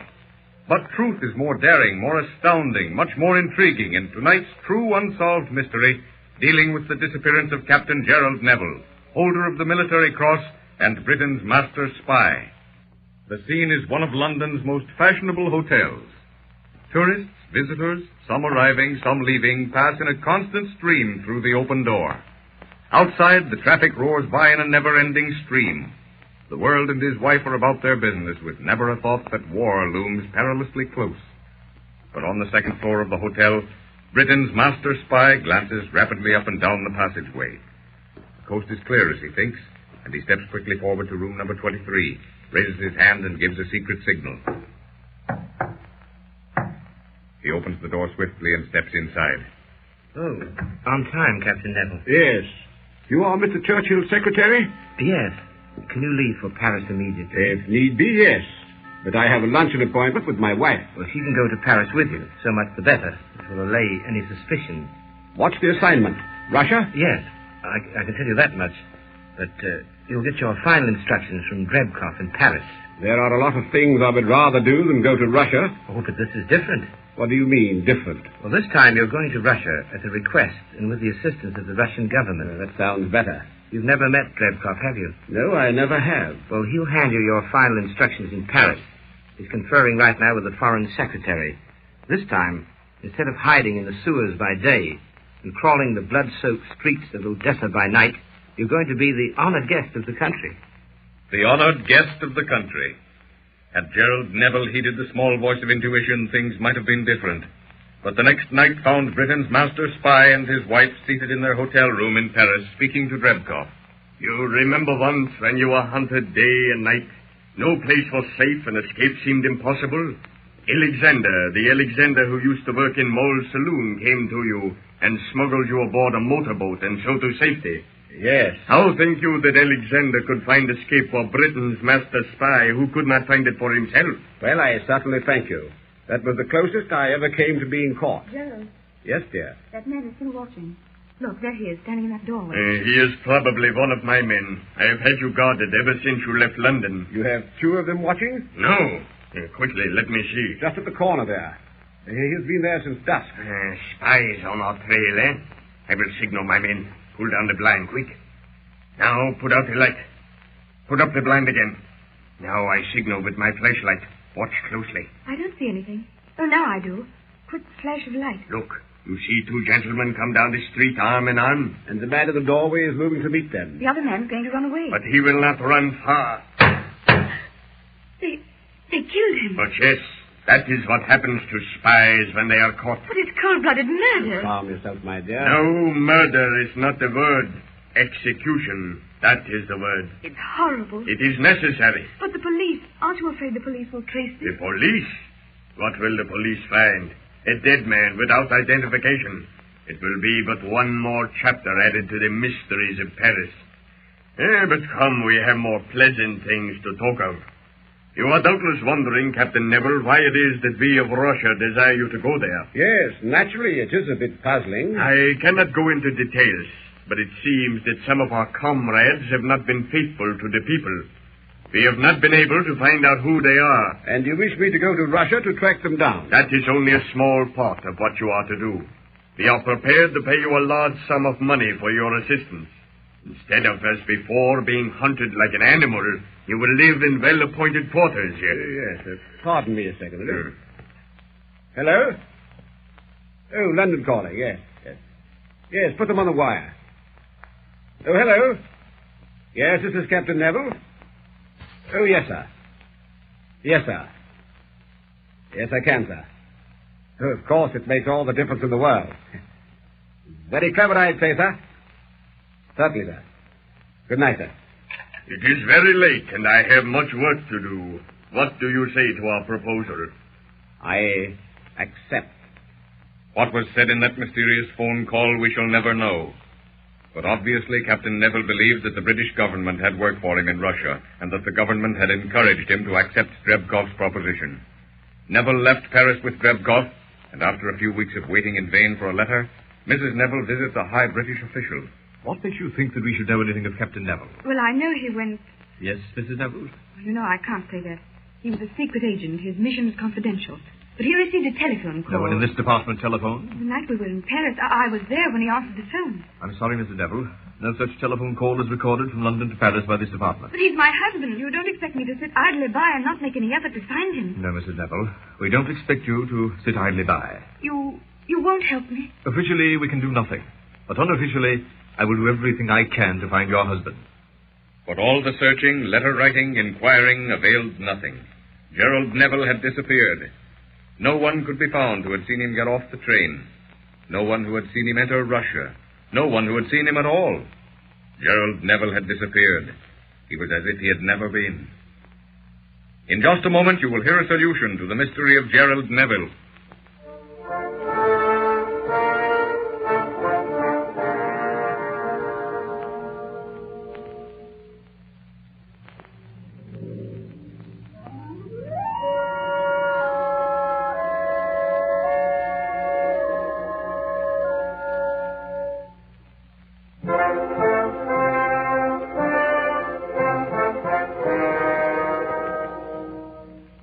You're listening to When Radio Was. We'll be right back. And now back to Unsolved Mystery on When Radio Was.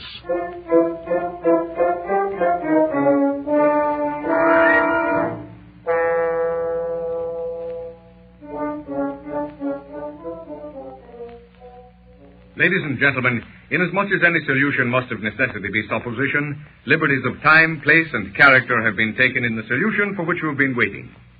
The scene is the Montmartre district of Paris. Far back from busy streets, lost in the squalor and gloom of Paris, stands an old house.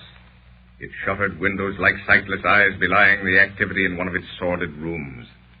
4 men and a woman stand bending over a table, examining papers and photographs in the light of a guttering candle stuck in the neck of an empty bottle. Here are 4 pictures of the real Drebkov.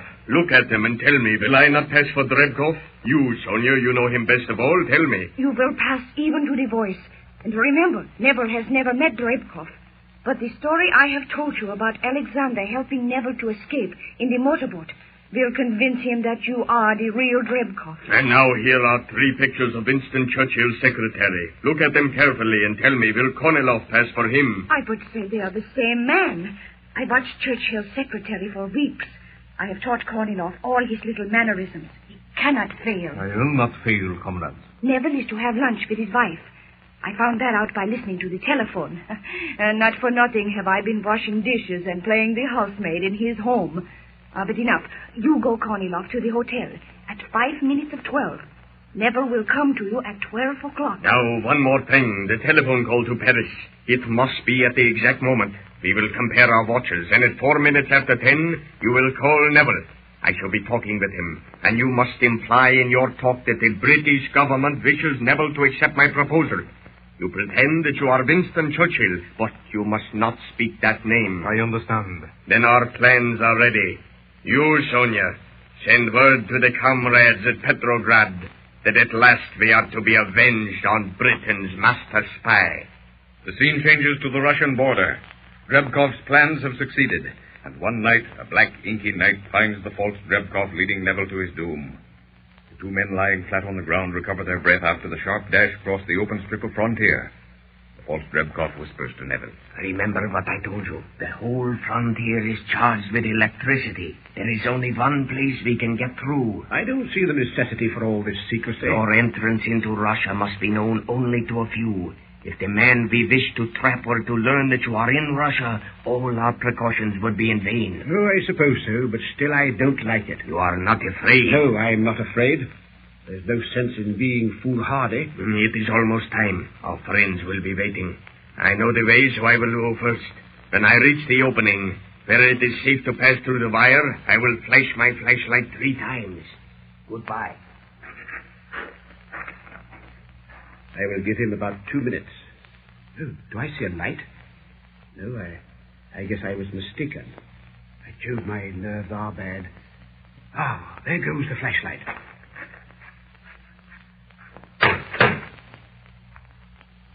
So comes to an end the life of one of the greatest spies of all times. That Captain Neville was trapped is borne out by the facsimile of a letter which we quote. The date is the 22nd of December, 1927. It is addressed to Mrs. Neville. Dear Madam, Mr. Churchill desires me to acknowledge the receipt of your letter of the 13th of December and to say that it appears to have been written under a complete misapprehension. Your husband did not go into Russia at the request of any British official, but he went there on his own private affairs. Mr. Churchill much regrets that he is unable to help you in regard to this matter because, according to the latest reports which have been made public, Mr. Neville met his death in Moscow after his arrest there. The letter is signed by Mr. Winston Churchill's secretary. The letter demonstrates clearly that Mr. Churchill knows nothing of the plot, because the report of Neville's death to which he refers was a fictitious report placed in the London newspapers by Mrs. Neville herself in order to tempt the check guy into a denial and a statement as to what had actually happened to Britain's master spy.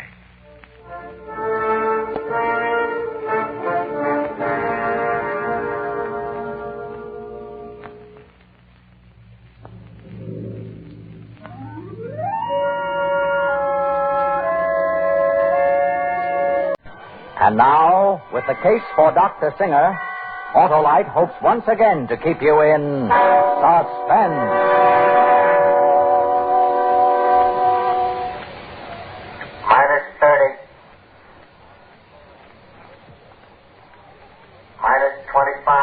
Wednesday, May 15th, 1951. Minus 20. Early morning. 6 men watch and wait. Minus 15. Minus 10. Minus 5. 0.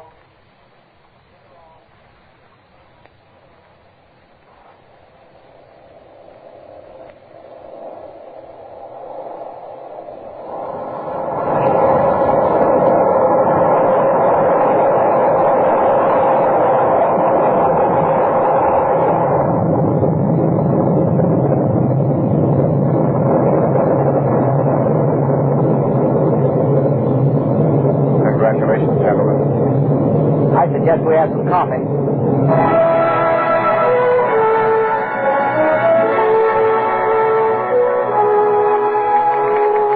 May 16th, 1951. Confidential. To Major General Carl Busher, Atomic Energy Commission. From Professor Leland R. Young regarding thermonuclear H-23. At 6:30 a.m., May the 15th, H-23 was successfully detonated without the use of U-235. Enclosed herewith, technical data compiled after explosion. Complete destruction up to 10 miles.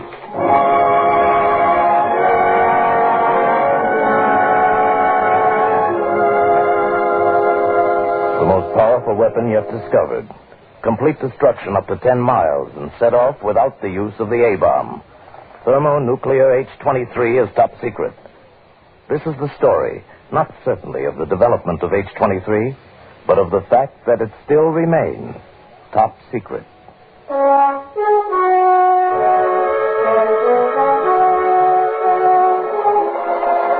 January 3rd, 1951.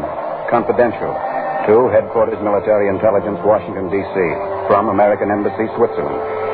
This morning, a man was shot as he entered the building. Before he lost consciousness, he identified himself as Dr. Rudolph Ellman. He was taken to the hospital, where his condition has been reported critical. Nurse. Yes? I am Colonel Mishikov. I wish to see Mr. Farnsworth, the American consul. Oh, just one moment. Doctor? Yes? This is... I am Colonel Mishikov. I wish to see Mr. Farnsworth. Well, he's... You have a man here who has identified himself as Dr. Rudolph Ellman. Yes, we have. His real name is Voroshin. He's an escaped convict, and I have orders from my government to take him into custody. Dr. Ellman? No, he's not a doctor. His name is Voroshin. He is an escaped... Well, whoever he is, he's dying. Now, doctor, I am here representing my country. I have authority in... Colonel Mishikoff, you have no authority in this hospital. If you wish to see the patient, I would suggest you obtain permission from the Chief of Staff. I see. Now, if you will excuse me. Doctor? Yes? I presume Mr. Farnsworth obtained permission. He did. Good day, Colonel. Nurse? Yes, Doctor.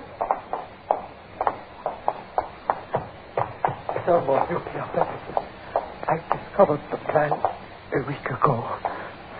Mr. Farnsworth. Yes? Colonel Mishikoff. Oh, no. He's here? I just spoke to him in the hall. I sent him to the staff chief for permission. Did he know I was here? Yes. Doctor! Colonel. Doctor? He's dead.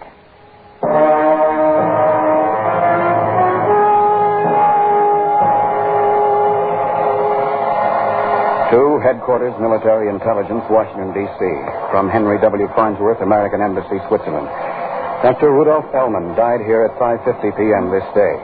Obtained statement of great importance that deceased is really Ellman.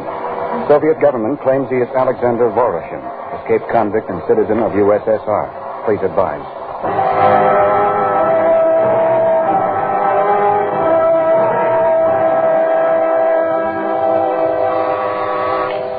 Yes? Dr. Singer? Yes? This is Professor Young. Would you please come up to security? Certainly.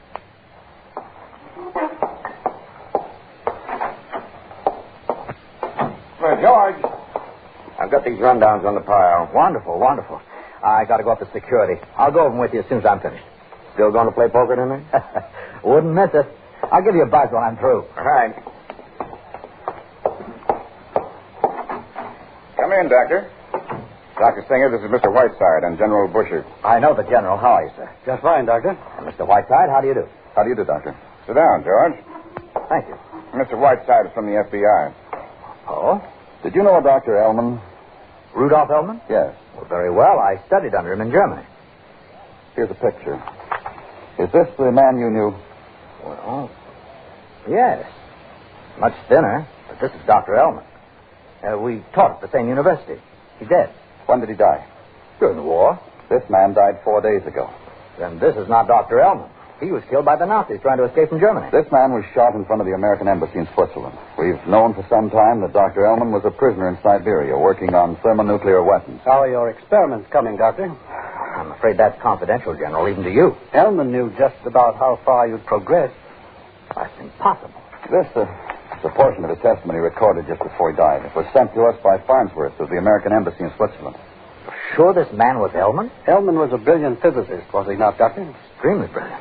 If information concerning your work here was smuggled out, he would be capable of understanding it. Ellman would not only be capable, but extremely useful. General, are you suggesting that someone on my staff... I suggest you read Ellman's statement concerning your work here on thermonuclear weapons. Good grief. Professor Young. I've read it, George. But this shows knowledge of our progress as late as a month ago. Is it accurate? Extremely. But lacking in a few details. Ellman was dying. Extremely accurate. What does this mean, sir? It means that someone working on H-23 is acting as a spy. But who? Myself, Professor Young, and 4 others are the only ones who could possibly have access to this kind of information. Ellman knew that you were close to what he calls in his statement the most powerful weapon of our times. His exact quote, the one weapon that might mean the difference between peace or total destruction. He escaped to let us know that someone is passing on this information. Do you know who it is? No. Professor Young said the same thing you did.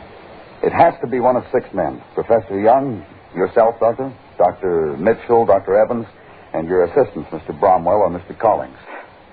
Can't believe it. Why, these men are all trusted. So was Klaus Fuchs. Completely trusted. Seems impossible. We have to find him. Well, if you don't know who he is, don't you think it's a little dangerous to confide in me? After all, I might be the one. You might be. But that's all been discussed.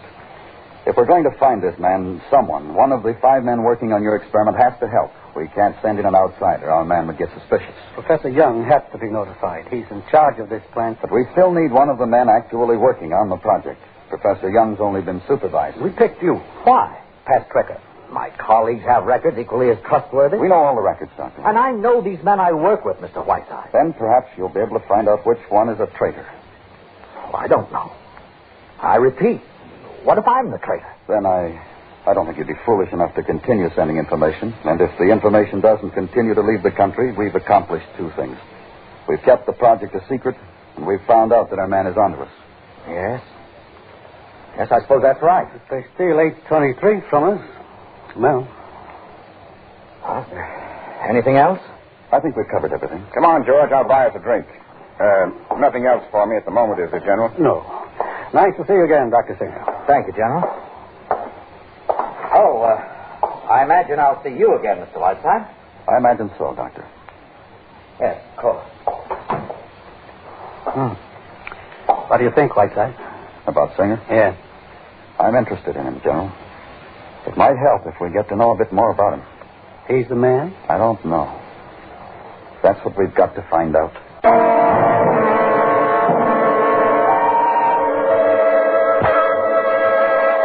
Confidential from Special Agent Whiteside to Division 33, Federal Bureau of Investigation, Washington, D.C. Talked with Dr. Singer, and he has agreed to proceed as planned. Advise Charlie. Hi, Charlie. Hey, Benny, sit down. Have a beer. Thanks. Been waiting long? Nah, about 5 minutes. How's Margie? Okay. Had the flu. One of the kids got it now. Don't you know I got to get it sooner or later? I had it. It's miserable. How's business? We got us 3 tons of whitefish yesterday with the price. What do you have, boys? Benny? Beer. Just beer. 2 beers. All right. Fish been running just great. The day before yesterday, we rolled in with over 4 tons. How's your business? Fine. Got 2 men on all of them. Apartment's bugged, 24-hour stakeout. What about Singer? So far, nothing. Works right with him. Maybe... I don't know. Checking I've done so far, they all look pretty clean. Sure. Boy, we want smart. If it is Singer, smart as they come. I'll give you a report. Hold him. 2 beers. 50 cents.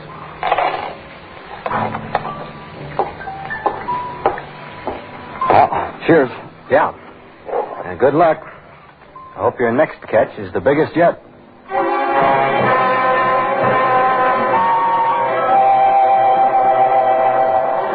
Confidential to Major General Carl Busher, Atomic Energy Commission, Washington. From Professor Leland R. Young, regarding thermonuclear H-23. Dr. Singer has informed me that H-23 experiments are proceeding on schedule. With luck, completion should be possible within the month. Singer has nothing else to report in regard to our previous discussion. Evans? Just a minute. Here's a chart on the fishing yield. Certainly checks. 21 trillion calories. Oh, we're close. Now eliminate the carbon. How's Bromwell doing? Well, he's tired. You look tired, Singer. A little. Something wrong? No. I want to see how Bromwell's doing. Don't forget poker tonight. No, I won't. Bromwell? Yeah? Oh, hello, Singer. And still too low. How low? 3,600,000. I've got to go back. I had HO4 as high as 19 million. What was the reaction time? Well, it's pretty close. 100,000. Very close. I think we should talk it over. Evans just finished his fishing yield. 21 trillion. Guess I'm holding things up, huh? You've got the hardest job. Mitchell and Collins are down at the reactor pile. Let's get them and talk.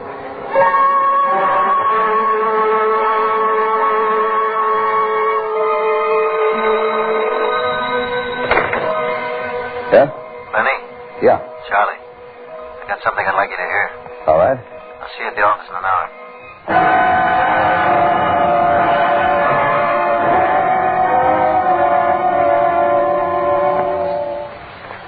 All right. Look out, Singer.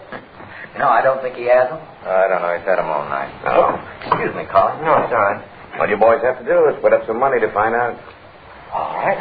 I'll just call. Throw that my curse, my son. I didn't want to handle the last 2 hours. I think I'll just let you be the hero. Let's see him. Full house. Aces and trades. What I tell you, I know he had them. Afraid it's your pot. Evans, you are, without a doubt, the luckiest. Played poker for another hour and went home. Nothing unusual. A cigarette? Yeah. Thanks.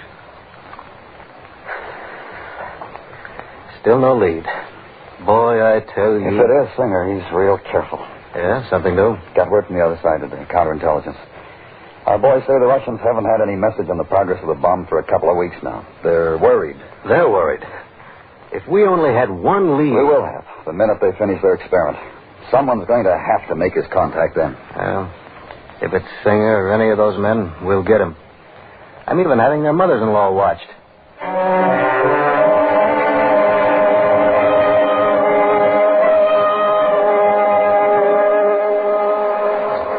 92,238 plus neutron, 92,239 plus gamma radiation, 92,239 decays to 93 neptunium, 239 plus beta electron. 23 minutes.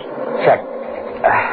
93 neptunium, 239 decays to 94,239. Evans, come here. Mitchell, Holly. What is it? I've got it. I think I've got it. Carbon is completely isolated. Well, look. Look for yourself.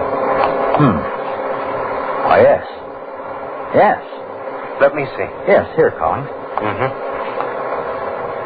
Well, this is it. Congratulations, Bromwell. Congratulations, Bromwell. Very good. Well, gentlemen, H23 is no longer theory. We can now begin to assemble the first one.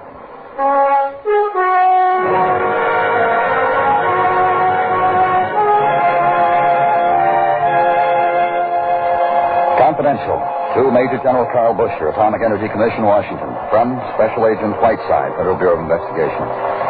Regarding conclusion of H-23 experiments, counterintelligence has informed us that the Russians are in possession of the news of the same. They have not yet obtained details.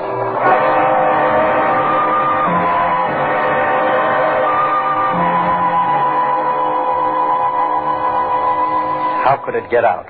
How? I don't know, General. Charlie here's had them watched every second. I don't know. I know what they did better than they do. Every one of them. They're clean. Let's stop kidding ourselves. Somebody's not clean. The experiment was leaked 4 days ago. Professor Young says they're working now to assemble the bomb.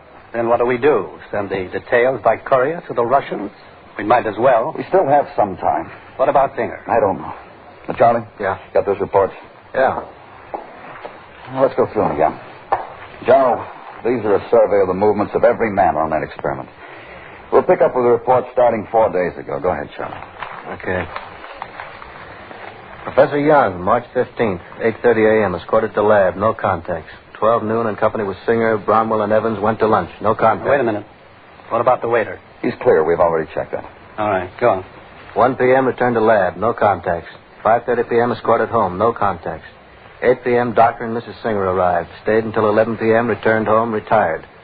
Dr. Evans, March 15th, 8:30 a.m., escorted to lab. No contacts. 12 noon in company with Singer, Bromwell, and Young went to lunch. No contacts. Same waiter, General.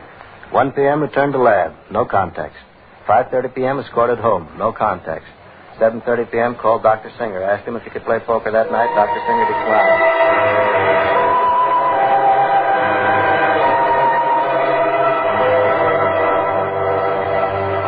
5 p.m., Singer escorted to doctor's office for checkup. Sinus trouble. 5:30 p.m., escorted home. No contacts. Remained in house rest of night. Okay, now this is the 16th. Start with Mr. Collins. 8:30, escorted to lab. No contacts. 12 noon, lunch with Agent Dietrichson. 12:30, half-hour appointments with dentist is scheduled. Cavity. 1:15, escorted back to lab. No contacts. Wait a minute. Yeah? Look, it might be nothing, but it's worth a try. I want every man on that experiment examined. What for? A complete medical, General. The works. Professor Young? Young, Singer, Evans, Collins, all of them. And today, no explanations.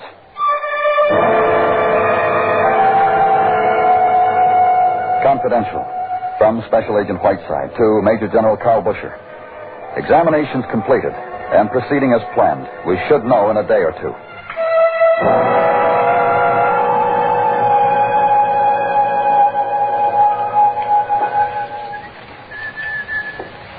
Anything yet? Oh, Benny. No, nothing. He's alone in his office. When did you plant the mic? Early this morning. Superintendent let me in. It's in the cabinet. May I put the phones on? Yeah. Suppose he doesn't show up? Then we'll try the others. Hold it. Mr. Collins is here, Doctor. Oh. Lucky you caught me, Mr. Collins. I was going out for lunch. I'm certainly glad I could get around. Tooth bothering you? A little. Shouldn't have been neglected. Just get up in the chair. I'll have a look at it. All right. Been giving me a little trouble the last week. And we should have seen to it your last visit. Bad? Bad enough. Certainly have to fill it this time. I'll just get some Novocaine. How's Wick? Tires. Oh, just open your mouth as far as you can. Yeah. Way open. That's it. There. Well, that'll be all, nurse. You might as well get your lunch. Oh, thank you, Doctor. You should have really taken care of this long before now. Couldn't help it. Hadn't had a moment to myself. Nearly 3 months. Thought I could let it go until work let up. Numb yet? I'm getting them.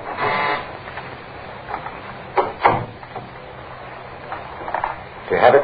Bromwell isolated the car. We haven't completed the bond. What do you have for me? Bromwell's formula. Can you get detailed sketches on the weapon when it's finished? No, it's been too dangerous. I can't take a chance on it. I want the plan. No, which is all. It's too dangerous.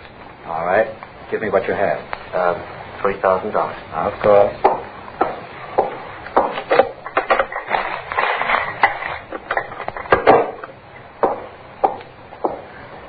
Here you are. And here you are. That's it. That's the man we want. Come on, Charlie.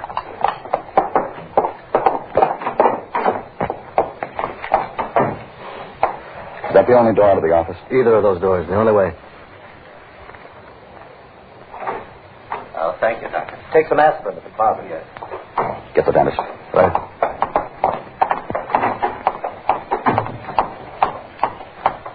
Mr. Collins. Oh, yes? Whiteside, Federal Bureau of Investigation. You're under arrest.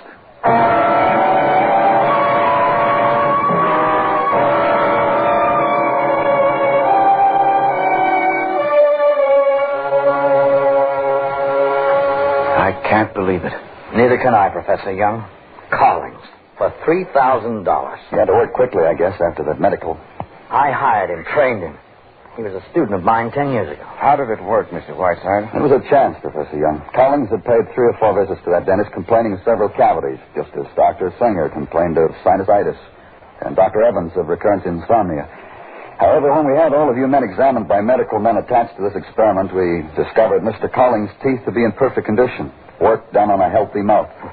If it hadn't been for Elman... Elman gave his life to tell us how much Russia knew of our thermonuclear research. You thought it was me, didn't you? Yes, Dr. Singer, for a while. I can't blame you. I really can't. I was wrong. I'm sorry. Oh, that's all right. Do you know, in a way, I'm glad it was Collins. Oh? I don't know. It's cleaner somehow. It keeps the trust and the faith alive in all of us. And that's the biggest thing we have, you know. Trust in each other. And the faith.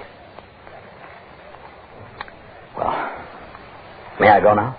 Yes, Doctor. I have work to do.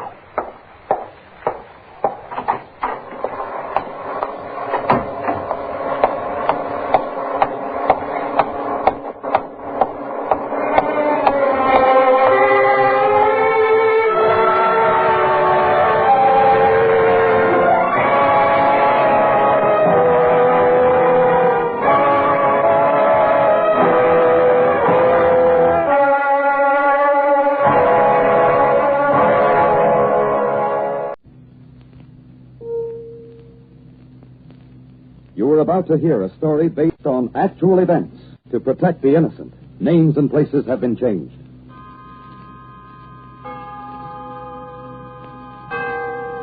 Autolite and its 96,000 dealers bring you Mr. William Holden in a story taken from life. Tonight's presentation of Suspense.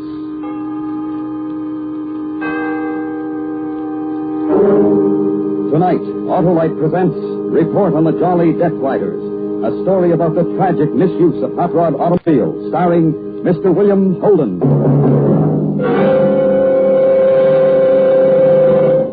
Well, hiya, Hap. Hi, Harlow. How was the vacation? Oh, Autolite, I guess.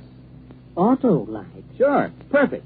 Just like the Autolite electrical system in your Autolite-equipped car. Why bring that up? Well, why not? Your Autolite electrical system is the willing and wondrous working whiz that produces and stores electricity right under the hood of your car to enable you to start your engine, use your lights, horn, radio, heater. Yeah, sure, Harlow. But the vacation. Oh, there's never a vacation, Hap, for the thousands of component parts that go to make up the complete Autolite electrical system. So that's why my Autolite-equipped car is ready to go every time I turn the switch. Huh? Right you are, Hap, and that's why Autolite electrical systems are used as original factory equipment on many leading makes of our finest cars, trucks, and tractors. You've sold me, Harlow. So, friends, take a tip from me and specify Autolite original factory parts when replacements are needed. You'll find it pays because you're always right with Autolite. And now, with Report on the Jolly Death Riders and the performance of Mr. William Holden, Autolite hopes once again to keep you in suspense.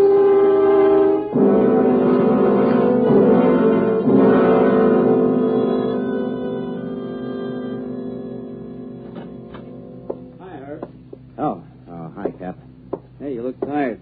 I look tired, and I got a right to look tired. Wrap it up. Ask me sometime when I'm not so beat. I hate them like this. We all do. Just kids, Cap. Just a bunch of punk kids that should have had more sense. They need a good lesson. And they've had a good one. Look, I'll be in the other office making out my report in case anybody wants me. I'll relay the information. Thanks.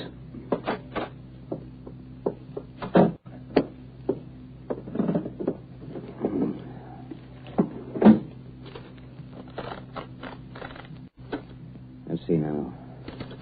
Accident report. Huh. Murder. Yeah, that'd be a better word for it.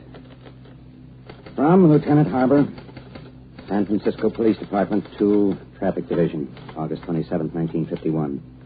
Report on the Jolly High Riders. Jolly Death Riders might be more appropriate. At approximately 8:35 p.m., August 22nd, Mr. and Mrs. Warren Milford of 3589 Glendon Drive, Berkeley, California, were driving in their 1949 sedan along the Bay Flats, approaching the ramp into the Oakland Bay Bridge. Brackets. Special note. August 22nd was the 10th anniversary of the Milfords. Warren Milford had arranged for a surprise party at his sister-in-law's home in the Marina District. And brackets. As the Milfords passed through the tunnel on the Yerba Buena Island and approached the bay half of the bridge, traffic at that time of evening was extremely light. I think we should have telephoned them, Warren. Huh? Why? They might not be home. Well, I'm enjoying the ride anyway. Nice night? Yes, it is. No fog. Clear as a bell. Listen, Warren, I don't want you and that brother of yours to get started on that baseball. That's all the two of you ever talk. Gladys, what are you talking Well, about? from the minute we get together, it's baseball. Seals here, seals there. You think that that's all there was in the... Hey, look at those two cars coming this way. Sure going awfully fast. But they must be crazy. They're racing. Warren, they're right in the middle of the bridge. Ooh. Those hot rods piled up with a bunch of youngsters. Warren, they're not moving over. Hey, you darn fool, get over!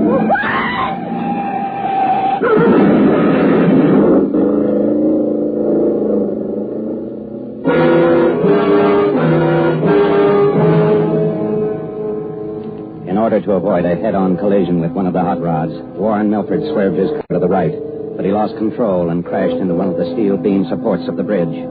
Neither one of the hot cars involved stopped, and not one of the other passing motorists who stopped to render assistance was able to give any specific information to the officers at the scene of the accident. In view of that fact, no general alarm was spread. Results of the accident. Warren Milford was thrown clear of the crash. He miraculously only suffered cuts and bruises. His wife, Gladys, died of internal injuries in the ambulance. Warren Milford was informed of his wife's death at the receiving hospital. Our 10th wedding anniversary. She didn't know a thing. I'm so sorry. Mr. Milford, I'd like you to try to answer just a few questions for me. Thing she probably thought I hadn't remembered, but I did. I know it's hard for you, Mr. Milford. I know it's awfully hard, but do you think you'd be able to identify either one of the cars? Cars? Oh, kids. They were just kids. Kids? Yeah, up for a joyride. Could you identify any one of them if you saw them again? No, I didn't see any faces. They weren't all boys, though. Some girls, I think. Just a bunch of jolly high riders. What about the cars, Mr. Milford? What kind were they? Well, you've seen them. All over town, all the young high school kids have them. They're hot rods. Hot rods? Could you identify just one of them? Jolly high riders took her. What was that? It was in white letters on a gold background.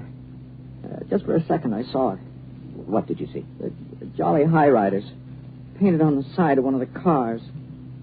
They took her. The Jolly High Riders? Yeah, it was white letters on a gold background. All right, Mr. Milford. You can rest now. Sergeant? Kids, just young kids. We're out for a joyride.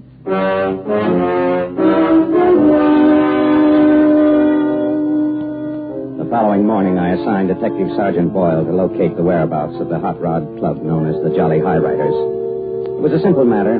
They were listed in one of the national hot rod magazines. The address turned out to be a cheap gymnasium located up on West Stockton. The gym was up one flight of stairs. You look inquisitive. You want something? Yeah, the Jolly High Riders. I understand they meet here. Maybe they do. Who's in charge? You want a lot of information for Yeah. that? Uh-oh. Gendarme, huh? I should have smelled you. Where's the club meet, mister? I manage the gym, Gendarme. I'm the head boy. The Jolly High Riders use the back room. Over there. You see the sign? The Jolly High Riders.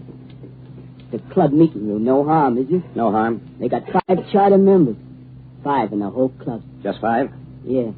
Just 5, Gendarme. That's a big word with you. Real big. I learned it young. I bet you did. Who are the charter members, head boy? What's this all about? It's a legitimate club. I want names. Me, Larch Brisson. That's a name for you. Who else besides you, Larch? Oh, there's Mickey. Mickey Holzer from a parking garage. His girlfriend, Julie. And Wanda Lake. A sweet girl. Sweet to me all the time. And Wally. Fat Bergman, we call him. Wally the fat boy. He's over there. Hey, look at him skip rope. He wants to lose weight. What a laugh, gendarme? Look at him. Don't die laughing. Come on. Hey, take it easy, you. Bergman? Yeah? Oh, a gendarme, Wally. A great big gendarme. Oh, yeah? Yeah, that's nice. I'm glad to know you. Yes, sir. Wally, do you any of you boys own a hot rod? Hot rod? Yeah, somebody owns a hot rod, gendarme. Who? The whole club owns a car. What do you think of that? Wally, where were you last night about 8:30? Last night? Where was I last night? I got such a bad memory. You went to a meeting in that room, Wally. You went to a meeting at the club. Oh, yeah. So we had a meeting. We discussed how come somebody stole our club car.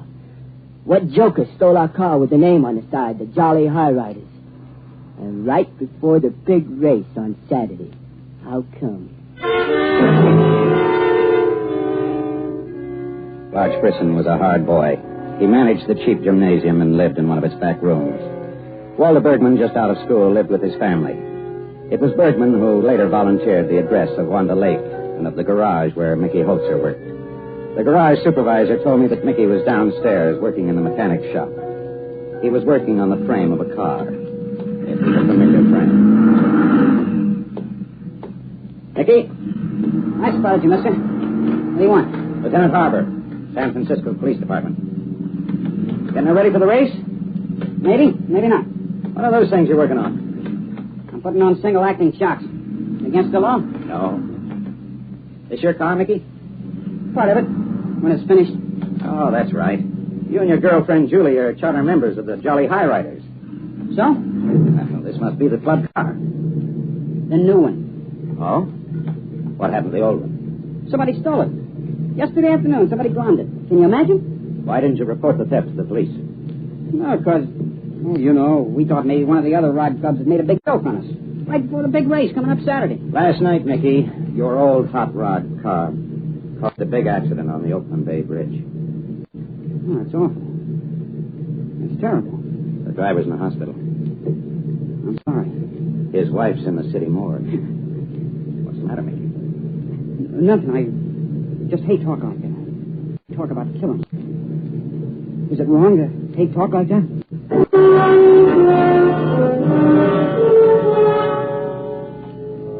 After having spoken with the 3 male members of the High Riders, I knew I had a tough one on my hands.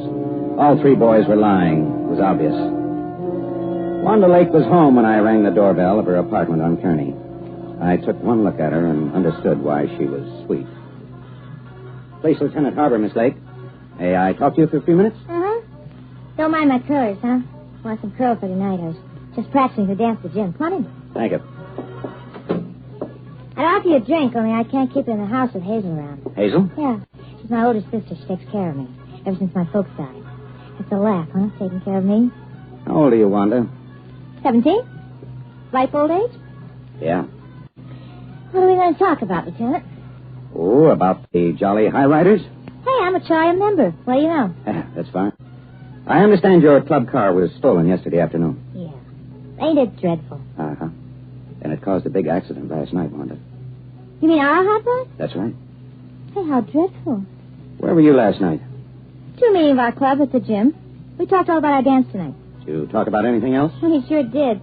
We talked all about our club car being stolen right before the big race. Somebody stole it right off the street. Wasn't that just dreadful, Lieutenant? Yeah, Wanda. Just dreadful.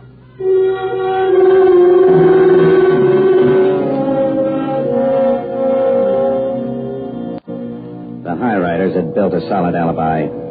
Whichever one of them had masterminded it had done it with careful planning. We had no lead on the other hot rod involved, so I had to follow through with what I had. I had one member yet to talk to, Mickey's girlfriend, Julie. I made plans to see her the next morning, but a break in the case came sooner than I expected. It was late that same night. I was in the office going over some reports when the call came in.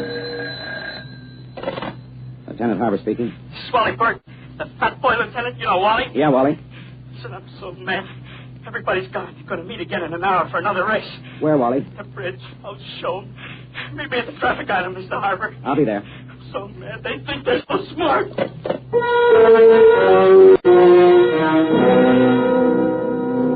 The straightaway onto the bridge was practically deserted when we got there. As we drew up to the curb of the traffic island, I saw that something was wrong. Lying doubled up on the grass was Wally Bergman. He had bruises and cuts all over his face and was bleeding at the mouth. And standing next to him, hands outstretched, was Mickey Holtz. Another meeting, Mickey? Look, somebody called me. I came to meet somebody. Save it, Mickey, save it. To somebody who will believe you. All right, Cap, put the cuffs on him.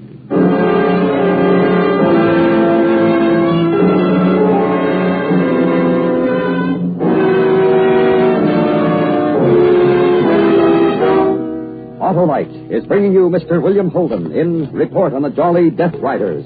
Tonight's production in radio's outstanding theater of thrills, Suspense.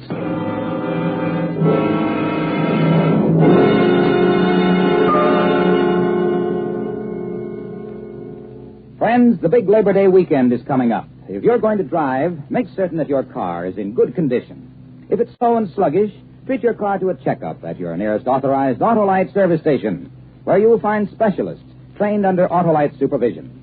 Just look in the classified section of your telephone directory under the heading Automobile Electrical Service, or pay a visit to the dealer who sells your make of car. In either case, you can be sure of getting Autolite original factory parts.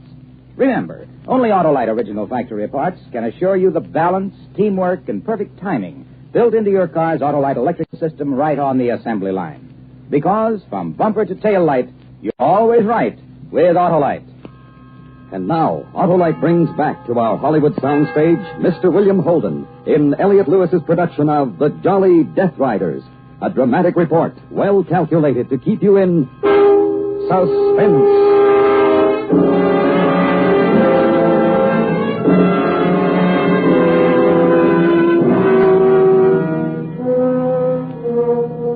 Mickey Holzer was held for assault and battery. After Bergman had been treated at the clinic, I questioned him. I got no quarters. And I knew that I'd get none from Mickey either. But nevertheless, I had him brought into my office. Mickey, you're in a bad way.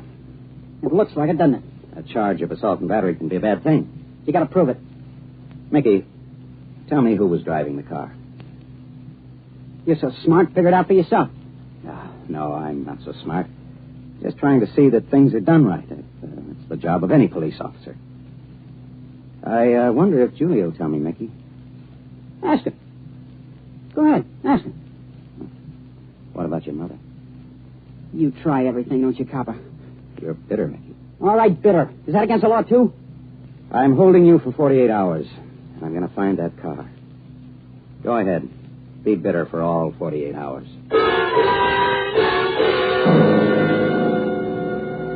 It seems that every cop, over a long period of time, develops a sense of intuition.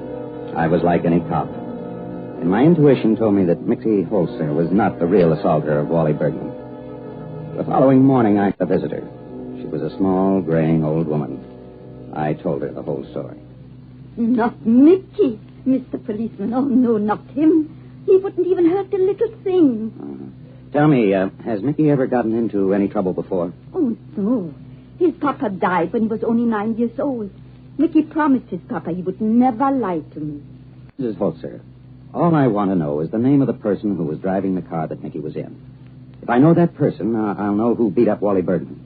But Mickey refuses to tell me. Oh, maybe I will talk to Mickey. Maybe he won't lie to me. All right, we'll try it. Sergeant, bring in Mickey Holzer. As soon as you bring him in, I'll leave you two alone. I have faith in my son, all the faith in the whole world. He promised his papa, he wouldn't go back on his word. Mickey is not that kind of a boy. I believe you, Mrs. Holzer. All right, inside, kid. Ma, what are you doing here? Oh, my son. Oh, my son. All right, I'll wait outside. What you doing here? Why'd you come? I came because I have to help you, Mickey. Ma, go home. Go home. This is no place for you. Mama should be by her son when he's in trouble. Who called you? Nobody called me. I came because I want to help you. Nobody can help me. Leave me alone. You got no business here. Well, I got a lot of business. Mickey, the policeman told me you're in a lot of trouble. He told me that if you would only tell him the name of the boy who was driving the car, he said if you told him that, Mickey, there would be no more trouble. There'd be lots of trouble. Mickey, if you won't for your mama, maybe you will for Papa. Papa loves you, Mickey. Mark, leave. Papa, for Papa, Mickey, for him. Mark, get out, get out.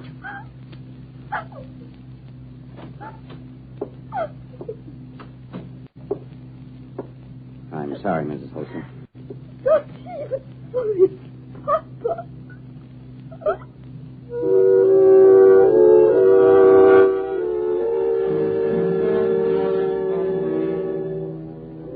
I knew my break had to come from within the members of the guilty club. And Julie, Mickey's girlfriend, was my last chance for that break. She worked in a dime store on Mission Street. On her lunch hour, I asked her to walk over to the park with me. We sat down on one of the benches. I know that somebody in the club has told you not to talk, Julie. Who told you? Mickey? Please. All right. Can you tell me who started the High Riders, Julie? Surely you can tell me that. Mickey went to the gym to work out. He got to know the fellas. They all talked. The club got started this way. Who bought the hot rod? They all pitched in. A few dollars from everybody. Where's the car, Julie? We all told you it was stolen. Yes, I know you told me. But it's a lie. You're all lying for no good reason. It isn't so much what's been done, Julie. A terrible thing, yes, but we want to see that it doesn't happen again. Can you understand that? Was Mickey driving, Julie? No, What do you mean, Julie? I told you what you wanted to know. Someday when you're older, Julie, you'll understand how important this is. I know you will. You're not a bad girl, but it's up to me right now to make you understand. Young as you are. Please, I don't want to talk about it. It's because you're afraid. Please, Mr. Harper. Julie, someday you and Mickey will be man and wife. Marriage is the happiness of two people. A long time ago, this man, Warren Milford, and his wife were just like you and Mickey. Mr. Harper. They made the same plans. They thought the same thoughts, and in each other's arms, they felt the same feelings. And there was then no difference than there is now between you and Mickey. Mr. Harper. You've taken a silly pledge dictated by a person who in the cool of evening strikes down another person in death and thinks nothing about it. Do you know what a person like this is called, Julie? Do you know? I'm afraid. A murderer, Julie, a murderer. And if you and I let them go, it can happen again. What they did was wrong, and we don't want it to happen again. Tell me, Julie, tell me. Help Mickey. It was Wanda. She was driving. It was a race with the flying bleeders from Oakland.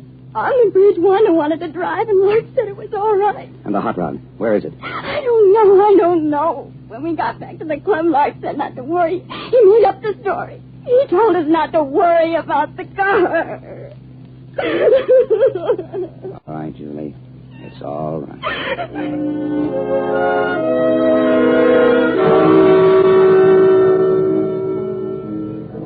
The case of the Jolly High Riders was broken. I needed one last item, the car in question. I pored over every last bit of testimony by the kids. And then it hit me. The big race on Saturday. It was a hunch, and I played it. A local paper gave me the location of where the speed test trials were being held. A long, sandy stretch of beach on the west end there of the peninsula. The trials were already in progress when I got there. The two of them weren't hard to spot. They were racing in a low, cut-down blue car. The frame had looked familiar as it whizzed by me. I recognized the single shocks that Mickey had been working on. Hey, come to the races, John. Hi. Nice-looking rod, Larch. Hey, the latest.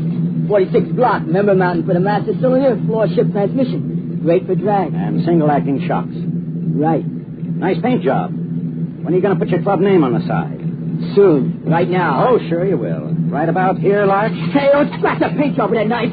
Gold. Underneath the blue.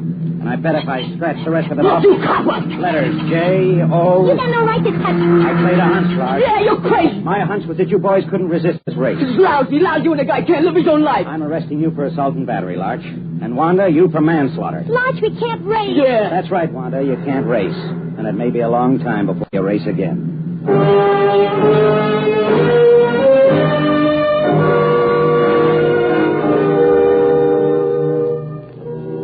I later found out Wally Bergman's reason for wanting to volunteer information. The boy had a crush on Wanda. She encouraged him and then laughed him off. Wanda Lake, not yet 18, will be turned over to juvenile authorities.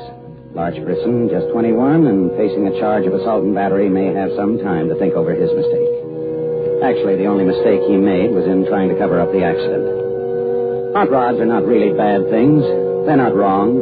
In fact, in some respects, they're healthy. For kids to take them apart and put them back together again, to see how fast they can make them run, it gives them a direction in which to toss a lot of extra energy. But there's that one important thing. Hot rods should be driven in places like that stretch of beach on the peninsula. Places set aside for them, like Muroc and the Bonneville Salt Flats in Utah. Not on the highways. End of report.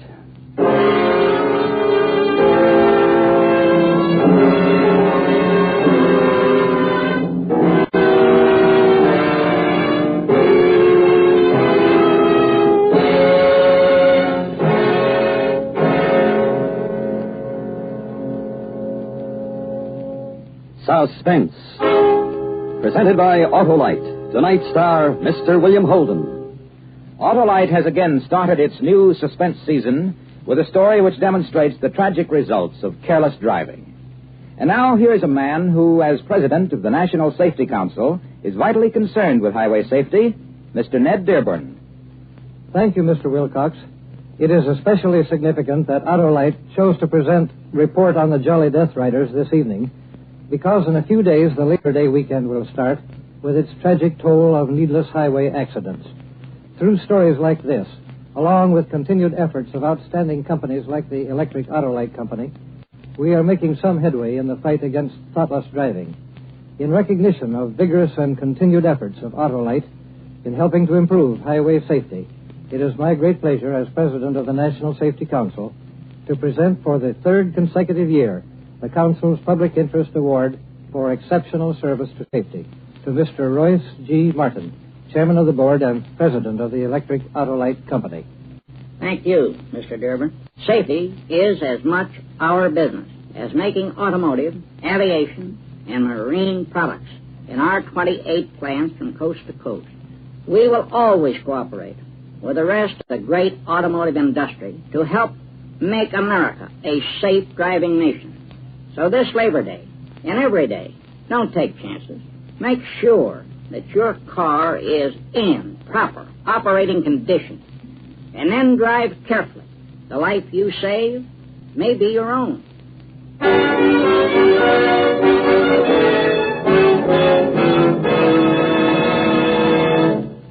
Next week on Suspense, our star will be Mr. Jeff Chandler in another story based on actual events and concerning one of the most fantastic prison breaks ever engineered. A dramatic report we call The Steel River Prison Break. In weeks to come, we shall present Miss Agnes Moorehead, Mr. Charles Lawton, and the popular young favorite, Mr. Tony Curtis. All on Suspense.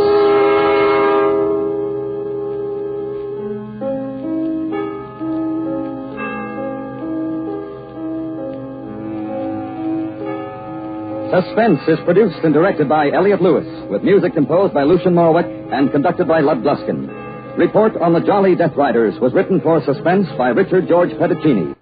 Featured in tonight's cast were Jack Crucian, Sam Edwards, Kathy Lewis, Edith Ungold, Barbara Eiler, Joseph Kearns, and Eddie Firestone. Portions of this program were transcribed. William Holden will soon be seen in Paramount Pictures' Submarine Command, starring William Holden and William Bendix. And remember, next week on Suspense, Mr. Jeff Chandler, in another story based on actual events. A dramatic report we call The Steel River Prison Break. All right, and it's 96,000 dealers wish you all a happy, safe Labor Day weekend. Good driving, good night, and remember, you're always right with Oralite. This is the CBS Radio Network.